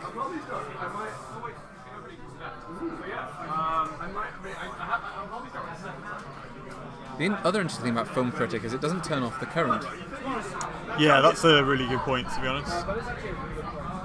So I guess you put Future Perfect on there, but you don't. Oh. So now's the decision. Yeah, so he's going to post this. No, for sure. Laurie was broke. Oh wow, so he can turn off the current then. Yeah, there Just goes steal the it. current. So Wizards credits don't refresh to the start of his turn, but the current's gone. And that's a pretty big blow, and that might well be the turning point in the game. So Johnny's been pressuring HQ pretty significantly, so it's nice for him to finally get rewarded for that. He's been pretty diligent in checking.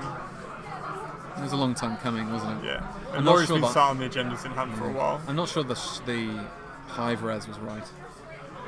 There was, there was the Film Critic, but very little else pressure-wise. He had 2 of the very few agendas in hand. Losing the triple static would suck, but it meant he couldn't play the Psy game. So I think the ice is res now, so you can have a Parasite put on it as well. yeah. So it might not even matter for that. More So than one run. Laurie's floating very low on money constantly, and diversified portfolio not exactly going to be much help at the moment. So I think trashing the Temple might have been the better play. Although how many cards are face down in Archives? I can't see. Looks like the dice. I can't see the dice number that Laurie's got at the moment. It's not 6. It's not 6. That's all we can What's say. next to a 6 on that? It's 5. Could be a 5. 5, yeah. I think it might So be 5. maybe he did need to run Archives at this point. But this is rough for Wizards. Double crook. Still no wild side down.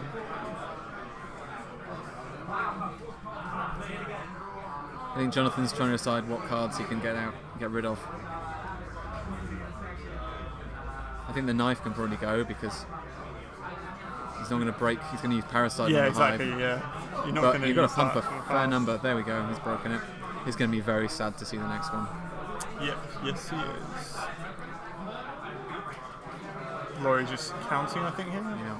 What do you think you fetch with Crick at this point from all the stuff in Archives? A museum? Turtlebacks museum. Yeah, I don't know. Mumbat City Hall? Probably the Mumbai City Hall, right? Because you can find everything else that way, Right. pretty much. And with a temple to res it. Oh, so it's a it's a Cortex Cortex lock on lock. the It inside. wasn't a Right. Crick. That's a lot better, though. 2 cards and then 3 shocks in Archives. Is he going to access? I assume he's just going to jack He's out. going to isn't check he? out, surely. He knows there's at least 1 shock in there. I think there were 2 though, Yeah. right at the start of the game, so he's jacked out. Yeah. That was a Okay, win yeah. roll for Laurie. That was a very successful set of ice defenses. It's not looking good for Wizard here, I don't think. But it's not as if IG is particularly good at scoring out. So Certainly Laurie can start to set up at this point. So yep, here's the Mumbai City Hall. So Laurie's trying to figure out what's in his deck and what's in his archives. So you Process can of just elimination. install all of the museums now, right? That's right. I don't know how many are still in the deck, but there should I be at don't least think 2. we've seen any, have we? So I imagine it might be click 3 times for museums. It's a far cry from having turtlebacks on the table when you do this. Sure.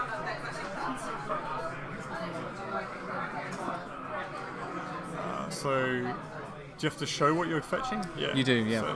So is that Temple Museum? I think so. Or museum, temple. I think it's Museum Temple. Well, and he's stacked them in a way that makes it quite clear what they That's were. a pretty good board state for Laurie now, and Wizards doesn't have Wildside. And no money income. Does he have a Liberated in hand? He has had for a while, but There's Wildside and Pancakes. But he possibly doesn't feel he's got the time to install them. He needs to get into well, Archives one to of the things control the board. you do have in some ways in this matchup is time, right? And here goes Laurie. Resin all the things. You have time, it's true, but So what's he going to put back through? what you don't necessarily have is tempo, and Yeah. it trades a lot of tempo to install Wildside. On the other hand, I don't see him winning this game without it at this point. The board state's pretty well locked down, and he needs to get into Archives. And to do So that, he's he putting needs the tech cards. startups back in, which is fine because they're obviously effectively universal tutors for this deck. Surprised he didn't put any of Turtlebacks back in. He's very low money. Although has he got a diversified portfolio in hand? He had one earlier. I don't know if whether he he's ditched trashed it. Yeah, I might have. Yeah, I don't think he does anymore. He's just got ice and a global food now. He's got a Jackson. which He is might install the very Jackson, useful. then use that to put the other stuff he wants to get back through his deck. Yeah, I'm not sure how much he needs to get rid of the agendas or the draw. Now he's got the Mumbai City Hall on the table. But this is starting to look pretty good for Laurie. Oh, that's brave. Oh no, it's not brave. He's getting rid of it. So is that an agenda then? That he's So that just was the overridden? global food. It's put straight into archives. Johnny can't really go in, so Not yet. So here we go. perfectly safe. He's going to have to money up now. This is going to give Laurie a lot of breathing room to put out a massive board. So this is how That's Wizard perfectly loses. safe, in fact, because that's the Jackson installed Right. over the top of it. And there's pancakes. Ouch. So Wizard down to 3 clicks. For the foreseeable future. Yeah. And this is how Wizard loses. Took a Yep. while. But if you remember, it was just that archives run that did it. It was the crick and the Cortex log. he still needs just a couple of lucky accesses, maybe, but It's very difficult to Yeah, control it's- the board. it's I mean, very hard. you have to get rid of all the museums and the city hall. we have to get rid of the City Hall first, right? And all the museums, Right. which is a huge amount of money. And we have Cerebral Static back on. It's in hand. I guess Laurie's too poor to play anything. I think he Got any no credits. credits? That's right. No credits. for Just the Laurie. recurring ones from Mumba. But what does he need them for? 5 cards in the bin. Ah, there's a Cerebral Static. So Wizard can fight back a bit now. So Laurie has a Employee choice. strike, Do you but yeah. let the... Sorry, Employee Strike. Do you let the Jackson be trashed here with agendas in archives? Is Johnny running the Jackson? He is, I think so. And he has... It's just a 3 trash cost. Maybe you do. Do you think he can? He hasn't got enough cards to get through the Crick and the Cortex lot, right? I think that's right. And then the museum can get You it back, can get bring the Jackson, and Jackson back, and the yeah, agenda. like- Oh, he didn't run it. He ran He the trash trashes the museum. the museum. Okay, that's fair. Turntable Well, gone. that's kind of irrelevant in this yeah, matchup. it's not massively important. So Laurie doing his museuming. You see how far? So just a slightly different point. You can see how fast Laurie's playing. It's clear that he's played this deck a lot, and he knows that he needs to play very quickly in order to get away with this in timed games.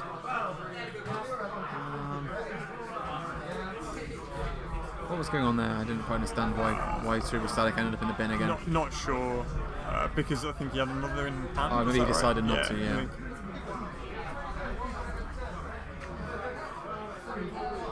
Credit, Cerebral Static.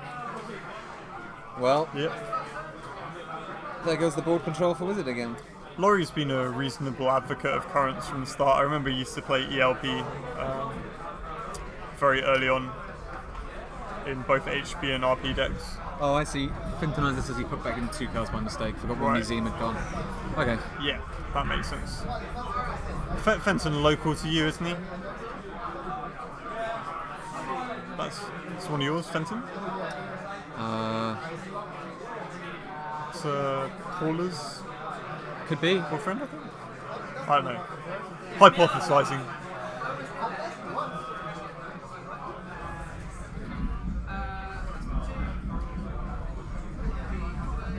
So this is really rough now.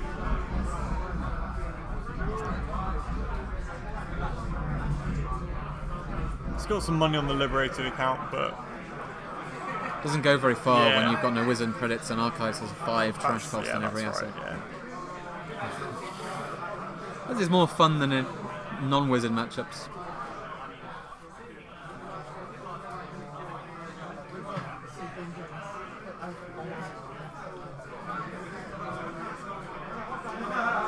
Yeah, so clears it off.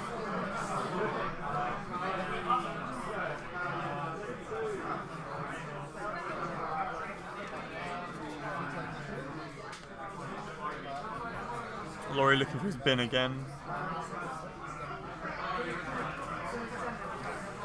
Just going to put bioethics back now, so that's quite aggressive in some ways. I think Laurie thinks he's got control of the Yeah, board. I and he just know. wants to- It's a certain switch from where he was constantly trying to rebuild his board, Right. and now he's starting trying to put the lock on. The net damage lock 2 future perfects in hand. seems that way. So this is where you want a Heritage Committee in your deck, so you can shuffle it back into R&D. He showed one earlier, didn't he? I'm not sure. I think he doesn't have the money to do it. Oh, he's clicked for a credit and then playing Heritage Committee? From Mumba City Hall? Mumba City Hall virus Yeah. deck. Yeah.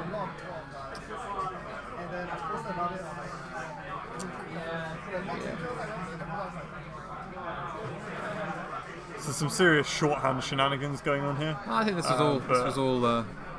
For those that don't know, you can click because Heritage Committee is an alliance operation. You can click Mumba City Hall to play it from your deck. You can look at the top 3 cards of your deck. If you don't like it, you can shuffle them back. Is that how it works? It's been a while since I played. So you can play Heritage Committee from your deck, although you can choose what to fetch or play first. Yeah. So you can look at the top cards of your deck and decide if you want to play Heritage Committee Yeah, that's first. or not. right. Yeah. Jonathan does have 3 points. He got the Future Perfect early. And there's 2 more in the deck. 1 in HQ and 1 in R&D, is that right? There were 2 in Laurie's hand earlier. So but- then probably 1 now. okay, so medium goes down. Is this the Hail Mary? I think probably yeah. So Laurie's Fetches a hostile infrastructure, so protecting his assets even more. protecting his ice as well. Yeah, that's right. There's the Bioethics. That other medium might have been useful. Well, if you're going to go Hail Mary with a medium, you might as well go Hail Mary with 2, right? I think so. So what Laurie would like here is a turtle. There it is. Because the assets are about to go a bit crazy. And he says the best way for him to make money. Another hostile infrastructure would not be a terrible card to install. I think that was one. He's thinking Yeah, about it's it. definitely another hostile Yeah, it's infrastructure. another hostile infrastructure. Taking some money so you can essentially res them with these Mumba credits. Or res 1 at least. Interesting how he's quite content with 1 museum on the table. I guess the Jackson stops anything Yeah. terrible going out of play forever. So we can't see Laurie's archives dice anymore, but there's quite a lot in the bin. So a run on HQ. Yep, I think so. Laurie's trying to decide. If there's anything he wants to res. Probably the hostile infrastructures, right? Because if Wizard gets in and trashes something. He can only afford to res 1, but it does so. But It's true, leaves him in archives- a weak. Wow. Leaves him on 1 credit. Yeah. People in chat are pointing out that Archives is looking pretty vulnerable now with Cortex Lock turned off Yeah, and David for Crook. But it might be a bit late. and there's definitely shocks in there too, right? At this point, Laurie can put almost anything back the next turn that Wizard trashes. So Jonathan's definitely in trouble here. He's not even bothering to trash the things he finds because of hostile infrastructure. Laurie's just chucking the net damage away. I think if I was Jonathan, I'd probably be conceding. I'm not sure there's much. Get on left with here. game 2.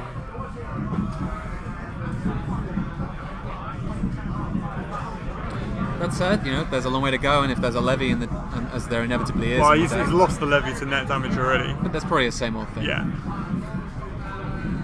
Laurie now encroaching on his opponent's board.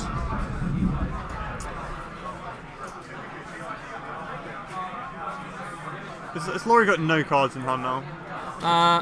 It's hard to tell. He's hiding under the table. It's quite possible. Or are they sat? Is that a piece of ice in front of HQ or his hand? So here come the tech startups. This is going to be Bioethics. Yeah, this is going to be the lock, isn't it? I think you want to end the game now as quickly as possible. Yeah. So he's just rationalising his board here, and he's going to go find stuff with the tech startups. And shuffle something back in the museum. In fact, he could put something back in the museum and then fetch it with tech starter. I'm not sure any of the bioethics are in the bin, but I think there might have been one from right at the start, unless he shuffled back in the museum. Johnny probably just discussing the same thing that we've just discussed, the order of operations at the start of the turn. Laurie is searching for a card to return.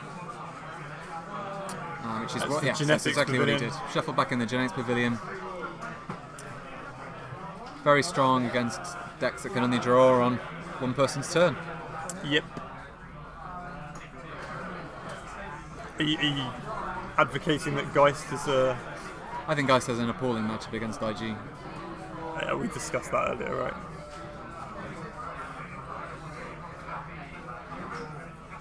I think if you're looking for non-wizard runners, you probably look to Indexing Shaper. Yeah, that's reasonable. That's probably the best pressure you can get for a cheap amount of money, right? Rely on an early blitz and Yeah. get those points. I mean, indexing's still a good card. Or, you know, you could try Feedback Filter and Andy and just rely on making enough money that they can never lock you. Yeah, I wouldn't be surprised if Jonathan's frustrated and tilting at this point. It's a very different game of Netrunner to most.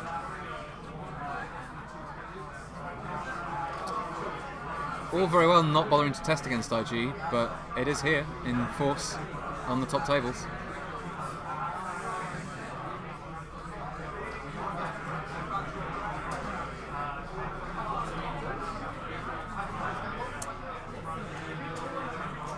So more museums come down. Yeah. Have the bioethics been raised yet? I think Laurie's just deciding what to add to R&D with the museums. We've got the one res bioethics, I think. I'm not sure he's installed another one yet. Yeah. There's still the hope of the Hail Mary run on R&D, but...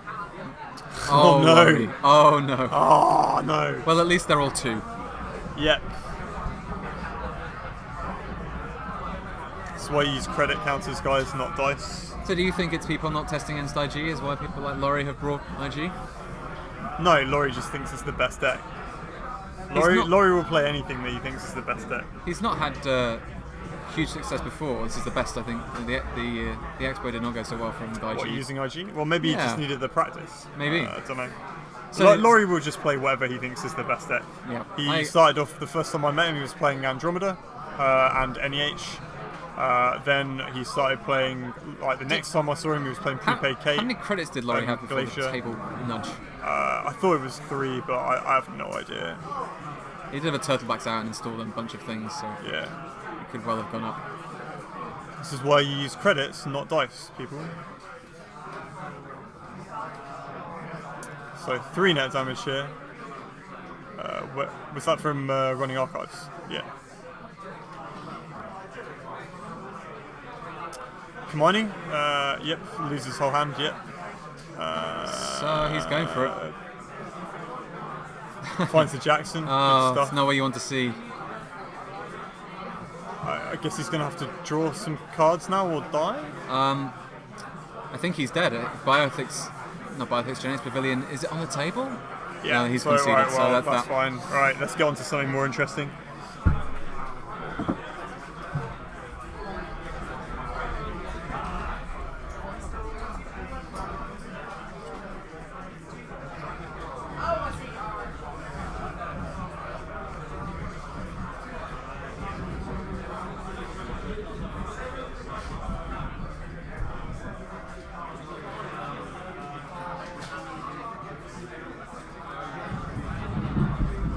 Yeah, so Laurie's playing Spags' kind of Haley shenanigans list, and Johnny appears to be playing Parlana. Parlana Foods, I think.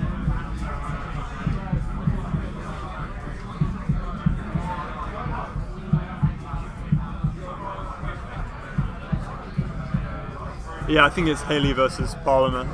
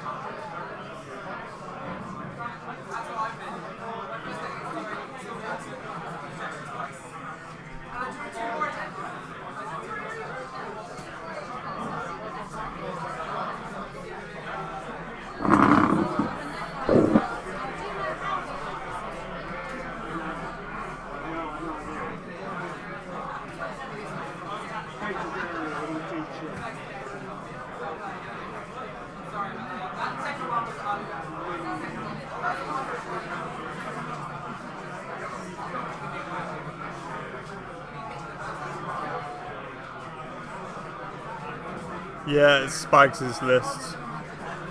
Probably a few different tweaks, but broadly speaking, it's the same.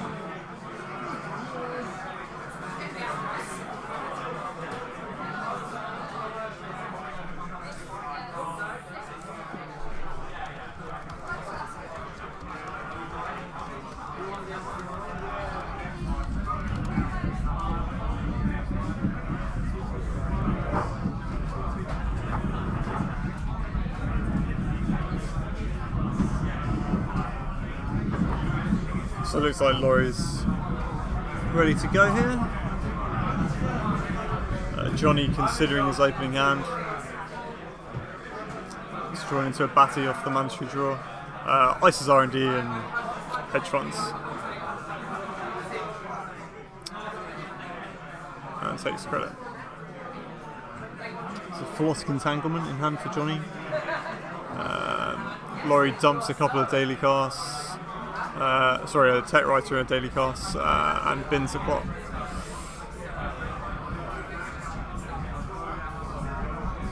Celebrity gift.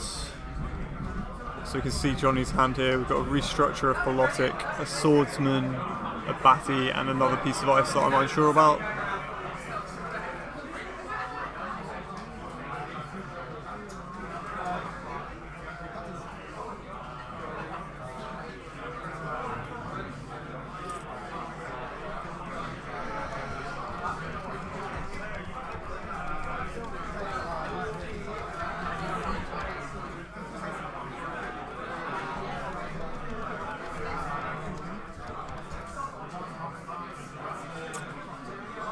Slow drops the Inti to break the wraparound. Steals the Philotic. You lucker, Laurie.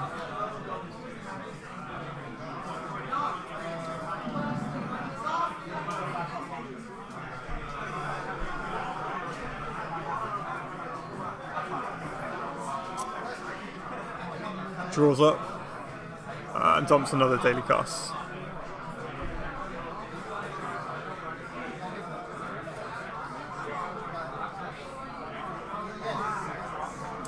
So Johnny creating a remote here. So just to catch you up, Brendan, Celebrity Gift showed a single agenda. Laurie sniped it on the one-off from hand with an Inti through the wraparound. He has those lucky fingers. Yes, he does. Laurie's starting to draw in some more pieces here. Inti's seeing a ton more play than it used to. Because nobody's playing anything other than gear-shaped barriers, I guess, really. There's still a bit of Eli around. I think Eli sees steam, especially in Polana. So, what's this? Is it a Batty, a Caprice, or a bluff? I think it's a Batty. He had a Batty in hand earlier. Just suggests it's probably an end the run piece of ice in front of it.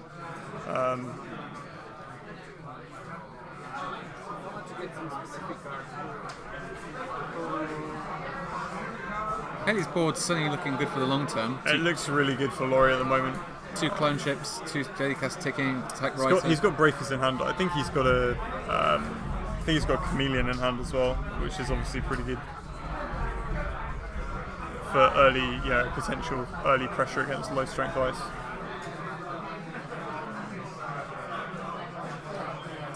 Cyber Cypher. You know, you're always a fan of Cyber Cypher. It's literally my favourite card in the game. Played it in my decks constantly for years. It certainly has a lot of... And it's an Enigma, nice. Well, that's exactly what you Sure, wanted. yeah. So it is a Caprice. That's it. Yeah, you're right. It's a Caprice. All right, Now, so Laurie and side I game, have played side games before. What do you think is in a bid? 2 from the Corp, yeah. 2 from Laurie. Oh no, That's from one Laurie. dice. One dice. So yeah, one. 1 from Laurie. So advantage Polana. And Although this is good. I like the tempo benefit you get from a corporate sales team. I think it's really, really good. I think he preferred to score to Nisei perhaps. I don't know. He hasn't got that much money. I don't know. I played it, and I found I wanted to score the corporate sales team first a lot of the time when I was playing. I suppose the question now is, do you try and snipe that Caprice while there's only one piece of ice guarding it, or do you just set up? Yeah, Laurie's going to try and clear out this remote. I think this is right for 1 credit and then a side. You game. certainly try last click, right? So do you leave 1 as the corp here? 0, 2? I think it's pretty random. You have a lot of income. Yeah, So, wow, and I'm yeah, not sure right. if 0 is right. That seems greedy from the corp. Very greedy from Johnny, I think. Laurie in a really strong position now. He's busted this remote. Yeah. That He's Caprice got an was- SMC on the table. He's got 2 breakers, 2 clone chips, money for days, 3 technical writers. That Caprice was probably the game. I'm not that I'm not that downhearted on his position, but he's got a lot of weak early game ice out that Laurie can get through right now. CVS bluffing as a Batty or Caprice. I don't know if Laurie will bother taking the bait until an agenda goes in there. Well, he knows he's stolen the Philotic, so he knows there's no 3-2s. Unless there's brain trust. Well, yeah, but we know sure. there are no There's brain not. trusts in this deck. Come on. You know, as soon as you see this corporate sales team, you're pretty sure about the. I think that's fair. I have seen variants which try and do the never advanced game. So, artist colony, a film critic. So, Laurie's board getting built up very, very fast here. That's a Cyberdex in the remote. That's right. I'm not sure money is what the corp needs right now. I think draw. I think you're right. He needs to build a bit more, and the Nisei token at this stage might have been good. I'm not convinced playing the money cards is even right here. Oh no, I think don't. you've got to draw I think and you're ditch right. them. Yeah. It's one of the few games I ever remember ditching hedge funds in was when I was playing Polana. Probably the last time I played in a tournament. That won an older shot. I don't think you weren't there. The clock is definitely ticking against the corp, and the corp needs to be drawing to speed this up. Laurie's almost through the mid-game section of this game anyway, like in terms of his breakers and finding what he needs. Overwrites the SMC. This should probably be a big clue to the corporation that Laurie has all the breakers he needs in hand. Well, he has 2 clone chips anyway if he really has a problem. But he could have cracked the SMC first. Yeah. I don't even know what that is. That's it's an an alt-art alt-art Proco? professional contact, I Yeah, a think. Proco, yeah. It's a bit late in the day, but it could still pay off. I think it's fine. He's going to be drawing cards anyway to look for his R&D pressure. I think Laurie has enough tempo he can Yeah, afford to he's siege doing fine. Johnny has a lot of money, but nothing to do with it. So we even see an Nisei in hand, but Well, there's 2 things in that remote now, of which one is a Cyberdex, unless the other one's a protective upgrade. Johnny's not looking in that great position. right, I didn't see what that was. Is that Jackson in hand? I think I might have even tried to pop Maybe Jackson to Jackson. put Caprice back. Oh my goodness! Well, and suddenly we're looking at an HB deck where This- there's everything in the remote. This is pretty good. I don't know what's in the remote, but I'd be surprised if one of them wasn't a Caprice if I was Laurie. Yeah. So the question is Laurie going to call his bluff and what is in that remote? If it even is a bluff. So Laurie doesn't need the Satcon really for this matchup. Actually, no, that's not true. Like, a Batty Fire could be annoying for him, like installing it to prevent a Batty Fire. The would be Satcon alright. is still a very good card. Like, yeah. Batty can still provide enough time to score an agenda. And that can snowball pretty quickly in Jinteki. So I guess Laurie deciding whether to try and pressure R&D a bit here with the RDI he has in hand, or whether to go for this remote. Do try the remote at least. Do I these think you try and pressure the remote, right? Call that bluff, right? Yeah. If it's a bluff. You make them show it's real. So I mean, this is something here, like cracks the clone chip, but gets effectively 3 credits on the technical writers Exactly. for reinstalling it. So he's playing safe and essentially making money anyway. Where would you go, James? I'd probably try and pressure the remote here. I'm not sure you install the SMC immediately unless you're thinking of pressuring the remote. Is it scavenge on a cache? I think so, yeah. So he cracks the largest of the technical writers and then he goes for the remote. This is the right play. It's only a So it's pup only a one. pup, so yeah, yep, 2 credits. then 1 one. credit for the Enigma. This is the last click, and he doesn't res anything. Wow. Okay. So it was a bluff. Yeah. Oh, So no, he's there going to was a res the Batty. Batty. Here So we go. the only thing he can fire though here is to end the run. Right, there we go. Sure. So he gets an agenda out of this. So that's fine. That's an absolutely perfect use for Batty. Yeah. It's, Oh, but does Laurie have another click left? That's another right. Batty. Sure. I mean, Laurie's a very veteran player. He's not going to run this last clip. Oh, Right. finally You can see Laurie the gets fist 2. pump there from. finally from Laurie Johnny. gets 2. And that's it. All the Batties Yeah. expended. The agenda is Laurie's. And a Cyberdex, which I think Laurie will ignore. So I think click 1 was the scavenge, and then all the other click. No, click 1 must have been the technical writer, right? Click 1 was a scavenge, click 2 was a tech writer, 3 was a Run, run, and click- click 4 was a run. Right. we don't have a shop or anything like that. Whenever, So Laurie's still doing quite well on money here. He's got 10 credits on technical rises. Balancing his tempo well. Yeah. You know, he ran twice at last He's got time. plenty out of this Proco as well. Like, you were a little bit worried it was late, but he's doing fine. Yeah, Johnny in a really rough position now. He couldn't even get the agenda out of the double batty there. He ran again, Carfusil. He had 2 clicks left.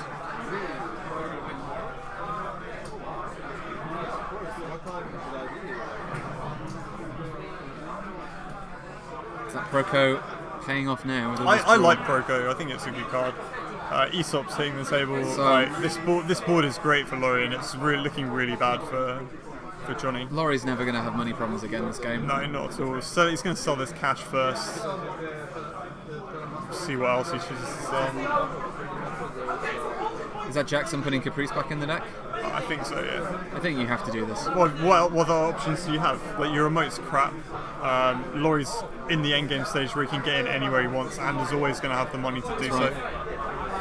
And look at all that pile of money that Polana's got. And he doesn't need any of it. What's he going to do with it? I don't think any of the ice is particularly big here. There's Caprice though. Right. Well, so that's an option at least.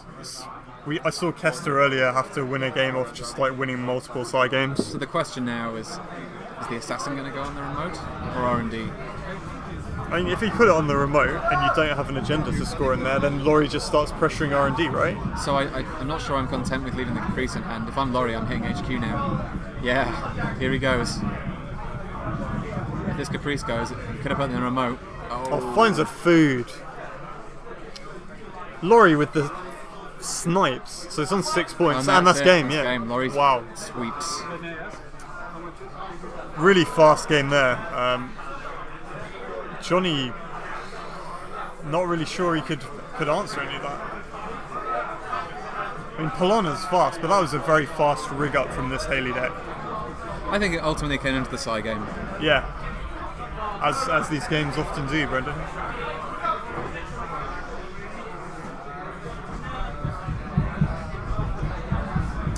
Not sure Johnny did anything particularly wrong in that game, but Laurie certainly played it very well. He threatened the remote like he needed to. He cleaned it out as best he could. I'm not even sure Laurie was hunting for agendas then. I think he might have been hoping to hit Caprices that were brought back in. Maybe. Well, it wasn't costing him any more than a credit a run. Yep. So he knew the agenda hadn't gone in the remote. And he had so, tons of money. yeah. Alright guys, well that's the end for this round. We'll be back in a bit. I'll post what sort of time we'll be finished with this and starting the next round in the chat. Thanks very much, and thanks to Brendan for taking the load off me a little bit and helping me co-commentate for this round. It's been a little bit lonely on my own all day. Alright guys, we'll be back in a bit.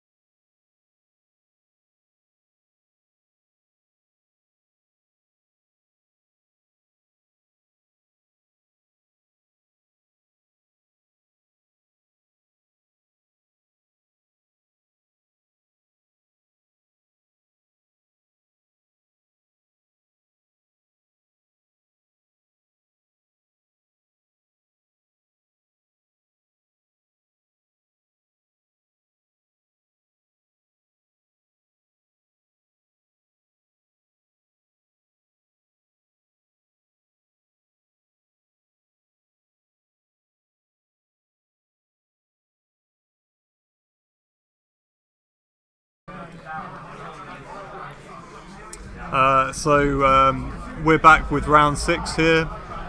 Due to the vagaries of the schedule and intentional draws, etc., we're at table 5. Where we've got two, I'm reliably informed by Tagore, 2 London-based players, David Rogers and Brian Biggs. And Brendan is back with me after another filthy intentional draw. With another filthy IG player. Seems fair.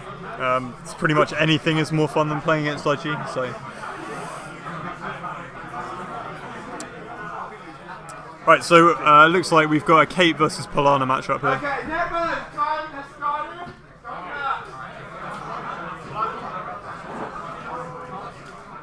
So I've met David Rogers briefly before, but I haven't played him.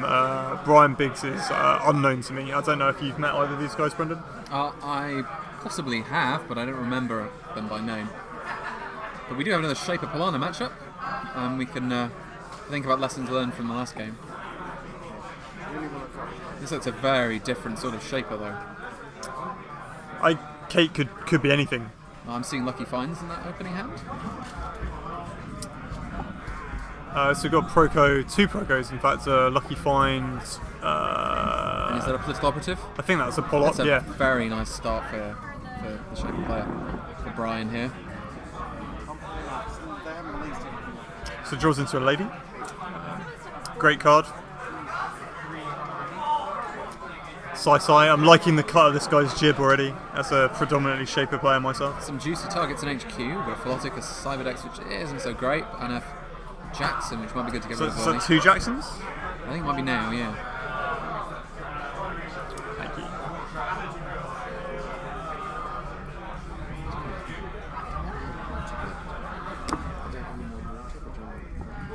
Should be great.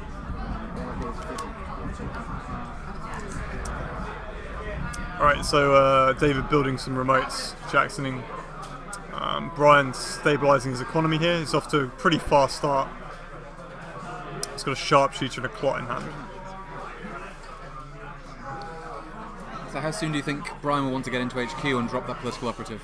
Well, I think you want to do it as early as possible, really. I mean, obviously there's a consideration here about potentially some spiky ice, which is back in fashion now. And we see one of my most hated cards, Polana Agroplex. Do you not think it's a good card, James? I think it's awful. I don't think that giving the runner draws is a strong ability. Well, we saw in the last game how, in many ways, the corpse stalled out because it ran out of Caprice and Bassies. And having the extra draw does let you find those quicker, it does let you install them. And if the Shapers can't get into the remote because of those things, it doesn't matter how many cards they have. I guess in some ways it slightly nullifies the Proco. Because if you're getting 3 cards, you're not getting the credits from it. I don't know, I think the card's terrible. I would never put it in a deck. Like, it's like getting a free Astrolabe draw every turn, which is something you want to do in Shaper anyway. I think it possibly has a place here, but let's see how it goes. I'm not a fan. I know we've discussed this before. But Certainly against some decks, you know, against Noise or against Criminals, you probably don't want to be playing it.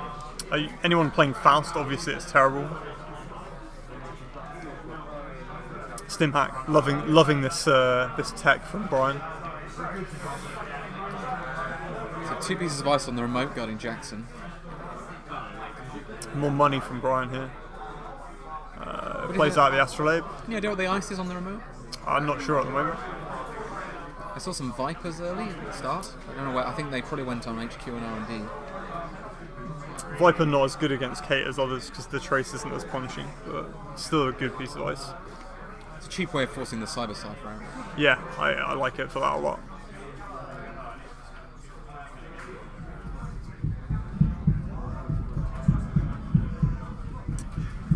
Thanks, Kelfasil. We really love you, man.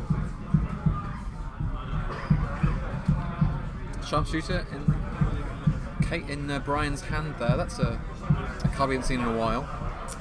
Fell out of Yeah. favour when Archer went away.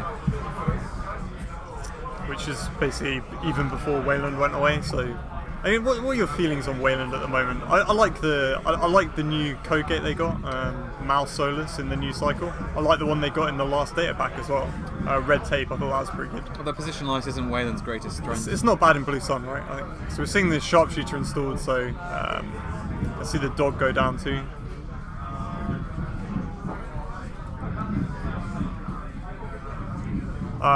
Okay, so he hits the Viper. So he's not going to get to install that pull-up this turn.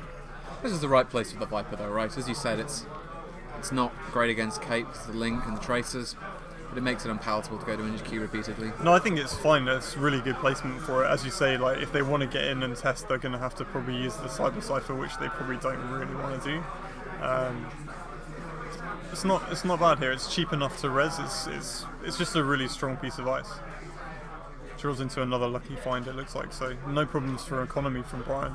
Disinterested in the Cyberdex Virus Suite, which probably means there's no data suckers in this deck. He's got a plot in the bin. I don't think Polana's in danger of fast advancing. with that. Exactly. Yeah. So plenty of money from Brian. He's got a sure gamble and a lucky find. So we've got another install in the remote as an upgrade. Looks like another Agroplex in hand. They're unique, right? So yeah, he's putting it in the bin. The fact that they're unique is another thing I hate about them. Looks like it's going to last the game, though. Well, why would you trash it as Brian when it's giving you a free draw every turn? But it is giving the Corp a free draw every turn. I think that's something. Maybe not with Jackson on the table right now, but I think the Corp's benefiting from this as much as Brian is. David's getting value out of it. I don't agree, but that's just my personal opinion, I guess.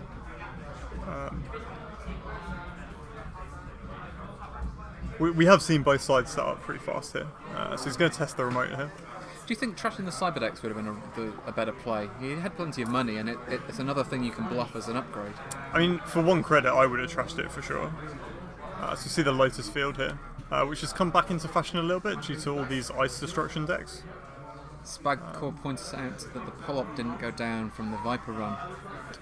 Yeah, That's a good point. it's a missed opportunity, it's a I think. shame. So we've got Tagore joining us now briefly. Hello. What do you think about Polana Agroplex, Tagore? I think it's a weird card. It's definitely something that goes straight into the bin against Crim. They will be thanking you and kissing your feet for giving them all that draw that they need. Well, not only draw, but also it's probably going to be uniced, right? So you get security testing off it. Yeah. It's probably a liability against criminal. Yeah, against Shaper, it's fine. They probably get enough draw anyway. They probably have plenty of draw. Against Anarch, it's Faust for you, which is not good. I hate it. Like, It's not- I don't think it's great. Nice Ashigaru here. That's going to tax some Levy tokens. Ooh, I don't think he can get through. How many tokens? Oh, it's 4. How many cards is in his hand? I don't know. It's tough to tell at the moment. 4 maybe? I'm not sure. No, I think he's not breaking. He just... So this is where we'll have to see. Yeah, that is the remote. We'll have to see whether Brian is Tagore's off to the judge call. We'll have to see whether Brian's running a parasite, but if he's not, then this Ashigaru is going to be a real problem.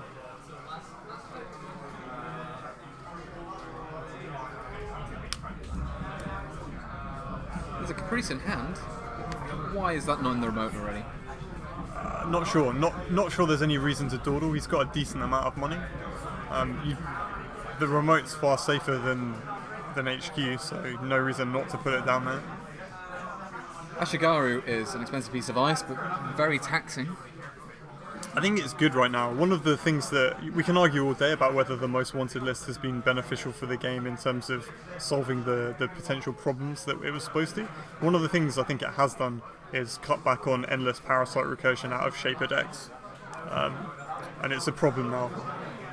It's certainly nice to see ice as a problem for Shaper rather than just parasiting it. Yeah, or just breaking it for really efficient levels of money. And they have plenty of ways of getting through it.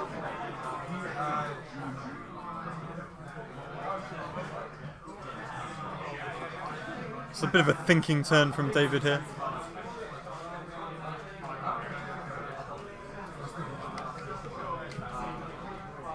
He's got another Jackson in hand. 3 maybe? I'm not sure. Yeah, I think he's got 3 Alt Art Jacksons now, so another one goes on the table.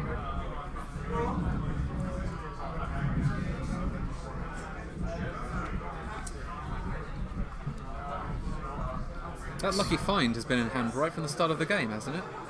He drew into it. So he drew a second one. Certainly money no issue for Brian at the moment, but potentially might run into some problems later in the game, considering how front-loaded he's been. You have to assume he's probably running a levy.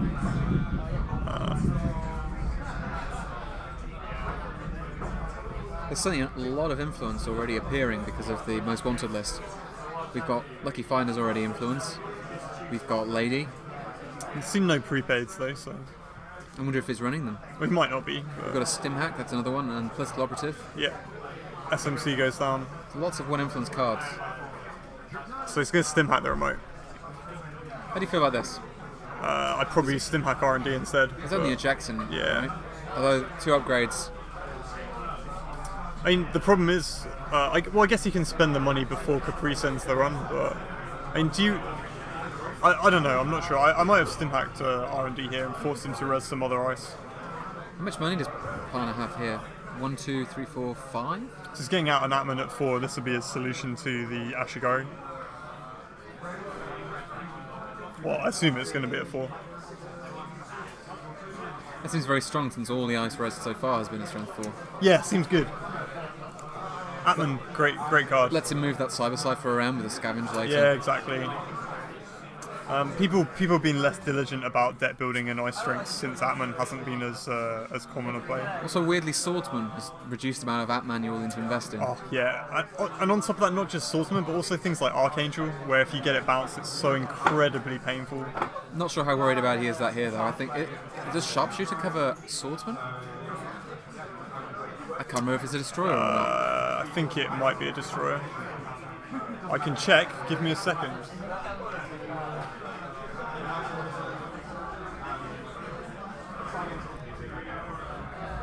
So I think the side game went in David's favour there.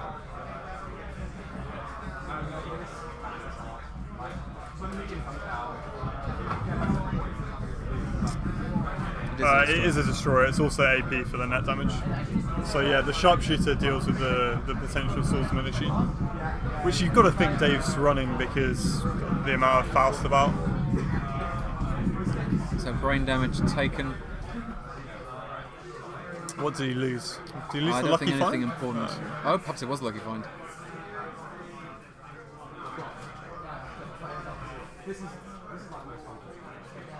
Celebrity gift, so revealing the hand. He's going to hold back the corporate sales team. So Is that a giveaway? some more strength for ice, Brendan. Yes, that's can't be the most fun to see. Although, maybe even 2 credits is going to tax Brian out. He doesn't have a economy beyond Proco we've seen in the lucky finds. It's very bursty.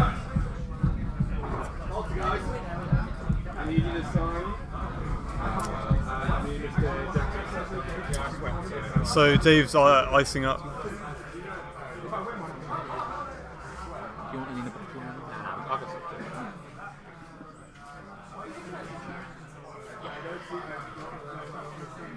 So I think every piece of ice that we've seen so far from the Corp is strength 4, so this Atman looks like a pretty good investment, especially coming off a stim hack. I imagine David is cursing his deck building at this point. It's easy to forget. It's it's a little bit sloppy, I've got to say, but he's doing well in the tournament, so it can't have been that punishing for him so far. Well, that many Atmans encountered. No, probably not. He's probably seen a lot of Anarch. In which case, this ice is all very good against Faust. It's also very good against Parasite.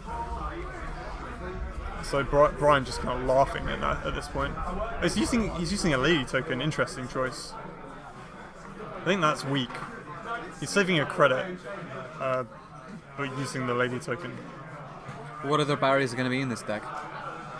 We've seen Eli and Ashigaru. How many others are there really going to be? Bacco maybe. I still think that's a pretty good piece of ice. It's not parasiteable very easily either. So I don't know, but seems unnecessary to use it. He's already installed it, so it seems worthwhile getting at least a couple of the tokens out of So it. he hits the crick. Isn't gonna. I don't think he's breaking it because the other Cyber Cypher is in hand.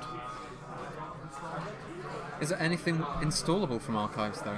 An Agriplex. No, because he can install it. Well, but he must. I can't. believe Crick isn't a choice. No, so 2 Agroplexes. You can install a Cyberdex, I guess. That's a better value proposition just in case. If they don't do this, I might have to call the judge. No, Brandon. No. He has to install something. So I think that is the Cyberdex. What's going on? Going here? on. He's installing something from. From the bin into the remote. Yeah, that's all of dandy and legal, right? Is this a face up or a face down card? Maybe you should ask a judge here. This looks like a good time to call the judge.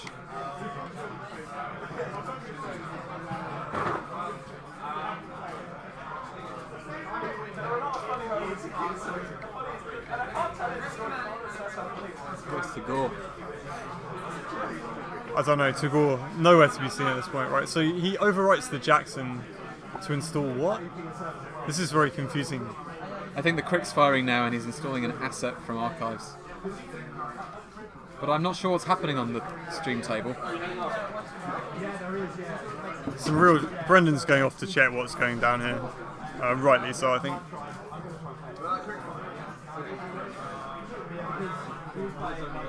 So a bit of an awkward exchange here with this Crick subroutine, but we'll see what's going on. So he's going to continue the R&D run, and rightly so. It's just a pot. So yip, 2 credits. Gets an access, doesn't see anything in particular. I think the dispute was about whether or not you could crack Jackson before firing the Crick subroutine. Which I guess you can. You can, Yeah. if the runners decide to solidify. Same old thing comes down for Brian. It draws into a Maker's Eye, so some R&D pressure now. R&D not particularly heavily defended. Scores out a Philotic. Going to take a net damage? No, he hasn't stolen any agendas. David dumps some cards. This is a very different board from the one we saw before. We have a taxing remote with Caprice alive.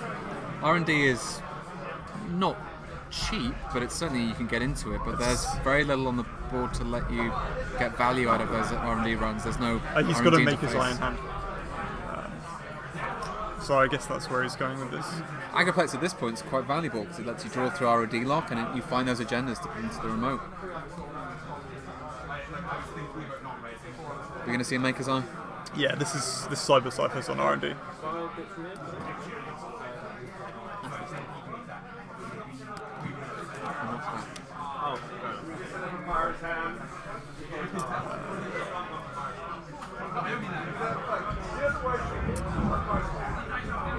So he puts the Cyber Cypher down, but doesn't appear to be interested in the run.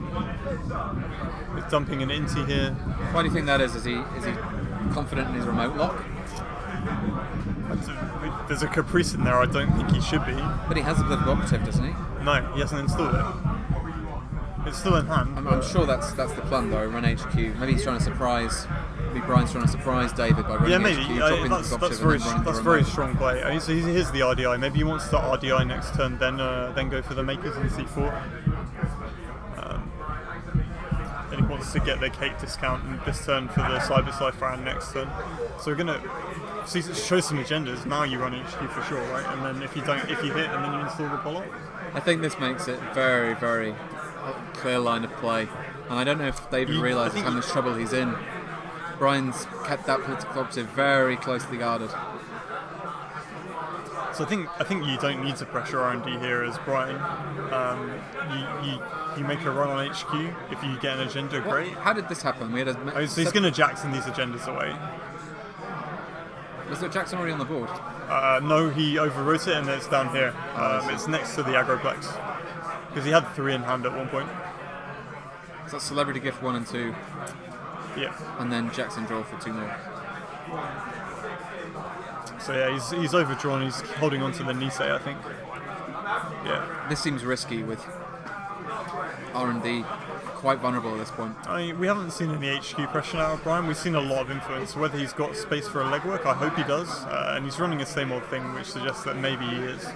David might be worried about the legwork here, but no, we're just going for the single run. It's another Crick. And that he can't break with the Cyber Cypher. Can he not? Well, no, because one's on the remote and the other one's on R&D. And he can't break it with the Atman either. So is he paying the trace for the Viper? Oh no, the Oh Atman. no, of course. the Crick is firing. Yeah. And he'll break the...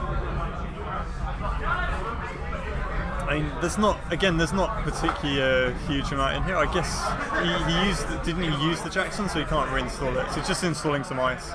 That seems smart, given he's just Yeah. putting agendas back into R&D. Or planning to. Well, R&D is obviously where you have to protect against Shaper. So we got an interesting game on our hands here. Still no agenda scored on either side, or Could be one here, though. and No, it's another assassin. an assassin. No, we've had the Philotic scored. Sorry. Polop goes down. So the remote are definitely no longer safe here. Brian suddenly has very efficient answers to every single one of David's pieces of ice here. That's what Shaper's all about. The sharpshooter for the assassin, Ant-Man at 4 for almost everything else. So runs the bin and takes. Oh, he installed the collaborative and trashed and Jackson. David did not use the Jackson beforehand, so picks off 4 points from the bin. Very nice play. But the remote is The remote now is now safe. secure. Yeah. We just had a papyrus hands. Have you heard of something called papyrus hands? No, right. Tell me after that. How close is this? Pretty close, right? It's 2 points for the Corp and 4 points for the runner, Tagore. So we just had a situation where he installed a pull-up and instantly trashed a Jackson and took the overdrawn agendas from the board. Nice. Something that Brendan taught me was a pretty brutal thing last time I played in a tournament. So he's moneying up for the Corp here. It's certainly something you have to respect. You do now. That was the first tournament since the data pack had been legal and I got wrecked by it. Not as much as I got wrecked by Apocalypse, that tournament. But that was a fun time. So Brian's still being fed answers by this Agroplex. I mean, and I'm not going to let it go. But he's going to drop the RDI and now he's going to try and pressure, I think. Depends how confident he is in getting in, whether he runs the Maker's Eye here. But Certainly true, David couldn't have known that would be the case. I don't know if he should have expected it. There's lots of one influence cards here, but we haven't seen any big, beefy influence splashes. dumps the Mimic. Doesn't look very relevant at this point. I think the Assassin's on the outside of the remote.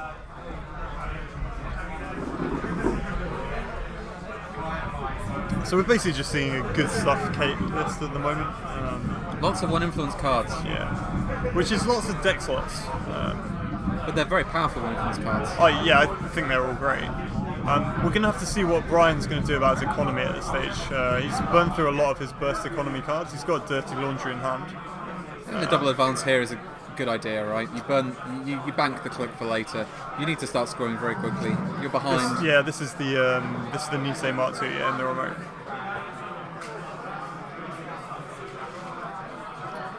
Brian doesn't really have the money to run that server twice. And if he tries it, he could easily burn the Sharpshooter and the Clone Ship if it is the Assassin on the outside. Is running R&D a better play? You're giving up the remote entirely. Possibly here.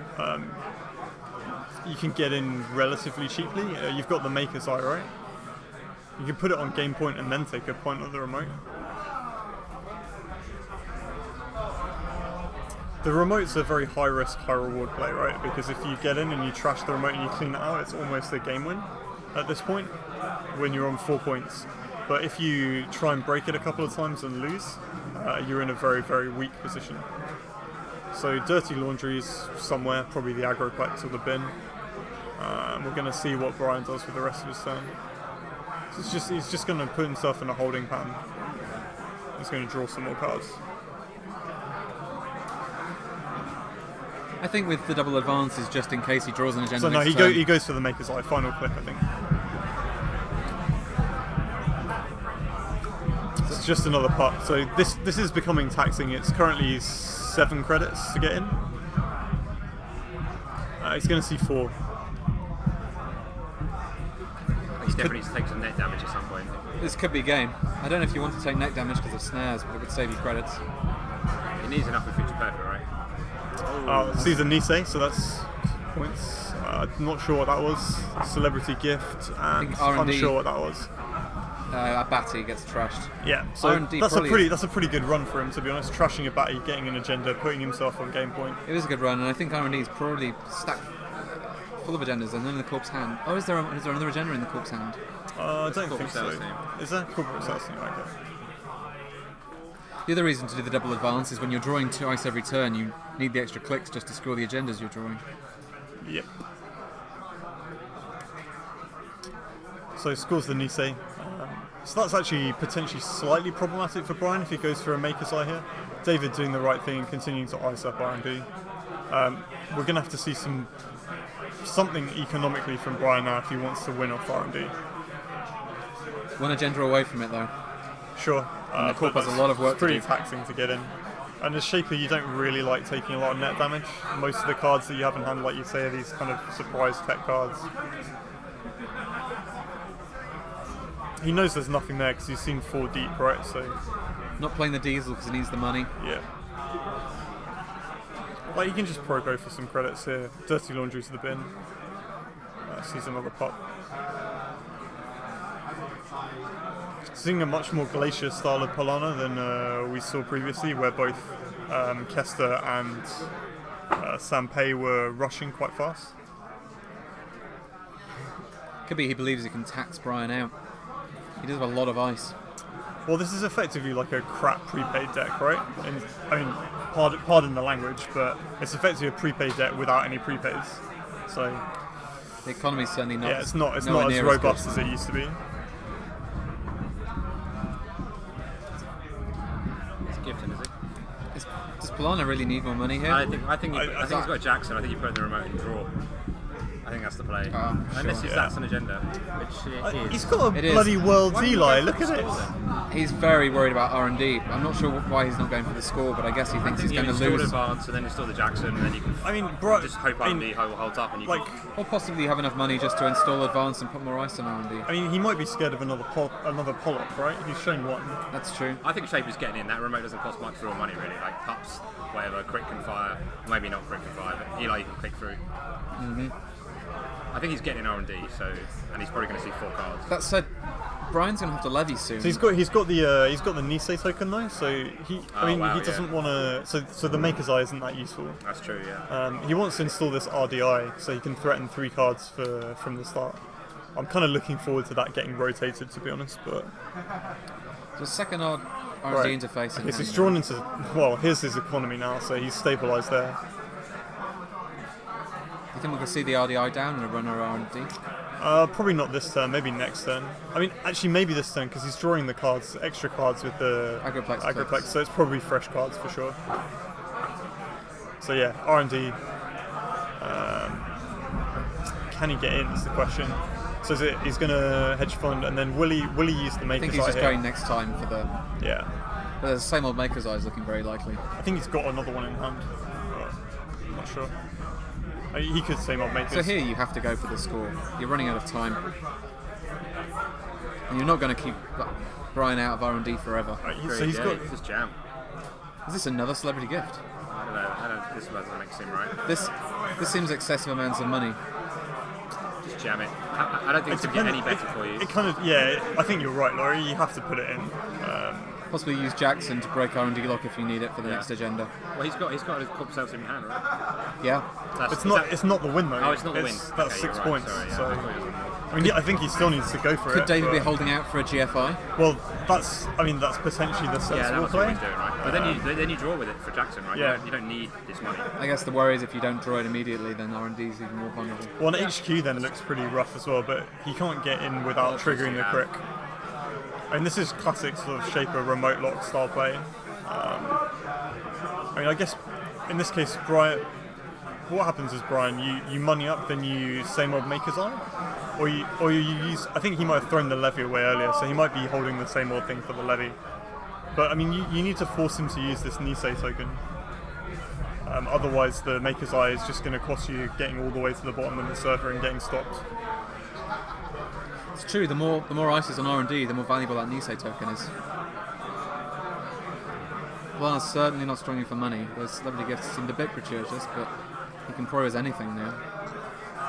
I mean, David. If Brian wasn't at Game Point, David would have put this corporate sales team in Just the. one piece in of the- ice. All right, so that is going to require a dog token. So I know Brian's got a scavenge in hand, so he's all right for that.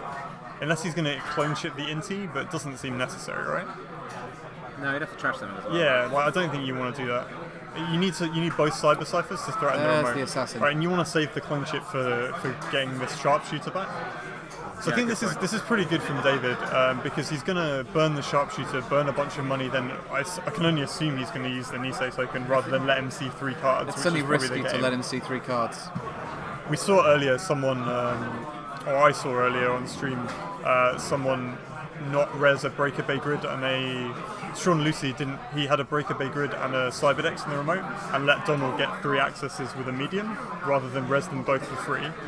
He had another Cyberdex on the table as well, and it was 3 agendas, and the game completely turned on it. So I think that was a mistake. Well, there goes the Nisei token. Yeah. So okay. So I think Brian's okay in that he's done that. He needs to now money up and go again, basically. It's going again. There's the clone chip sharpshooter. So OMD is. Can looking he like the afford target. it? He's counting here. So it's 1 credit for the sharpshooter, a dog token, 2 for the pup, 2 for the Eli. He's going to need a bit more money. If you take some net damage, you probably can. Yeah, This is highly likely to be game, I think. Like, it's good odds, isn't there are it? 9 agendas, and then we know where 4 of them are, 5 are. We know where 5, 6 of them are. So there's only 3 left, Currently look pretty thin. and that's that's game. And nicely played by Brian. David not necessarily doing anything wrong there towards the end of the game, I don't think. But Shaper R&D pressure wins out.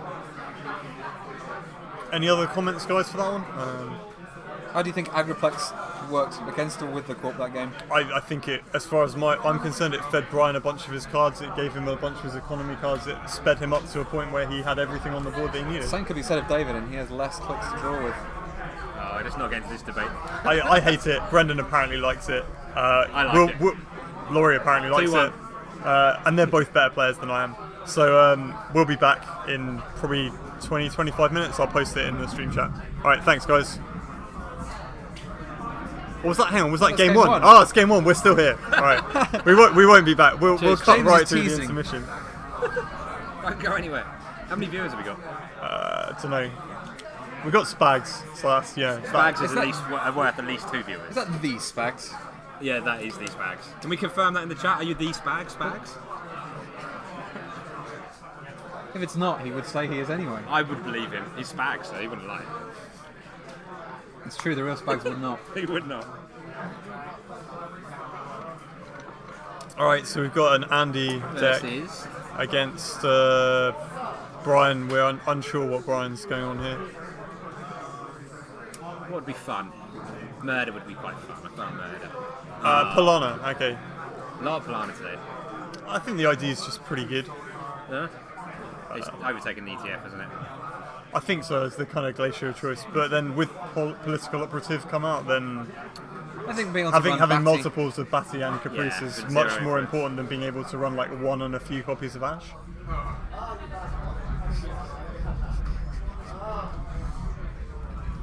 Is that true, Laurie? did Spags... I cannot confirm or deny that information. Yeah, and as he's pointed out before in many other mediums, he didn't give a crap when I was really trying to beat him, and he still swept me. So. Well, that's sad, Laurie. That's a sad story. But we have confirmed that it is really Spags. Yeah, that's pretty true. So, Guys, Batty... don't say boring about Parlana foods. I'm trying to keep the stupid IG decks Hang off the on, stream. yeah, I'll go on stream next. You were just on stream. Yeah, but I hear they didn't go down very. No, they didn't Very like you well. very much. You were murderously efficient with that IG deck. That was a really good game in Narrow. It was a very good battle. It was. Until it wasn't. Well, which Yeah. it was a slow, gradual downhill spiral. It reminded me of my own descent into diabetes. Thank you for the review. So Piano versus Criminal is interesting. So go on, you've been playing a lot more Criminal than both me and Laurie have recently, Brendan. How do you feel this matchup's going to shake out? Well, especially with Criminal's stretch for inference, they often run only 1 or maybe 2 copies of the Breakers. And that means Batty Trashers can be game-ending if you get them right. So Andy's setting up quite nicely here. We've got a career-fed Earthrise and Desperado, no security testing, but that can often be shut down by Polana pretty easily. And that's not what David wanted to see in R&D, another hedge fund. Trying to get the Ice Res on HQ to not delay him So playing we it. got a Nisei in Brian's hand. Got some pretty standard early game gear check ice coming out in the form of this Wall of Static. Draws into the hedge fund. That was quite a nice play. He got the Wall of Static res, he knows what he Yeah. used to siphon, and he delayed him playing the hedge fund. It probably gives him a bit of information that there's an agenda in hand, because if there isn't, you don't res, right? This is very dangerous, leaving one ice resed on HQ. Yeah, I think I would install the Caprice there, really. Like, it's so open to siphon here. And he's got one too. You don't really so- want to play side games between one high and one more static, but I think so. The way you play this with Polana, in my opinion, is ice everything. Caprice on HQ and Batty's in the remote, And then you wait. and then you start scoring when you set up. You don't do anything early. And like the thing is, you've got to remember as well, everything for him is a Batty, right? So CVS and R&D is a Batty, and Yeah, like, it's yeah. terrifying. The stakes are so high for Yeah. David. Anything looks like a baddie. I mean, so I've seen a few people playing Crim today. They're running Deja Vu, which I espouse as a pretty strong criminal card. You can use it to recur Siphon. You can Yeah. also use it instead of to get your breakers back out the bin. It's cheaper in influence now than a clone chip for sure. So this is really risky, David. He's got his Corroder in hand. I don't know how many Corroders he's got, but I would be terrified running at all now. I mean, that's If you hit a snare, yeah. Well, that Yeah. ice you just face check. That that's any kind of net damage. Then. right, Kamayunu could have really ended the game here. Yeah. I mean, maybe he's got two Corroders, but Most people do seem to run more than one Kuroda, but actually, so he's got Corroder and Siphon in hand. that's right. I feel like we should be seeing a Siphon. Yeah, seems fair. I mean, it didn't cost you anything to get this Earthrise down. If he wants to pay credits to trash it, if you keep the tags, it's not the end of the world. Oh, the chat's asking. This is Andy. Yeah, this is Andromeda. Yeah, you asked for something more exciting, but there's nothing more boring than Andromeda. Brian really wants to get Siphon here. 68 viewers. Is that right? It's not bad. That's pretty good. Thanks for sticking with us. We got one round after this one, and then we'll be back tomorrow, I think, unless people want to run the cut today, which seems potentially unlikely. Seems but- unlikely to get 8 people Yeah. and TO and the store manager to agree, but perhaps. So David moneying up. Why are we not seeing this? Am I seeing that hand? No, I Here we think go. we're right. It's a Corroder and a Siphon. Perhaps he's worried about program trashing, although with the Mongoose in hand. Program trade. He knows what the. No, I mean later. Leg work. You know. All right, I've got no issues with that. Go for it. Well, This could be Come a on. very nice legwork. yeah. Trash Two the Caprice. Yeah, Oh. like get it. There's only 4 cards. You can in go that. back afterwards if you Right. decided Well, X. he's going to feel happy about Yeah, trashing this that. is going to go well. Tries to put it in his own bin, but that's fine. There's one optimal solution here, right? 2 Caprice. He's Oh. probably feeling pretty good about that. Oh, Oh, that's the perfect Gets pause. right. Yes, good pause from Dave here. Brian's Still no got to Siphon? be a bit what's he upset worried there. about? Like, I don't. It's obviously. I don't know, Laurie. I mean, I'd be siphoning here. I mean, you do have to probably clear the tags, so maybe he doesn't want to spend the clicks. Why? Like, what are you going to lose? The He Earthrise? trashes Like, there's the no Earthrise. tag punishment There in we this go. deck for sure. The right? world is right. Criminal Yeah. is siphoning. So Polana is massively behind now. We're It's losing really Caprice. hard. Losing 2 Caprices, a very weak piece of ice on HQ, and a Kuroda down. Yeah. Desperado in play. So, like this building off the remote, you should have definitely protected HQ. I would have Caprice HQ as well. Yeah, I think you're right. With 2 in hand as well, you should have got one of The, them the, down. the risk, I suppose, is you just end up getting flooded and then your legwork ends it. Yeah. But a Caprice on HQ can solve that issue. Exactly. Yeah. You cover all the bases. You stop Well, they're not pop-up, you even going to stop want to siphon. go for it, right? Like, you don't want to waste your events with the potential of a side game. It's just mentally very upsetting for you to think about using a multi-access event with a He Caprice really for sure. wants to get siphoned. It's just gone up to 5. Yeah, it's just going to happen again, right? The perfect, especially with 2 cards coming out of. So I guess Earthrise. Brian wants to rush out, I guess, and he's more thinking about scoring out. But the But problem you is can't, against like, Criminal, I mean, you can't do Dave that. might be running Inside Job still, like, that's still a good card. Yeah. Are we going to see another Siphon, Laurie? He's I thinking hope- about I it. don't- I would love a siphon here. It would give me pleasure. I mean, best It's- case scenario it's for moving David, around. he has a pull-up or something and he can install it after the siphon. I suppose the issue with the tags, though, now is you can't install a perspective You without it can't, getting no, trashed. but- Doesn't matter how much money. Well, you can install it and instantly use it on your turn, He but cleared them. He's got turning roll as well. So the only pressure, multi-axis pressure is gone. It's a turning wheel at the moment. You're sitting on your phone. Oh, that's fine. So as Laurie and Brendan point out, David is using a turning wheel as his multi-axis pressure here, or some of it at least. And if you sit on tags, then obviously you can't install it. And you need it to be installed for multiple turns for it to be effective, unlike an RDI. We might see the next turn of David's just being clear 4 tags. He's got but he can't even afford to do so, right? I think he he can. slowly over time. Yeah, but he's got 6 credits right now. Like, yeah, maybe you remove 1 every turn, but has he only got 1 now? I think David has a lot more than 6 credits. So we're learning how not to play this. Just get siphoned eventually. Was my game on camera or are they watching the other one? Well, yours is on Leo Redding, I think. Oh yeah, because I'm sitting So with we continued. How'd you go? one both. Wow, I offered him in the ID. travel, yeah. What was the motion thing? Okay, so I think Brennan's gone to check how many credits David has, but we'll see. He didn't tell me. I didn't really want to know. Like, Yeah. So David diligently clearing these tags, installs the daily casts to keep his economy ticking over. I think he's down to, it's out of 5 credits, yeah, I think he's got 6 now. It was the good way with Trent Hero. That's really good against half as well. So loads up these Yeah, daily it's casts. 6 cards. I saw my plan screen, God knows if I knew. I saw the priority rate Safety station, first. I was like, God knows. So Brian really probably wants to get his corporate sales team scored to get his economy back on track, but he's not got anywhere near a safe enough place to do so.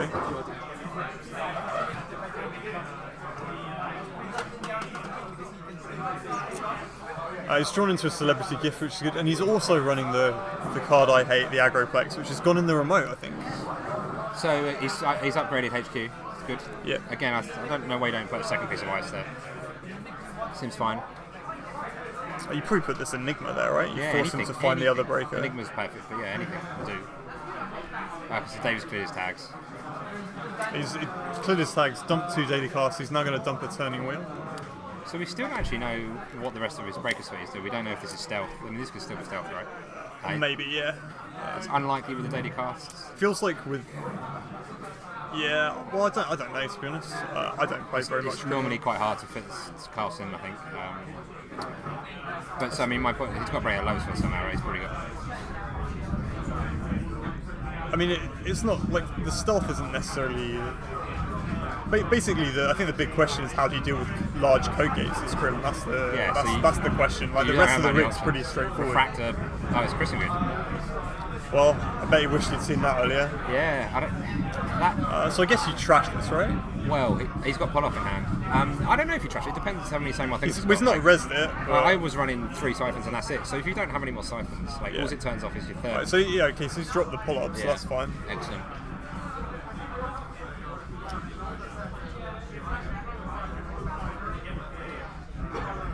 Is Brian going to res this Agroplex? The answer is yes. I really like this card, but this is not where it's best. That's for sure. Against Criminal. Like, as we've already discussed, like this is one of Criminal's biggest problems for me whenever I play them is I feel like I struggle to draw cards, but I also don't want to throw any of the cards away. You don't want to throw away redundant copies of your breakers in case something gets trashed. Yeah. You often have a lot of powerful events that you have to hold for specific you don't want to specific go turns. really. Yeah, exactly.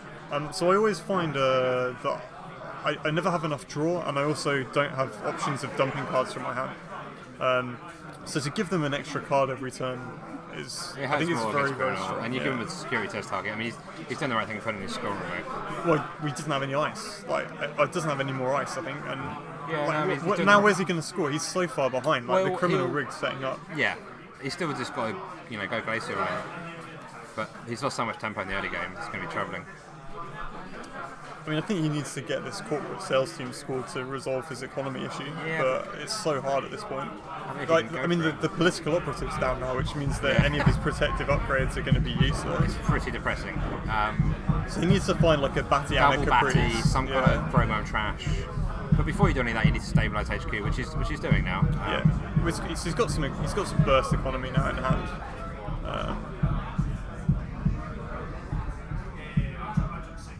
He's going to ice R&D as well. Was that a crick? Didn't see. It's not some pretty boring ice in Brian's deck. Yeah, it all ends a run. I guess this looks like a rush deck, and so we want to end the run. Should have seen Kester's rush deck where there was basically no in the run ice. It was just rushing behind a Caprice all game. Nice. It was like loads of dirty cheap stuff that I really like Yagura. Yagura's good value. He had a Yagura pup remote, And that was it. That was That's it. ambitious. He scored out behind it with just with the Caprice earlier today. Yeah. But you know Kester. So another Earthrise Hotel goes down. So David's going to be seeing a lot of his deck between this and the Agroplex. So because of the board state, David can just take his time now, get set up all his breakers. You take Oh, it he's got very rebirth carefully there. as well. That's interesting. What do you rebirth into here? I mean, Uh, Leela seems, yeah. Probably not Leela, probably Ian Sterling. Ian Oh, you're already ahead, aren't you? So not Ian Sterling. See, I think this is a full stick rebirth, which is wrong, really. What you want to do is I mean, I hate this card, by the way. rebirth. Yeah, I think In it's terms garbage. of design space or in terms No, of... I think it's fine. I just don't think it's very good. It's not great, is it? It's... Like, if Andy wasn't... Once Andy gets rotated, will we even be talking about this card? Like, Probably not. it's just... I mean, there will be other and ideas it's come out it's there, an right? influence as well, man. Like, oh yeah, you can turn into Khan, so you can install an icebreaker after you pass a piece of ice. So one of the worst matchups for my Stealth Andy was just Biotics. Biotic NEH. And Yeah, that's not a surprise. Rebirth into Leela is really strong. Yeah, sure. But I Just, think why not just play a Leela deck instead? the best way to right? play this here is he should wait till the installed advance from Brian, or he should wait till he's going to dig deep on medium. With turning wheel, because then it's more impactful. Right now, Yeah. now Brian can play around the Leela aspect, and he does do actually 0 until there's an advance or until he runs Essential. So. I mean, I guess He's still only banks got, it. he's got 2 turning wheel counters here. Yeah, it's unique, unfortunately, isn't it? It'd be pretty good if it wasn't. It's all right. I think the card needs to be in the game. It's okay in good for Criminal. it's good for criminal. It's good for the neutral runners to have a neutral That's true. R&D pressure tool. Oh, here we go. I mean, I know people don't regard them as particularly competitive, but like for it to be virtual as well, for Apex to be able to run it, I think is quite good. So he still hasn't got a code gate solution yet. So he's got the Mongoose, nice tasty little Mongoose. I like this card. I think it's a nicely designed breaker. I think we're starting to see the state you would like the board to be in as Polana Lorry, where you've got ice on every server, you've got money, you've got something on HQ defending as an upgrade. That's right, but we've lost too much of the early game now.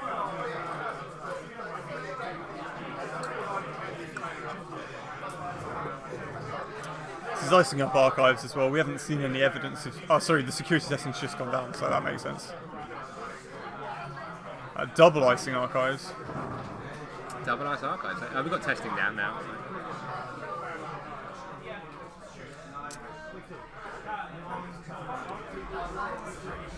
Drawing.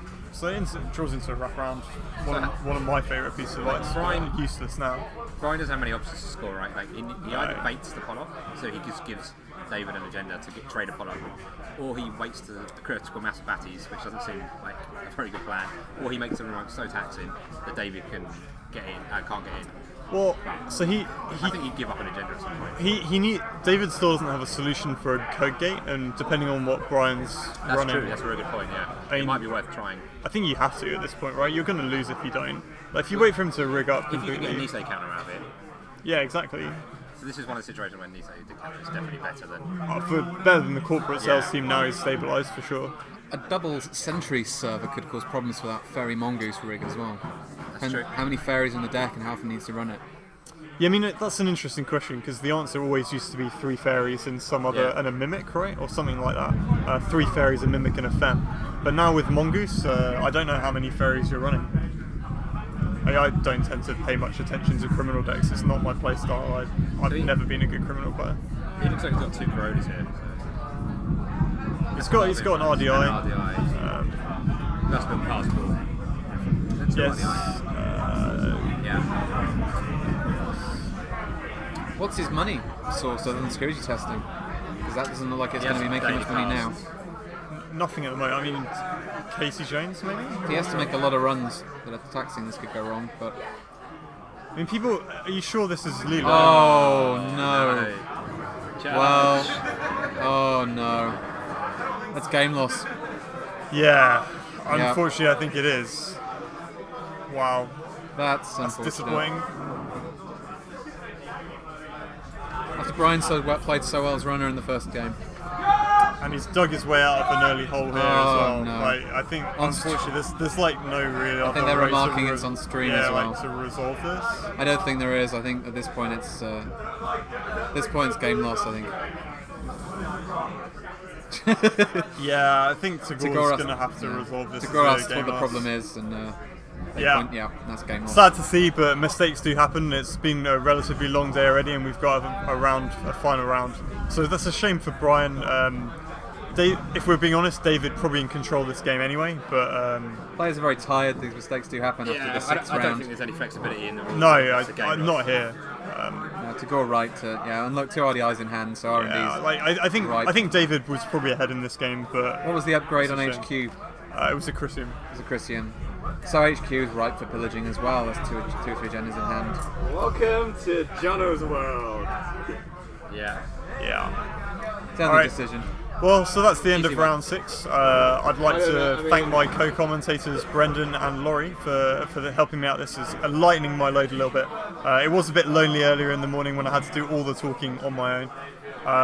We'll have to see what happens in round 7. I'll post how long we've got left before the next round afterwards. Any final comments, guys? Well, I'm going to go and practice now, so I don't get swept by Spags at Worlds this year. Oh, that's a good idea. see- Laurie. yeah, seems I hear strong, he's pretty yeah. good. He got lucky, but yeah, we'll talk about that later. But yeah, I'm off. He got lucky. All right, that's the final word from Laurie about his game with Spags. He got lucky. Brendan, any more comments from you? Well, this is when we get to see the end of that game. and Yeah, it's a it would have bit been of a quite interesting shame. to see how that turned out. But these things happen. That's an irredeemable game state, I'm afraid. Tagore, anything you've seen interesting at the moment? How do you feel the tournament's been going at the moment? I think it's going fine. I'm giving out more game losses than I want to.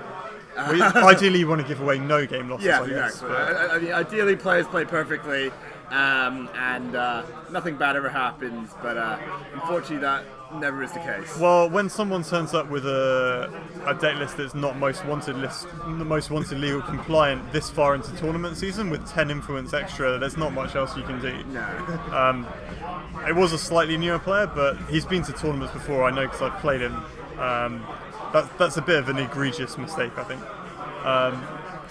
But yeah, I think the tournament's going quite well. We've seen some good matches on stream. I hope you guys have been enjoying it. And we'll be back in a short while. I'll post up the time in the chat. 15 minutes. 15 minutes. 15 minutes left in the round. We'll probably be back in about 20 or so. All right, thanks, guys.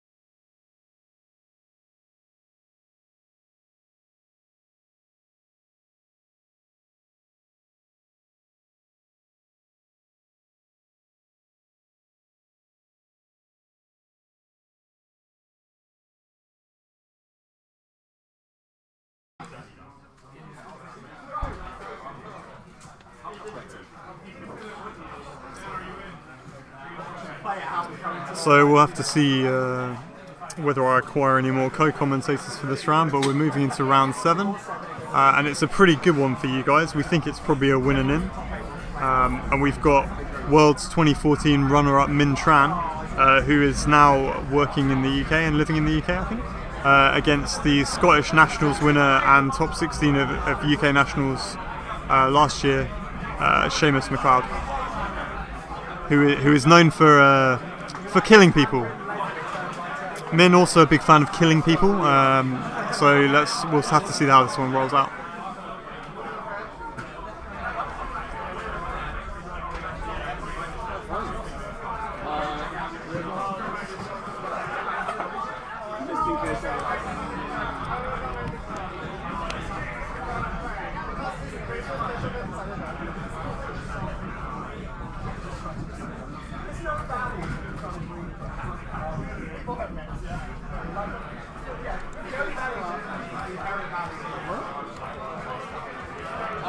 Yeah. Okay, guys, is everyone ready to go?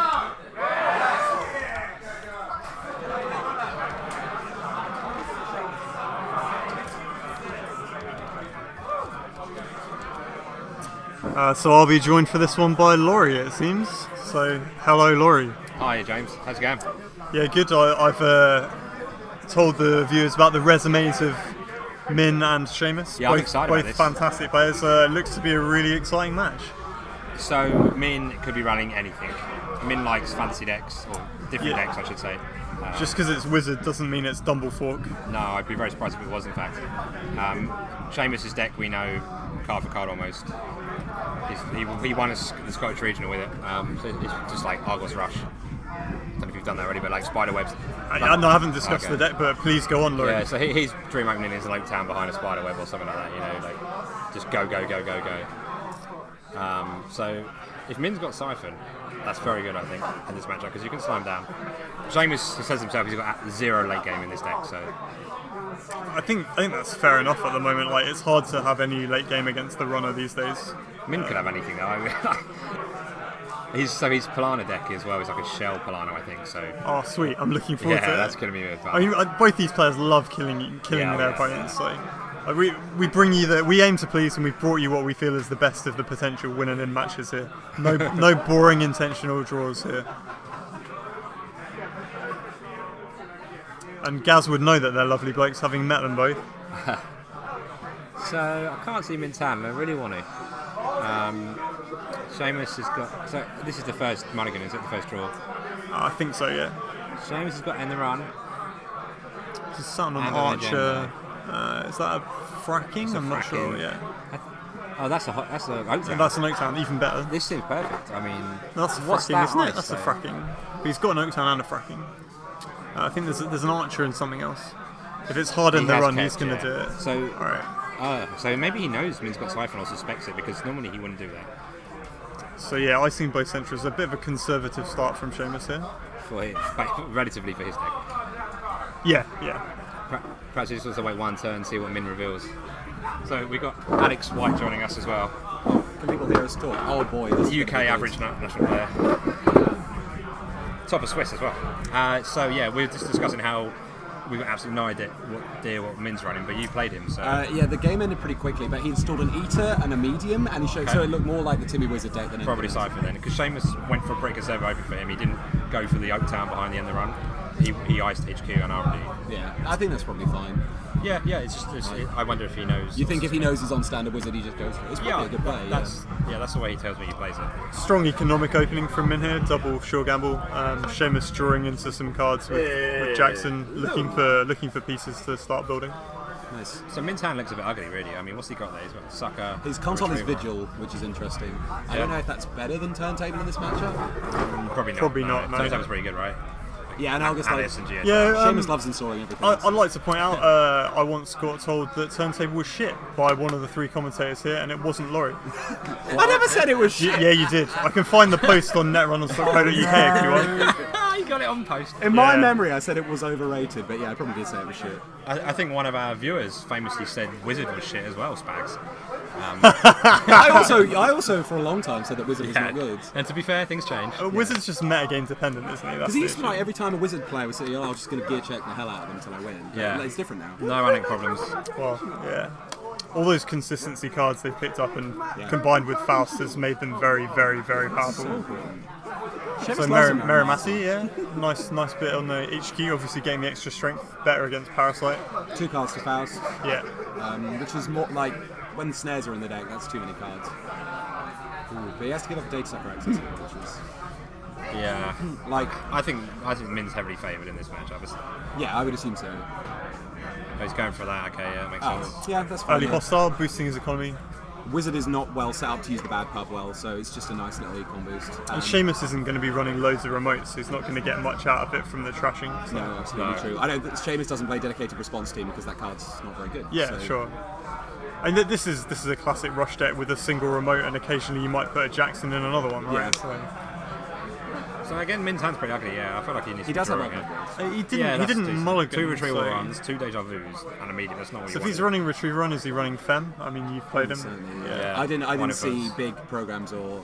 He might be on Morningstar. People are starting to slot Yeah, Morningstar does now. make a lot of sense. It's all right. It's a Hive. That's great. Okay. I've had a lot of good work out of Morningstar in draft. yeah. It like. So this plus is really good. It allows him to play this I've versus draw, which he really needs at the moment, I think. Yeah. And it allows him to Faust through servers with like 2 cards. Yeah. Yeah, that's true. It gives him insurance on that. So Seamus has almost only got 3 snares. He's definitely got. Yes, Seamus plays through snares. He doesn't really like icing central. It's interesting ices R&D. HQ I understand. Well, that's but yeah. medium deep bigs are not good against Argus. Maybe he knows No, not at Min's all. on Keyhole as well. Keyhole's terrible, right? Yeah, it's pretty bad, yeah. That's true, yeah, because the Argus ability does nothing if you just jump up. Yeah. So no in the ice there is extremely interesting. Does that mean it's some kind of... He had an archer in his opening hand. I don't know whether Yeah. that's an archer. Good. Yeah, Waiting for something good down. shout, yeah. So that Christian Grid is going to his hand. That needs to go on HQ. For sure. So Min's also got a medium, which he's not going to go for. Min's... I guess we don't know if he's got think Siphon or he's too not. careful Actually. player. Because Christian Grid on R&D is pretty good. So medium early is a very high risk, high reward. Particularly against Argus. Yeah. And if that's an archer, as we suspect, and Min is almost certainly starting to wonder what that ice is. You got to suspect it's an archer now. He Yeah. scored the hostile takeover, so Min is under 0 pressure, right? There's no remote. exactly. And those data sucker counters are so important. The reason that Seamus doesn't run basically any 0 strength ice is because they can be insta parasited, but the more Yeah. sucker he builds up, the worse that gets. Enigma, his favourite ice, is now looking a lot worse. So surely Min's got a draw here for some kind of breaker, right? Seamus is going to go for the score, and Min's got no answer to Just it. finds more mediums. Yeah, keep drawing. Depends what that But ice. I'd play the Havai worse as well, really. Like, Yeah, I would too. medium. So he's going for the medium. I mean, what doesn't Seamus res? It just seems a bit. I don't know. I think you need to worry more I about think the he's just remote. installing it. I'm not sure if he's even going to run yet. He's got Deja Vu in his deck as well, so there's got to be a siphon. He thinks like this does look very siphony, doesn't it? Well, he's installed the same old thing already, right? Which you probably don't do unless you really have to, unless you're running Siphon. Yeah. I mean, Dumble Fork tends to play 1, but you don't tend to need it against Argus. Yeah. The game Okay, plan so it is So it is the the Archer, archer we and it's suspected. not so bad. I'm unsure about that play by Min. He's got to yeah, know the it's an Sucker archer. as well. That's Yeah. pretty bad. Yeah. The sucker is a huge loss. Now, Yeah. now that remote from Seamus is really safe.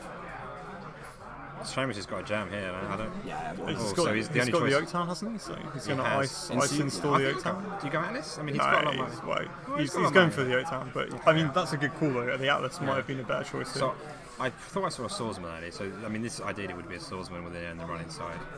yeah. the Enigma probably. Or just two, like a gate and a barrier. Spiderweb Enigma would be very serviceable. So I said Min was favourite, but I'm not so sure now. Min needs to be worrying a bit because Seamus will score very, very quickly. Like, Yeah. There's some game yet, but we'll see how it goes. Oh, definitely. One thing about rush decks is that it's better than a bad Glacier matchup is horrendous because you just don't have time and they'll find their hate cards. Yeah. But even though Min on paper is favoured, he might just not have time. His hand's still ugly. Really. We saw some very, very fast games earlier today, both from what you'd expect from NEH, but also rigging up very fast from some of the shapers. Yeah. And the one that I really, really noticed was Kester's Polana deck was incredibly fast. Rush Polana is because Polana obviously quicker than RP in terms of keeping the economy, not needing to build the assets up. But but the way Kester was playing it, he scored out everything in the game, and he won out by scoring out behind a pup Yagura remote with a Caprice in it. That's very rushy. It was very rushy. Sort of thing you do in the But UK division. Against Haley, that's Yeah. so good to just play like You that. got to rush Haley, haven't you? Because a lot of the time Haley slots Pollock now. Oh, I'm not really sure what's this. happening. I don't like this install. I mean, He just doesn't want to discard it, but Sometimes you have to, right? Like, I mean, I don't and know. this is a lot of money. Now he's sat I would be on. panicking if I was Min. I have Yeah. 0 breakers. I think Min is and no panicking. answer. Yeah, but he's not. He should be playing either worse, right? yeah, he should. He should be, and or drawing until he finds a breaker. So has he forgotten Oh, how to play Parasite's against pretty good. Wayland? Like, Parasite on that Enigma makes that Yeah, remote. it does make it a Particularly lot if there's a weaker. swordsman in Yeah. front of him. Yeah. If you can just stabilise the remote though, things aren't so bad. I mean, but what you parasites here, but then Seamus could potentially still get one more agenda out behind it Siphon. unless There he we go. finds a. Siphon is an arch. Siphon's pretty horrendous now. Yeah, He's it's got no not- breaker, so. Oh, I So don't like parasites that. the I archer. don't like That's that at all. slow as Yeah, hell. and then you can't David it. Presumably he's got David. I think you've got to go for the remote here. I mean, it's Wayland. They can't score without a remote, Exactly. I think that's very weak play. and it's it's 2 strength. It will go quick, and it's probably a swordsman in front as well. I mean, I think Seamus, like you guys have already said, Seamus, he's willing to give up these R&D accesses. He's just yeah. going to start scoring out this remote now, I think. Retrieval run. What, for a data sucker?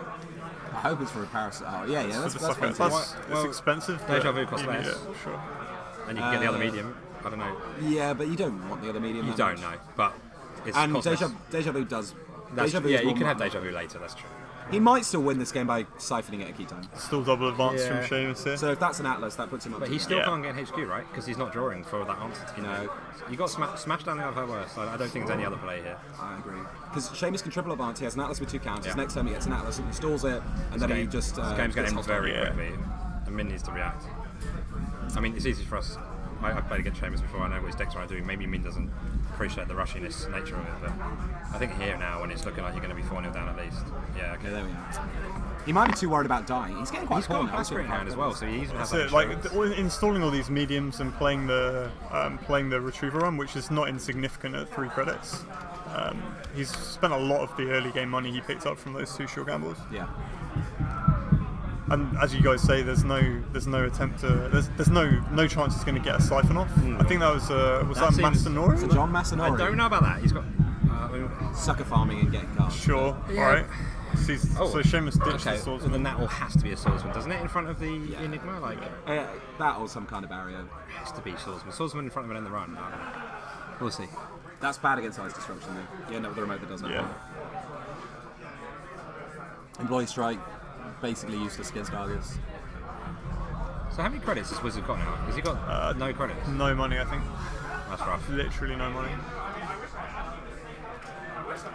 He has got that one bad pod, but I can't see it coming in useful. There's barely any way to use it. He is playing Eater in his deck. But it just discards the employee strike. Yeah, that's Yeah. not good. Well, he doesn't have the money or time to play it Probably really. you probably lose the Deja Vu here. Surely not the Davies. The Davis seems great. What's it? I don't know. Like as soon as this parasite ticks down again, it can't get through the can't get through the Yeah, archer. but it's your only breaker. Like you have no breakers. You just need to have a break. I just don't see Deja Vu. This isn't a Deja Vu game. Yeah, get rid of it. I mean, as you guys said, if this rid of him parasite then. was on the Enigma, he'd be in a stronger position. He could at least get Definitely. through once through this Definitely, archer. yeah. Definitely would have been stronger. So are we going to see a double or a triple red balance from Seamus here? That's So if it's an Atlas, I mean, I'd be tempted for triple. Okay. a double advance and then install another general. Yeah, is pretty exactly. good as well, You right? just slam another Atlas down He also just he's not even. Yeah, bothering. that makes sense. Turn off the Yeah, suck- that's a suck- solid Oh, wow. and Yeah. install it again. Could it be the fabled government takeover, lads? Government takeover in Argus is sketchy at Yeah, best. it doesn't seem like a good choice. So Min just needs to draw, because he has no breaker solution, and he's going to lose if he doesn't find one. If he finds Faust, this game is actually not horrendously bad. No, but he has to draw. I guess he needs credits too. Although Seamus Seamus has so much money. Seamus can advance and Atlas token and install, right? Yeah. And I think I like that. I like that play with one sucker. Well, he'd have a click left too, so he could advance, score, get an Atlas, And then install, install have a it. counter left, Yeah. and then Min's on a 2-turn clock. Yeah. It's Well, gonna. 2 counters. He must score this now, right? Wow. Do you need that many counters? doesn't Surely the seem- click's more useful at that point. I'm not so sure, but Yeah, probably. It seems a bit much, but If he has Bartic Layer in his deck, it's a different story. But Yeah, I mean, well, he can now threaten the Scorch Kill Yeah, off perhaps every that's- off that, like yeah, that is a very good point. just we off don't- that agenda. Yeah. I mean, the saddest thing now would be to see a turntable. yeah. oh, he's drawn his Eater. But right? I guess as soon as it hits the table, you just use the counters, right? So, So yeah. So Min's got an Eater, so He's got Spooned in his hand. We've seen that, but I think he might just be too poor. I think he needs to clear for credits so he can then Eater Siphon next turn and clear the tags. Yeah, because he can't float tags now. no. He can't even chance it. Yeah, so I think that's what he's planning.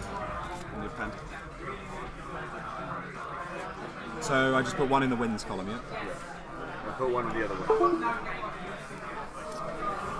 So this arch is slowly ticking down, but it's got another few Can I borrow your turns. pen? Okay, so he's going for this. Seamus picks up a. He's keeping his economy ticking over, and that's what this agenda is great for. Yeah. One of is he the getting- best tools Oh, Wayland's been given in some time. Yeah, this actually makes more sense than getting an Atlas, I suppose. Yeah, I Yeah. think so. Because he keeps your money up while you score. He doesn't need any more Atlas tokens, does he? So Yeah, and he knows that it's an agenda. Double advances. So there's nothing going in Has this remote that isn't an So agenda Min's now, I think. now got Eater and Siphon. So install Siphon. Seamus is still in enough credits to he score. can eat a Siphon, same old Siphon. Yes, and But- then float the tags. But Seamus can still, you can score from one credit with a true. Yeah, like, he renovation. still does nothing against the But O2. the next point gets harder then. Although actually, Not no, that much harder. no, sorry, yeah, he's got a hostile takeovers and. If he a scores takeover. this, Min has to try and keep him below 2 credits the whole game. How can he stop? How I can don't Min think stop that's him? impossible, Yes, it's and how can essentially Min? impossible. How can Min stop him scoring this? I don't think he can. I mean, and I don't think Seamus cares about R&D at this point because he can just tutor for the pieces he requires using. I mean, it gets a bit more annoying if they take the hostiles from R&D. Yeah, that's the only. That's the only threat, I suppose. So But he's got the Argus ability, right? So if he Yeah. takes a bunch of meat damage, he's even He easier can, to kill. well, he can get some scorch pieces and potentially kill him. So maybe Min's got singularity, so we can have a Siphon. Yeah. I mean, if that's a swordsman, it's still no good. Min likes his fun cards, but does. that Eater's not even in play, right? That's a click and 4 credits. He's sat at 6 credits now, which with the bad pub is just enough to get through a Marimati. So the other thing as well, R&D's it's two turns away still from mid 3. He's about 3 turns too slow. Like Yeah. it's not even 1 turn. It's So, about 3 turns. so Seamus wins in 2 turns, right? If this next turn he scores that, then the turn after he gets the hostile. Queen's Gambit not going to be very helpful in this matchup. So he can Siphon, then run R&D trashing the Archer. Or he could Siphon, same old Siphon. Well, He gets a Masanori card, which actually might be. yeah, very and he's got relevant. Plascrete, right? So he can Siphon, trash the Archer. Is the Plascrete in play? No, it's a Axis and a Masanori card. at the It's bottom. not. But he's got 3 clicks, right? Siphon, R&D, install the Plascrete. Yeah. Right, so starting off the way you guys have plotted his turn out. Well, Like the only way you win this game, I they're think, not, begins it's with funny this. because Siphon isn't Yeah. very good here, but he doesn't have much choice. I mean, he's only on 3 credits, so he needs the money himself. He's going to have to sit on these tags no matter what. Yeah, he doesn't have time. And then, so how many cards has he got in hand? Like, Did he take his Masanori draw? I don't think he's so. He Yeah. forgot that. That's actually huge. Like, It could be important. makes sure. him very much. It makes him harder to kill. Each Siphon R&D spam. Yeah, maybe you just hope to top deck 4 agendas. I don't know if you even can get enough accesses. it feels like you trash the Archer, right? Like, I mean, if he what's the problem? if he Like- gets one of the hostiles, then that's yeah, that's true. That's one well, way to win. you need get both both at this now. You point, get though, both, right? Yeah. It could happen, right? He's not got many outs. Because Seamus must play 3. I haven't seen the list. I don't think there's any reason not to in this kind of a deck, right? Especially if you're running Archer. So he clears the tags, which I don't know. No, you I can't. don't like You it. I can't think he's been afford too to do conservative. that. Like, with what are you going to lose here? All you're losing is the John Because he's Masanori got and the the same old Plascrete thing. as well, right? Like, this, that confuses the hell out of me. this. So So Seamus has 2 Atlas counters. So what So could he do- remembers his Masanori draw here, and you just double advance this, right? Yeah, you could spend the last click and get using 1 Atlas counter to get an Atlas and install it, and then you're threatening to score in 2 different ways, which is not the worst. But Yeah. You could just install an R&D and then he can't access it. I mean, you could find another piece of ice to put on R&D. that's probably better. Well, it's and not- also Siphon as well, right? Like, he's going to get Siphon, so he needs to... But he only needs 2 credits, so yeah. I don't... Min has to hope that his medium accesses are the nuts. Yeah, so in which case doesn't Seamus he can't- ice R&D? So he Okay, so he's going your play, Alex. He's going to get the... Well, he's He- getting something. Cyberdeck's Yes, solid, Cyberdeck. really solid choice, That's and you can horrendous. install He it. doesn't Like, have a what's click going to to install. happen? It's got one click. Yeah, double he just advanced. double Yeah, you're advanced right, it. you're Yeah, right. I mean this is over now, right? Yeah, I don't know what Min could possibly do, short of having, unless he has Clot in his deck. No, even that's something. No, Clot could conceivably do it. I mean, then do you just put it in the remote? I mean, Min don't has even need to literally use no it. points. You don't even need to use it, do you? Because Min doesn't want to. Well, you can make Min run R&D first, right? Yeah, you make him ban a click. Yeah. I think Seamus has played this really well. So do I. Yeah, I agree. I Yeah. don't think he's put a foot wrong. I think Min didn't see early enough how far behind he was getting. With This his Wizard deck seems like it's a little prone to awkward draws. I don't know if he kept that hand, but it did seem quite awkward. I think he did. He kept it with the two sure gambles, I think. Oh, pass the turn. Min's Well- core deck is something else, by the way. That's Right, very well, exciting. looking how forward does to Min it. win this? I don't think he can. I don't know if it's possible. Can you delay a turn by running? No, you can't even delay it by turn unless you can double siphon. I mean, even the clot's irrelevant here because he doesn't have a clone chip, right? Yeah. So you can just save the Cyberdex and purge the clot, right? So Siphon, Deja Vu, Siphon, but Still does good buy him a enough. turn. Does it? No, he only needs 2 credits. Yeah, so and he's got one spell, so he's got 9, he's right? got yeah, I think Oh, no, he's got 2 11. credits. Yeah, He's got 11, right? Oh, so he'll be on 1 then. yeah. Oh, is that one that's all the way off to the side? That's odd. Okay, well, he's going for the siphon.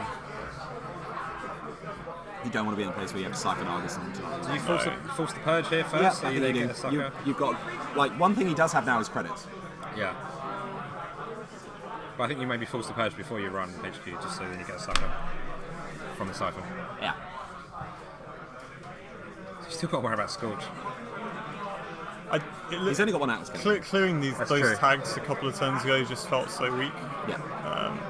Sure, he's kept his John Masanori, which has given him 1 draw, and he's kept the same old thing. But Seamus was threatening to kill him though, unless he. Yeah. Is that one's still the Plascrete? well, Maybe I think Plascrete was fine. Yeah, I think he Oh, installed hang on. Plascrete. Where's his Plascrete gone? Did he discard it? Don't know. I think he did. Or maybe he never had one. Is he going to play It's that? got an Artifact iPad with us? worse. So. It's not. That's Oh, good enough. When you're this far behind, then that's good enough. Like, Yeah, you don't have time. But To that's all you got to hope that he hit it. Deja Right? vu Siphon. Yeah. Okay, alright, so he's going to delay a little bit. How many cards has he got in hand? So presumably CBS is going to get raised. Yeah. Yeah.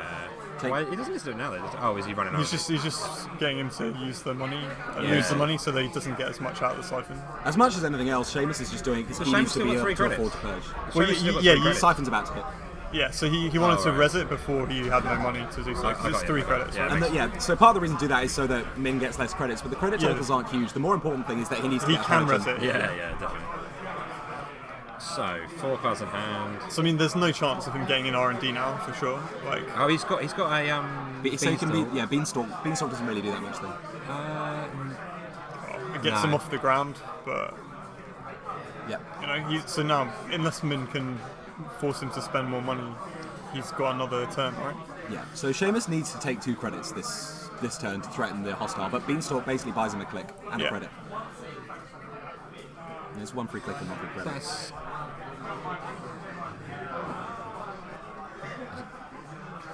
What do you do with other clicks? Take 2. He's gonna I guess. take 2. Yeah. Yeah. I mean, What else has he got to do? I don't know. I Min's mean, money doesn't matter. I'm not actually sure about Seamus' play here because all that Oh, maybe you draw actually. all that because makes all that like the stops. agendas. Sorry. Sorry, no, go on. I was gonna say the agendas are pretty safe in HQ at the moment, right? Yeah, Yeah. yes. The drawing It's only isn't so got an bad, eater, and you so might yeah. find some kind of answer you didn't, or you might find a. The only reason not to take credits is that the only way Min stops himself from losing is by siphoning, and the difference between 3 and 5 purposes Yeah, of siphoning. is agreed, nothing. yeah. So But as you say, Min's credit total not the most relevant out of what's going on. Min's lack of any breakers is more relevant. another eater. He's digging for siphon, right? If he top bets a siphon, Yeah, what is that? Vigil. Vigil, that's Too okay. late. So yeah, it's game. He's got nothing. Yeah. Just hoping now. You just hope your opponent forgets how to Forgets play Netrunner. or only plays 1 hostile. He's never played this deck before. Seamus. Oh, he had it in hand. He didn't even need it. Doesn't Well, matter. so game there. Yeah. All right, we'll move on to leg 2. Well played, Seamus. Really nice play from Seamus. good Too play. slow So- from Min. We're going to see what that ice is in front of the Enigma. That'll be interesting. Swordsman, 100%. He might Clear keep cut. it. He might keep it Yeah, quiet. that's very fair. Yeah, it would be- Seamus is almost certainly going to make the cut now. Yeah, It's a swordsman as we suspected. So, Well, if, swordsman. so earlier in the game when Min parasites that archer, if he parasites that Enigma, I know. Seamus doesn't have a scoring table. It's- yeah, yeah. I know you guys called it, and would have been a very different game. But When you're running Ice Destruction and you're playing against a deck that needs a remote, you just trash the remote, especially when it's a strength 2 Enigma. yeah, So we're going to have Kit versus Polena now. Now, Seamus playing Kit for a long time. Top 16 UK Nationals last year with it, Yeah. right? Won a regional this year. yeah. The ID ability itself is very strong. the influence is pretty pretty strong. punishing. He likes it in combination with stealth because it gives you a bit more speed. Like normally stealth is a bit slow, right? Yeah. I think Seamus, is one of these people that I mean, he plays decks that he enjoys. He's Yeah. I don't think he would claim that Kit's necessarily the best ID. No. But he's good enough play that he can win with it, and he has fun doing it. So fair play. I mean, I don't know how hard his deck got hit by the most wanted list. Probably not as hard as like the prepaid Kate I deck. assume most of Clone Clone Ship was it. He might have been running a lady, but He's probably running, probably running. There's late. an argument a 3 influence hit is bigger if you've only got 10 influence, right? Yeah, yeah, sure. that is more influence. I'm in pop to Lou, but I'll join you guys again. Sure. Yeah. All right, so we've got Min with a pretty uphill battle here. He's probably out of it. I think he probably needed 2 wins here to make the cut. Seamus he'll almost certainly make the cut with a win and a full sweep.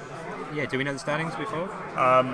Tagore and I had a quick look and we had a sort of a guess. We picked a match that we thought was a winner in. So they are on the Facebook group if people want to see them, if they have access to that. There we go.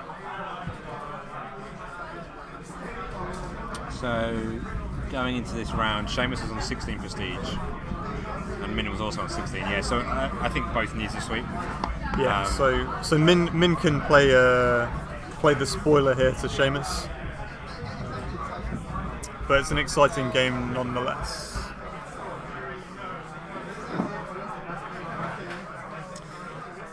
So we've just been joined by Dave Etherington, one of Redox City Grid's finest.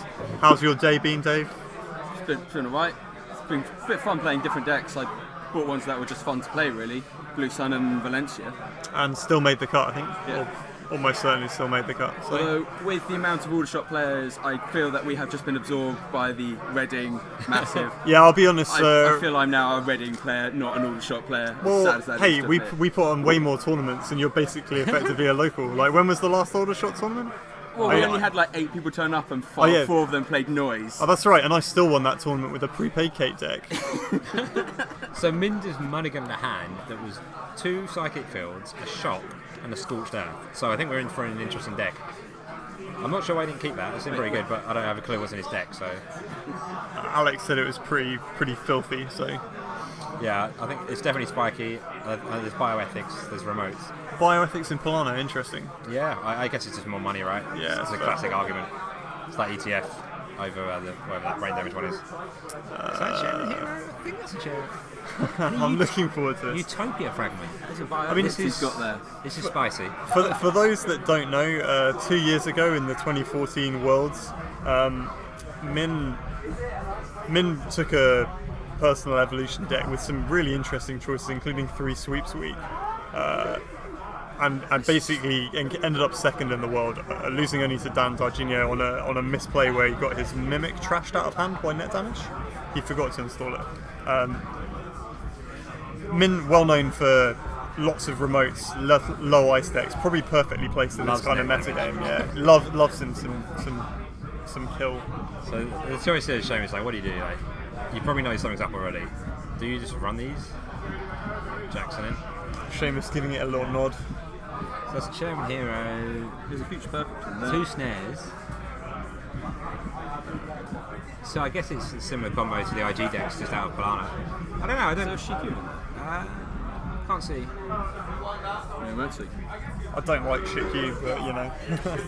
With the amount of articles. I mean, maybe it's something to use the relentless amount of credits you get out of Polana's ID ability for. That's true. Yeah. I mean, if you're not running any ice. I mean, it's good with 5/3s as well, right? yeah, it's fine. So he still has a much needed SMC. What with all that ice on the field? Yeah. Yeah. I mean, he might. He might have no a idea dare what to set. expect. He might have a dare Safest set, place right? for it is in play. Yes, agreed. So I think we've seen about 15 of Min's cards so far with the Mulligans. And I don't think I've seen any ice in either. So it'd be interesting to see the ice count. Haven't you heard though, Laurie? Ice is rubbish at the moment. Ice is a crush. He's Black Mythodal, man. Or, DDoS and Fonseca. Oh my everywhere god, around. guys! The amount of non-interactive decks that have been played in the last like 3 or 4 months in the Don't UK feed is the trolls. crazy. So a couple of short gambles. So, Probably hedge funds, man. oh yeah, whatever. DQ. So, Get it I mean, right, I saw a Laurie. Scorch, but this amount of money also does definitely suggest sea sauce, You right? saw a Scorch. Yeah, yeah. it Wow, money. that is some tech there. Well, snare. What click is always the Seamus being question. undone by his own kind of First technology click, is it? here. I suppose he loses a film critic, was Ghost it? Runner, Film critic, a Makers. Ghost Runner, and a Makers. Why is any draw? Some Do good not clear the hits. tag. That's fine, I guess. So he's got 3 cards in hand. It's going to draw up again. So And then clear the he left tag. it- he has- So he he has- ran on first I mean, he play, has a which is Scorch in pretty hand, sensible. actually. This could have been very quickly. Yeah. Because you just don't expect bioethics. Is that Mushin? Yeah, in the middle, In the yeah. middle, yeah. Yeah, that's fair. Well, they're not doing top 8 tonight, whatever happens. So. Isn't this where you just spam out remotes? I mean, we've seen a lot of cards from him, but his overall strategy, other than killing people, we're not 100% certain on. I think that's it. Well, Killing people. Sure. Killing people. We've But- seen 0 but- bits of ice. He does have ice in his deck. We can confirm. I played against him earlier. Oh, what, the ice? Hermione. So Alex is saying, I don't know if the volume held there, but he's running a Kamini at least. Hunting Grounds, good card. Hunting Grounds against Hermione. Yeah. Yeah, it's just a good card as well. I've been really chuffed. So spots the mission, so probably nothing that Seamus didn't already think about. Making money, not necessarily that important for Seamus here. Yeah.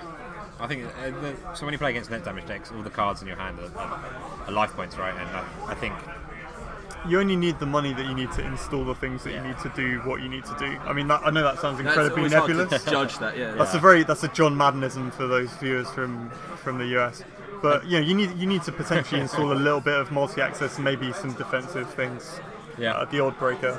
But beyond that, you don't really need much. so we're playing the guessing game. That gets trashed. Well, so trashing bioethics is probably pretty good there. So the way I like to play against net damage is I'll make 1 run first click.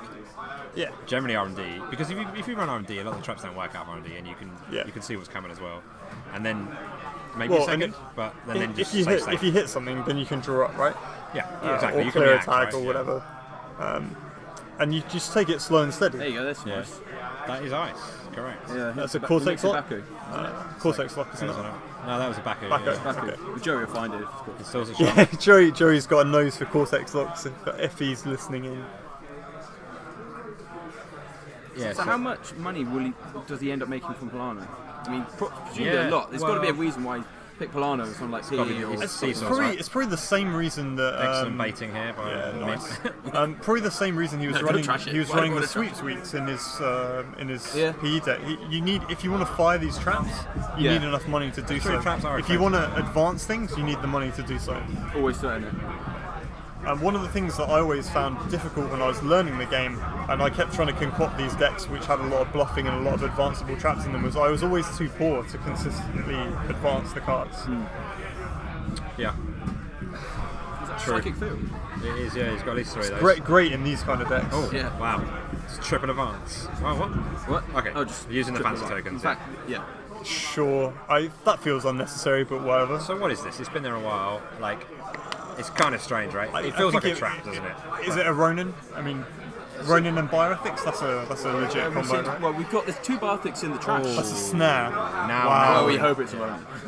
So, again, he's run first click, so he's brought in the time. So, but this is the thing. This is the great thing about Scorchers in this deck, right? Because now he's got to clear the tag, but he also needs to draw. Luckily, he's got the Diesel in hand, so smash out that Diesel. Clear Yeah, the tag. if the net damage had hit the Diesel, that's a real issue. Clear the tag. He's taking. No, Clears Clear the tag, yeah. That's interesting. Got Seamus been careful here, but Well, he doesn't know if about he didn't have Scorch, that Diesel, he'd have been in a bit of trouble. Well, we don't think he knows about it. I mean, I wouldn't suspect it. You don't- Scorch out Polana? Yeah, it's Come not on. standard, is it? No, that's The one thing that gives it away is this amount of money. Yeah, I'll do that. Like you said, yeah. Good to see you, man. See ya.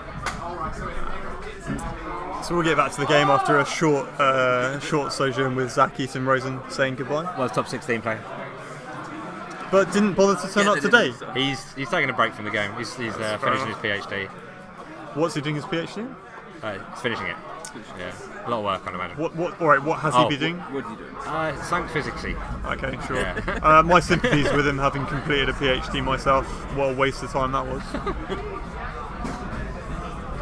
So 2 new remotes here from Min. So Min's plan presumably is Ronan, bioethics kill, right? With the chairman hero or something, probably. Or just attrition. I mean, so what do you need? You need a Ronin, a Sherman hero, and a bioethics, and that's it. Just money and Is money. that right? Yeah, that would do it. Or EMP as well. Yeah. Assuming you made a run, but sure. You have to make a run to fire a new early MP.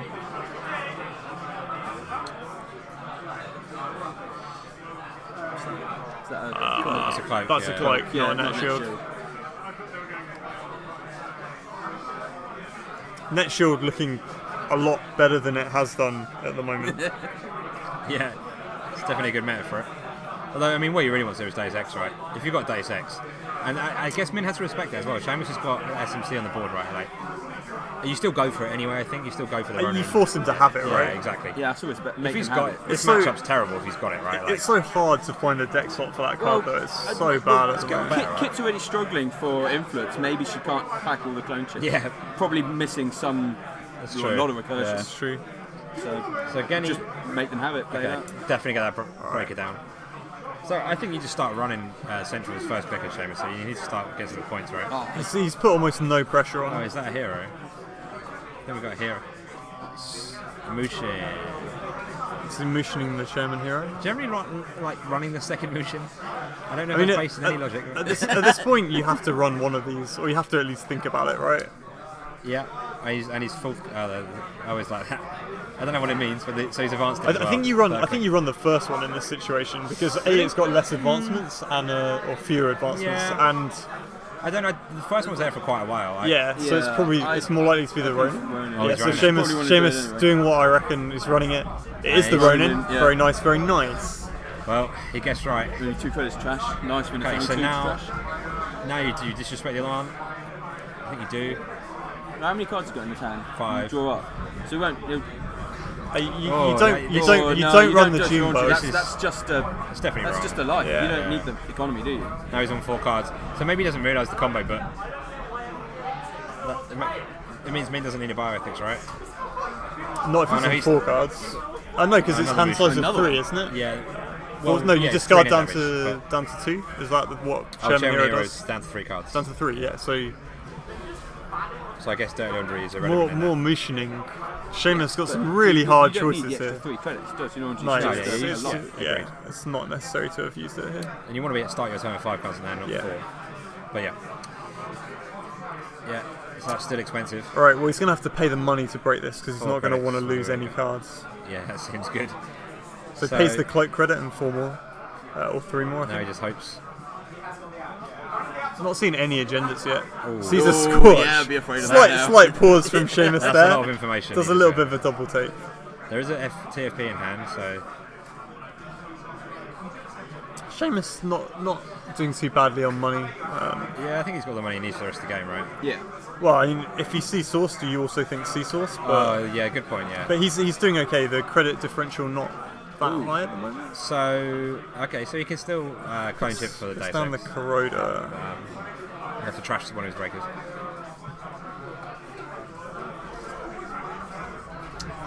Cerebral Override. I mean, do you really need to play the Kuroda there? I mean, Probably not. what's I the don't- worst yeah, thing? it What's doesn't the make worst a lot thing of that sense. happens? We know that there's a backer over R&D. I know, but if you hit the Backo, you just bounce and then you install the Kuroda, or you install it with the yeah, he's got SMC. SMC. That's break the it point of with a fracture SMC, anyway. right? Yeah, that's a good point as well. Exactly. Close run. Yeah, I don't know why he did that. Perhaps Yeah. he wants to throw it at the MU, and he's got. I don't know what for. So I think viewers, you can see some of the difficult decisions you have to make when you're facing against a deck that you have no idea what's going on in. That's a very min deck, isn't it? Yeah, it's just, I got crushed by a kit deck in Swiss. Which kit? Probably looked like Seamus' one. There were lockpicks all over the place, so I couldn't oversight any of my eyes. He just built up all the money, so I couldn't see source him. But it wasn't Seamus, right? No, it wasn't Seamus. But I did have a good moment at Seamus for the amount of kit and Argus that I've had to play. The amount of Argus is just so ridiculous. he's running. What is this? So Road Writer. Right. Unadvanced. Okay. Well, I guess that does the same job as seeing it in R&D or whatever, right? Yeah. Like, you know that it's going on. I mean, so now Seamus is probably pretty worried about these advanced remotes. Yeah, but they've been there a couple of turns and Min's not used them, so Well, so if it was a double Ronin or a Chairman Hero and a Ronin, Yeah, you'd know if that you had the combo, it was, you'd go for it, right? dead. So So you he's- probably don't run them, I guess. I think I'd go for a second clip run on R&D here. I don't know. Yeah. I feel like you've got to start getting some accesses that matter.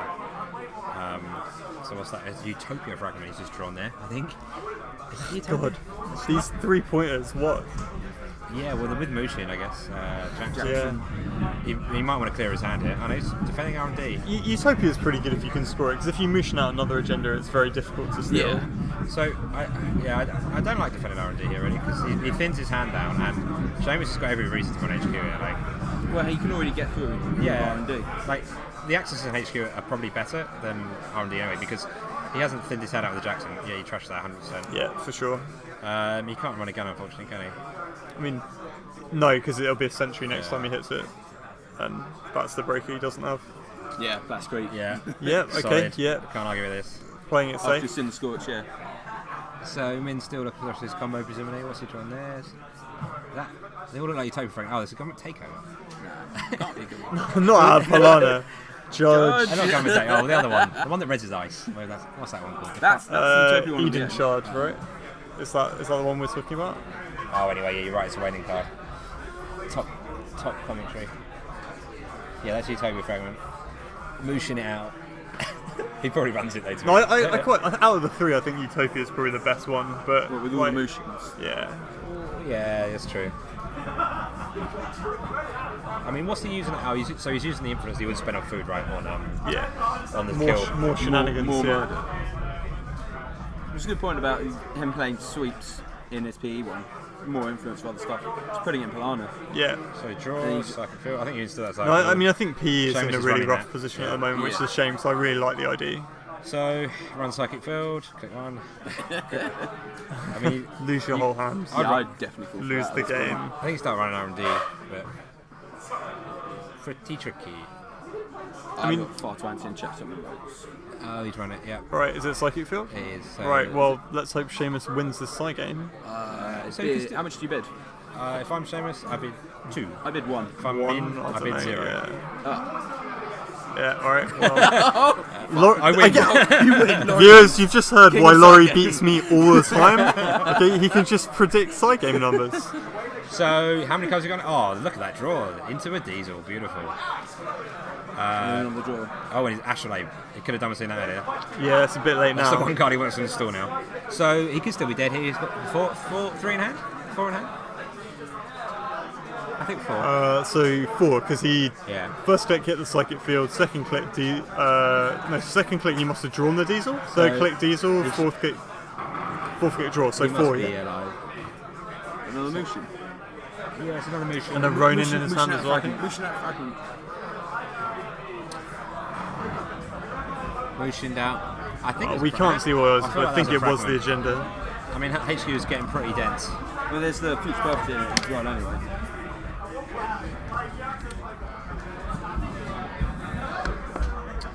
So, I think I'm running that, Seamus. I don't know.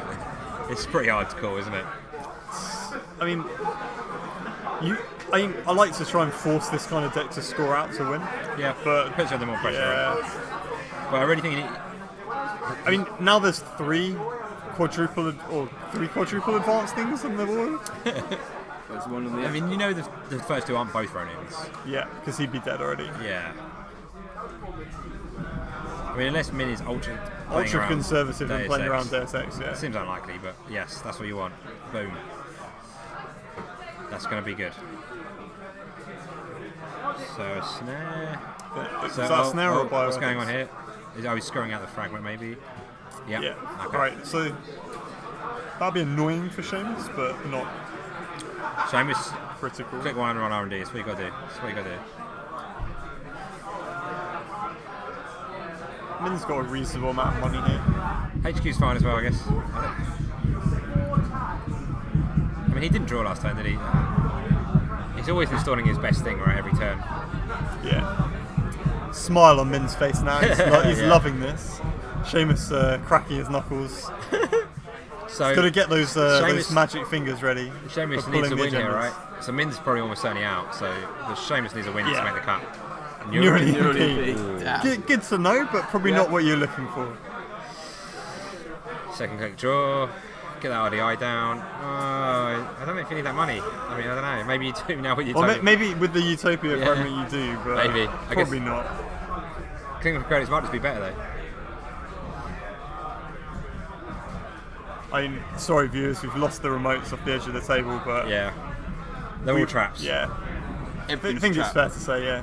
They certainly all look like traps if you're Sheamus. Sheamus, run R&D. No.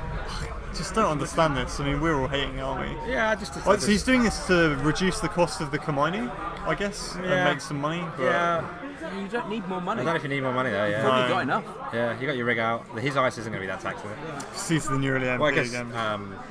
Kamino is taxing. It is very It's been taxing. pretty unlucky with HQ accesses there. I guess we can assume that Sheamus is not running Parasite at this point.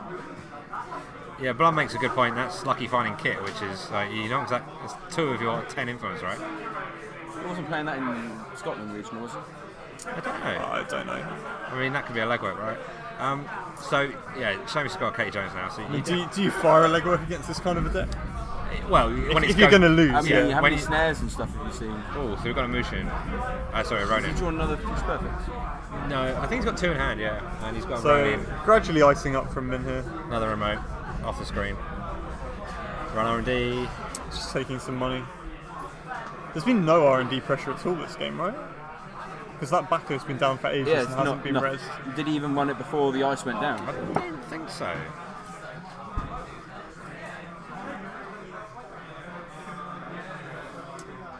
Another Ghost Runner, do you need that really? Do you need Maybe. more than one stealth Maybe you credit? do need that. Have we learned anything? Not Murder really. and traps Not, everywhere. Something funny is happening. Death all over the place. It's a very hard game to commentate, really, because Sheamus has done what I did and installed a Plascrete that probably won't do anything. Well, he has seen the Scorch before he installed the Blastcrete. Oh. yeah. But is the Scorch still there? I don't think he's discarded the score. And he's getting rather flooded now. Eli as well. Like in the Future Perfects. 3 Fuse Perfects. Yeah. How many viewers are we on? We are on. Where do you see? I don't know. Don't know what it says. We're on 465 viewers. Can't possibly be true. No, it's not. Uh-oh. Alright, we've lost Laurie. I think Alex will probably step in.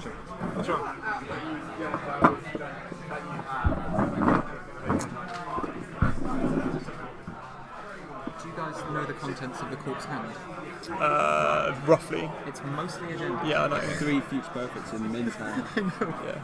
And agendas lot- and, and and it's not- assets that we can't see off the edge of the So, screen. so Brendan's pointing out that most of the cards in Min's hands are agendas, but Sheamus has run it multiple times and Missed hit everything. nothing, Yeah, all hit of nothing but neurally MPs. he had a Scorch.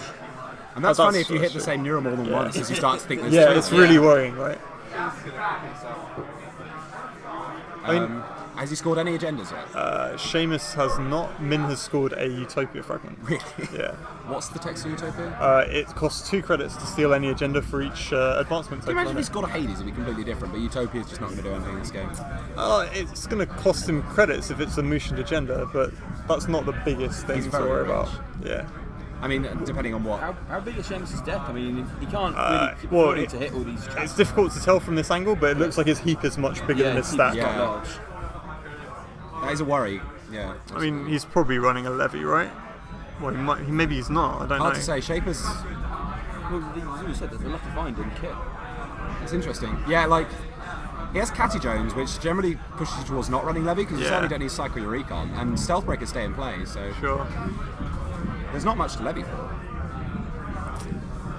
He's probably going to run a Central now. That's one of the only reasons to take off Catty.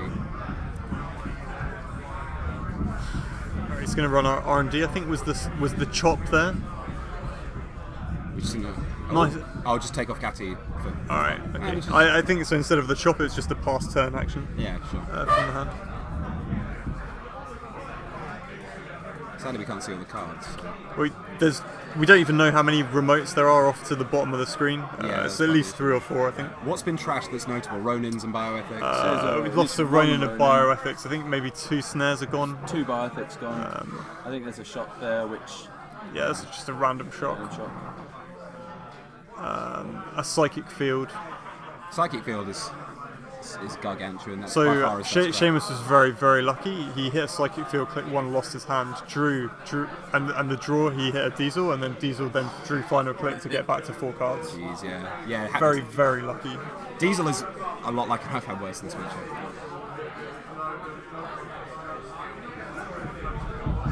Yeah, so if Seamus scores 1 agenda, he might start to think about just trying to wait for Min to deck. Well, no, that wins anyway, but time might be a factor.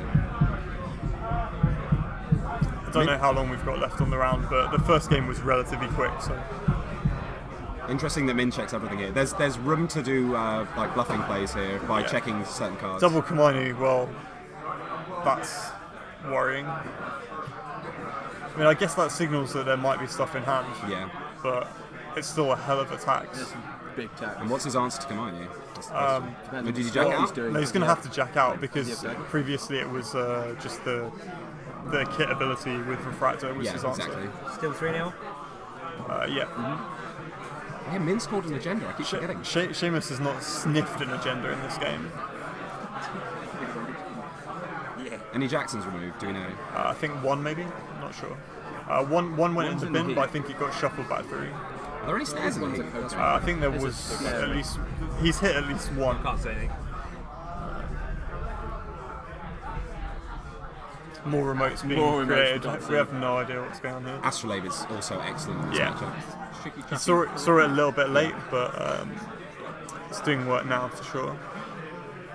Yeah, because it means that that's part of the reason Psychic Field is so good. Yeah.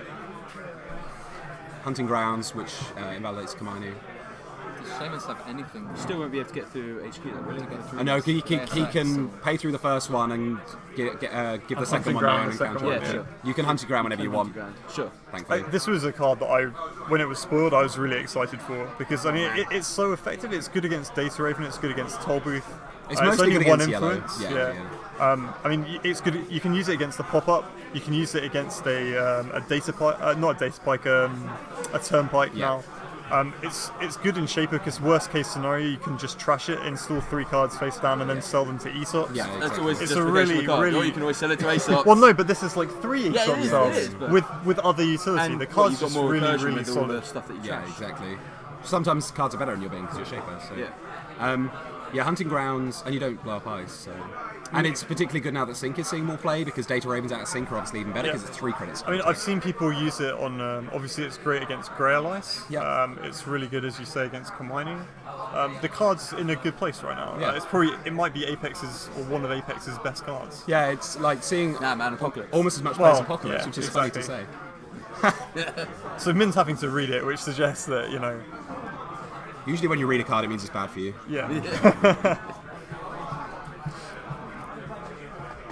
So we've probably seen a lot of Seamus's influence here. We've seen 2 on the Corroder, 2 on a Lucky Find, at least 1 clone chip, so that's 5.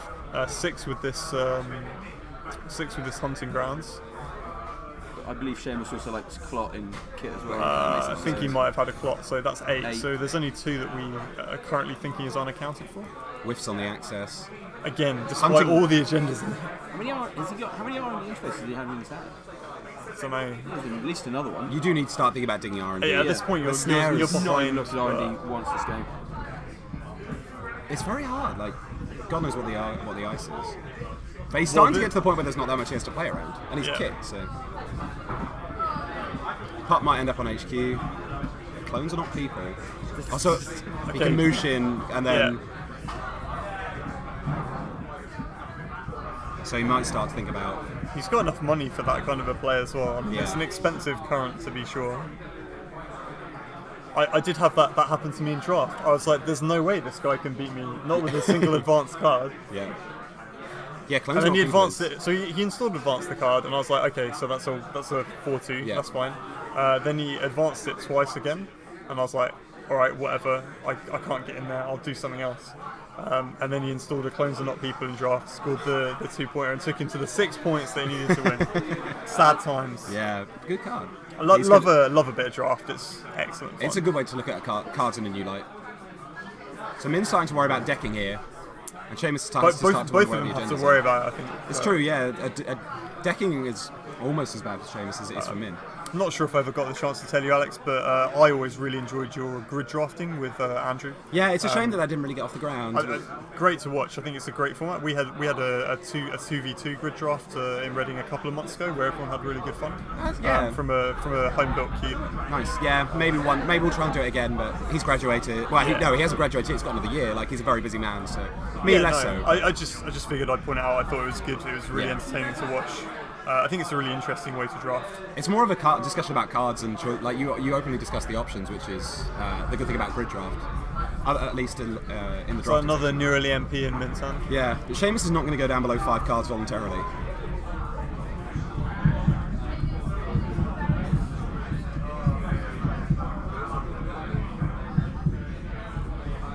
Yeah, so this R&D is not good R&D. And because you're playing a lot of traps, a lot more of your cards are trashable. So Seamus starts to think about the option of just trashing out of R&D and decking him. Although no Jackson's used, so. And coming close. Some of these remotes must be Jackson's at this point, surely. Yeah, he's playing priority requisition. Oh my god! I stole it earlier and I had no idea what was happening. I would not have seen that coming. I installed a Plastic Street Carabas immediately because priority requisition. Like, I guess you res a freak Hermione? Yeah, it's so odd. But I assume he ran out of 5/3s. I don't know. There's a Feety as well. Is that House of Knives? Fascinating. I love House of Knives. I really always wanted a House of Knives playmat. The art is fantastic. It's wonderful. So get on that, Fantasy Flight, if you're listening. Can't top my playmat. I think we probably can, Dave. What's your playmat, Dave? It's Taylor Swift. I haven't actually seen it. It is. I would describe it as an eyesore. Yeah, I routinely get compliments on how nice it is. I assume one's perception of it depends in no small part on your opinion of Taylor Swift. You probably can't notice that it's her because I've had the background altered. Well, it's off a Fearless album. If anybody knows the picture of a Fearless album. God. I think we're going off topic. People don't want to hear me. Yeah, like let's get back to the game. All right, third Kamainu on R&D here. But Hunting Grounds. Yeah. Yeah. Seamus isn't that yet. So Trash is a Jackson. That's very nice. So rich. Min just needs to go for some kind of kill plan here. He can't. Presumably those advanced cards can't be Ronins because if they were, no, they've been down for a long time. Future Perfect. So there's another. I believe there's another mission. If he had an agenda ready to score, he could just Clones Are Not People though. They must be failed traps. So he's one a Ronin and one a. I think one might be. Could be a Ronin. I think one is a hero. But I'm not sure. How could he get 4 advancements on a hero? He missioned it. That's 3 advancements. Okay, so yeah, sure. Yeah, you can mission a hero, but you can't advance it a 4th time. Alright, well, Min's got some money, fine, whatever. That he doesn't need, and won't get anything. This is absurd. He might just be at the point where he just wants to slap down. If he only has agendas, maybe he's screwed here. But if he's got traps and agendas, he probably just. I guess you just start randomly triple advancing things that you have on the board and see what Seamus does. Okay. What? Alright, well, fine. So Seamus starting to check these remotes and finding out that Min might have been quite flooded. I feel like Min's probably run out of traps. Yeah. Otherwise, he could just start slapping traps down. But one Psychic Field could still end it if that's an advanced Ronin. I don't think. Can he run and risk a Psychic Field? No, I don't think he can, right? Because he can't draw up in time. And No, I mean Seamus just takes one. Fact, do you take one punt at a turn? You just you run one remote and you see what you find, right? And if neither of those cards are Ronins, you can take a Psychic Field and draw 3 times. I think one of them must be, but we'll see. You start to see the tension on Seamus's face at this point. Well, it never stops being scary. No, never. Some game, like a lot of the time, as Shaper, it gets easier and easier, but not against trap picks. Seamus has played this very patiently, actually. And that's the way to do it. That was Seamus's first agenda, so he's now on 3 points. They're 3 all. So not a ton of traps in there. There's still double buy. Snares. No shop though. No, yeah. Couldn't see the shop. Was that shuffled in with the Jacksons? Maybe, I guess so. Well, there's a bunch of face down still.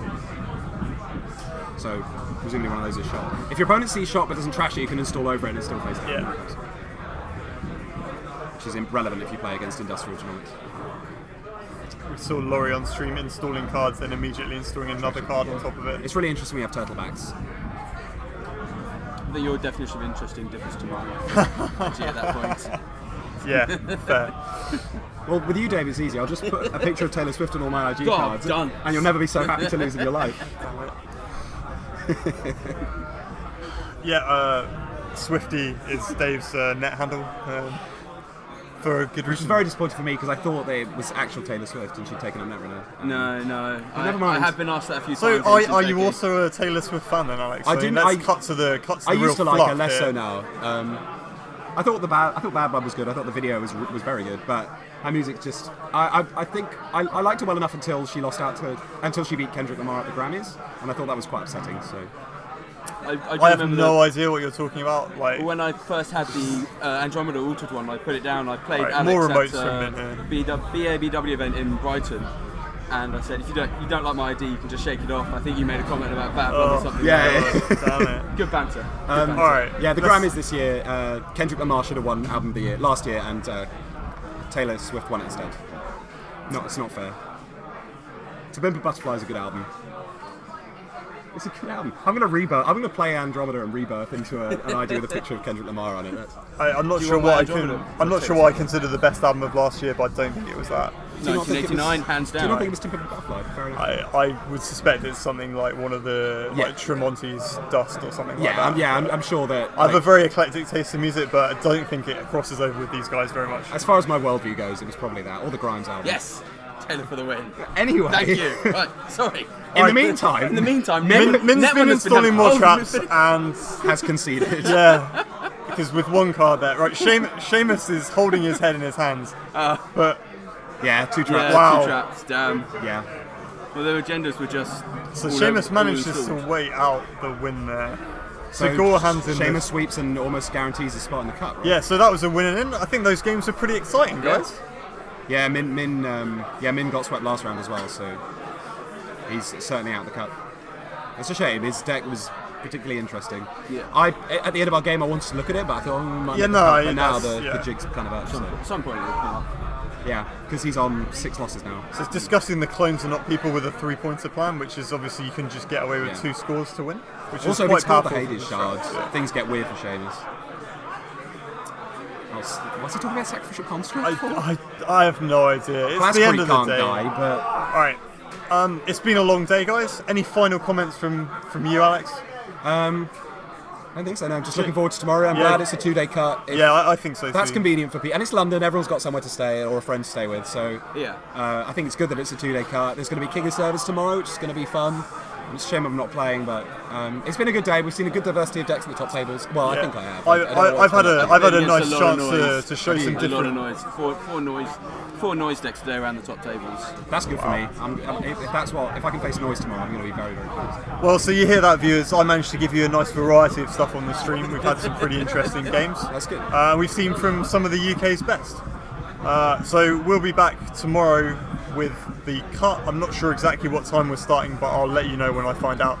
All right, thanks to Alex and thanks to Dave for co-commentating here. Thanks for having us. Yeah, thanks. Good. I think both of you are in the cut tomorrow, or we'll see, but it seems highly likely. Good luck for tomorrow, guys. I'll be back with the commentary, and hopefully I'll have some more co-commentators at times tomorrow. All right, thanks for tuning in, viewers. Hopefully that's been entertaining for you. We'll catch you again on the morrow.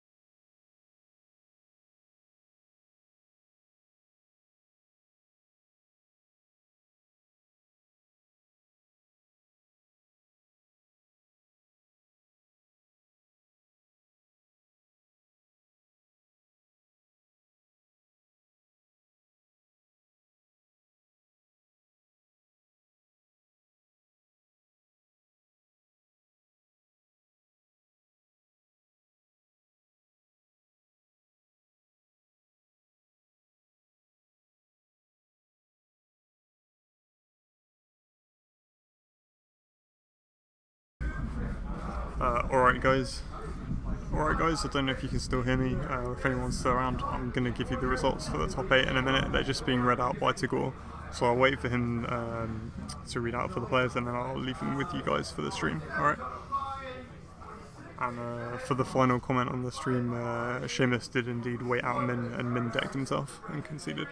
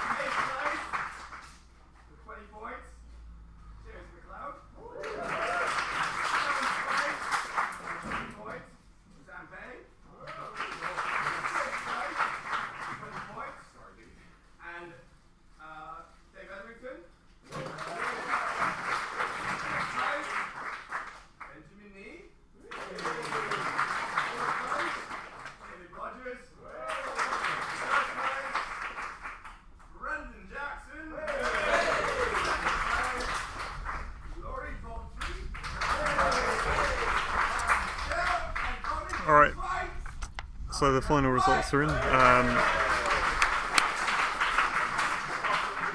In 8th place is Seamus McLeod on 20 prestige, so he won his win and into nail and managed to make it to the cut. In 7th we've got Sam Pay, who we saw on stream earlier today. 6th we've got David Etherington, who just helped co-commentate part of the last match. 5th we've got Benjamin Nee. Bunt or Bwent, I can't remember which, is his handle, and does a lot of YouTube stuff. In 4th we've got David Rogers, who we saw in the penultimate round. 3rd we've got Brendan Jackson, who's done part of the commentary and also we saw on stream. 2nd we've got Laurie Poulter, who also did some commentary and we saw play that IG game. And 1st King of the Swiss, as per usual, Alex White on 23 prestige. I think Dave Etherington can't make it tomorrow, so we may well see Johnny Lockhart, who finished in 9th, also participating in the cup.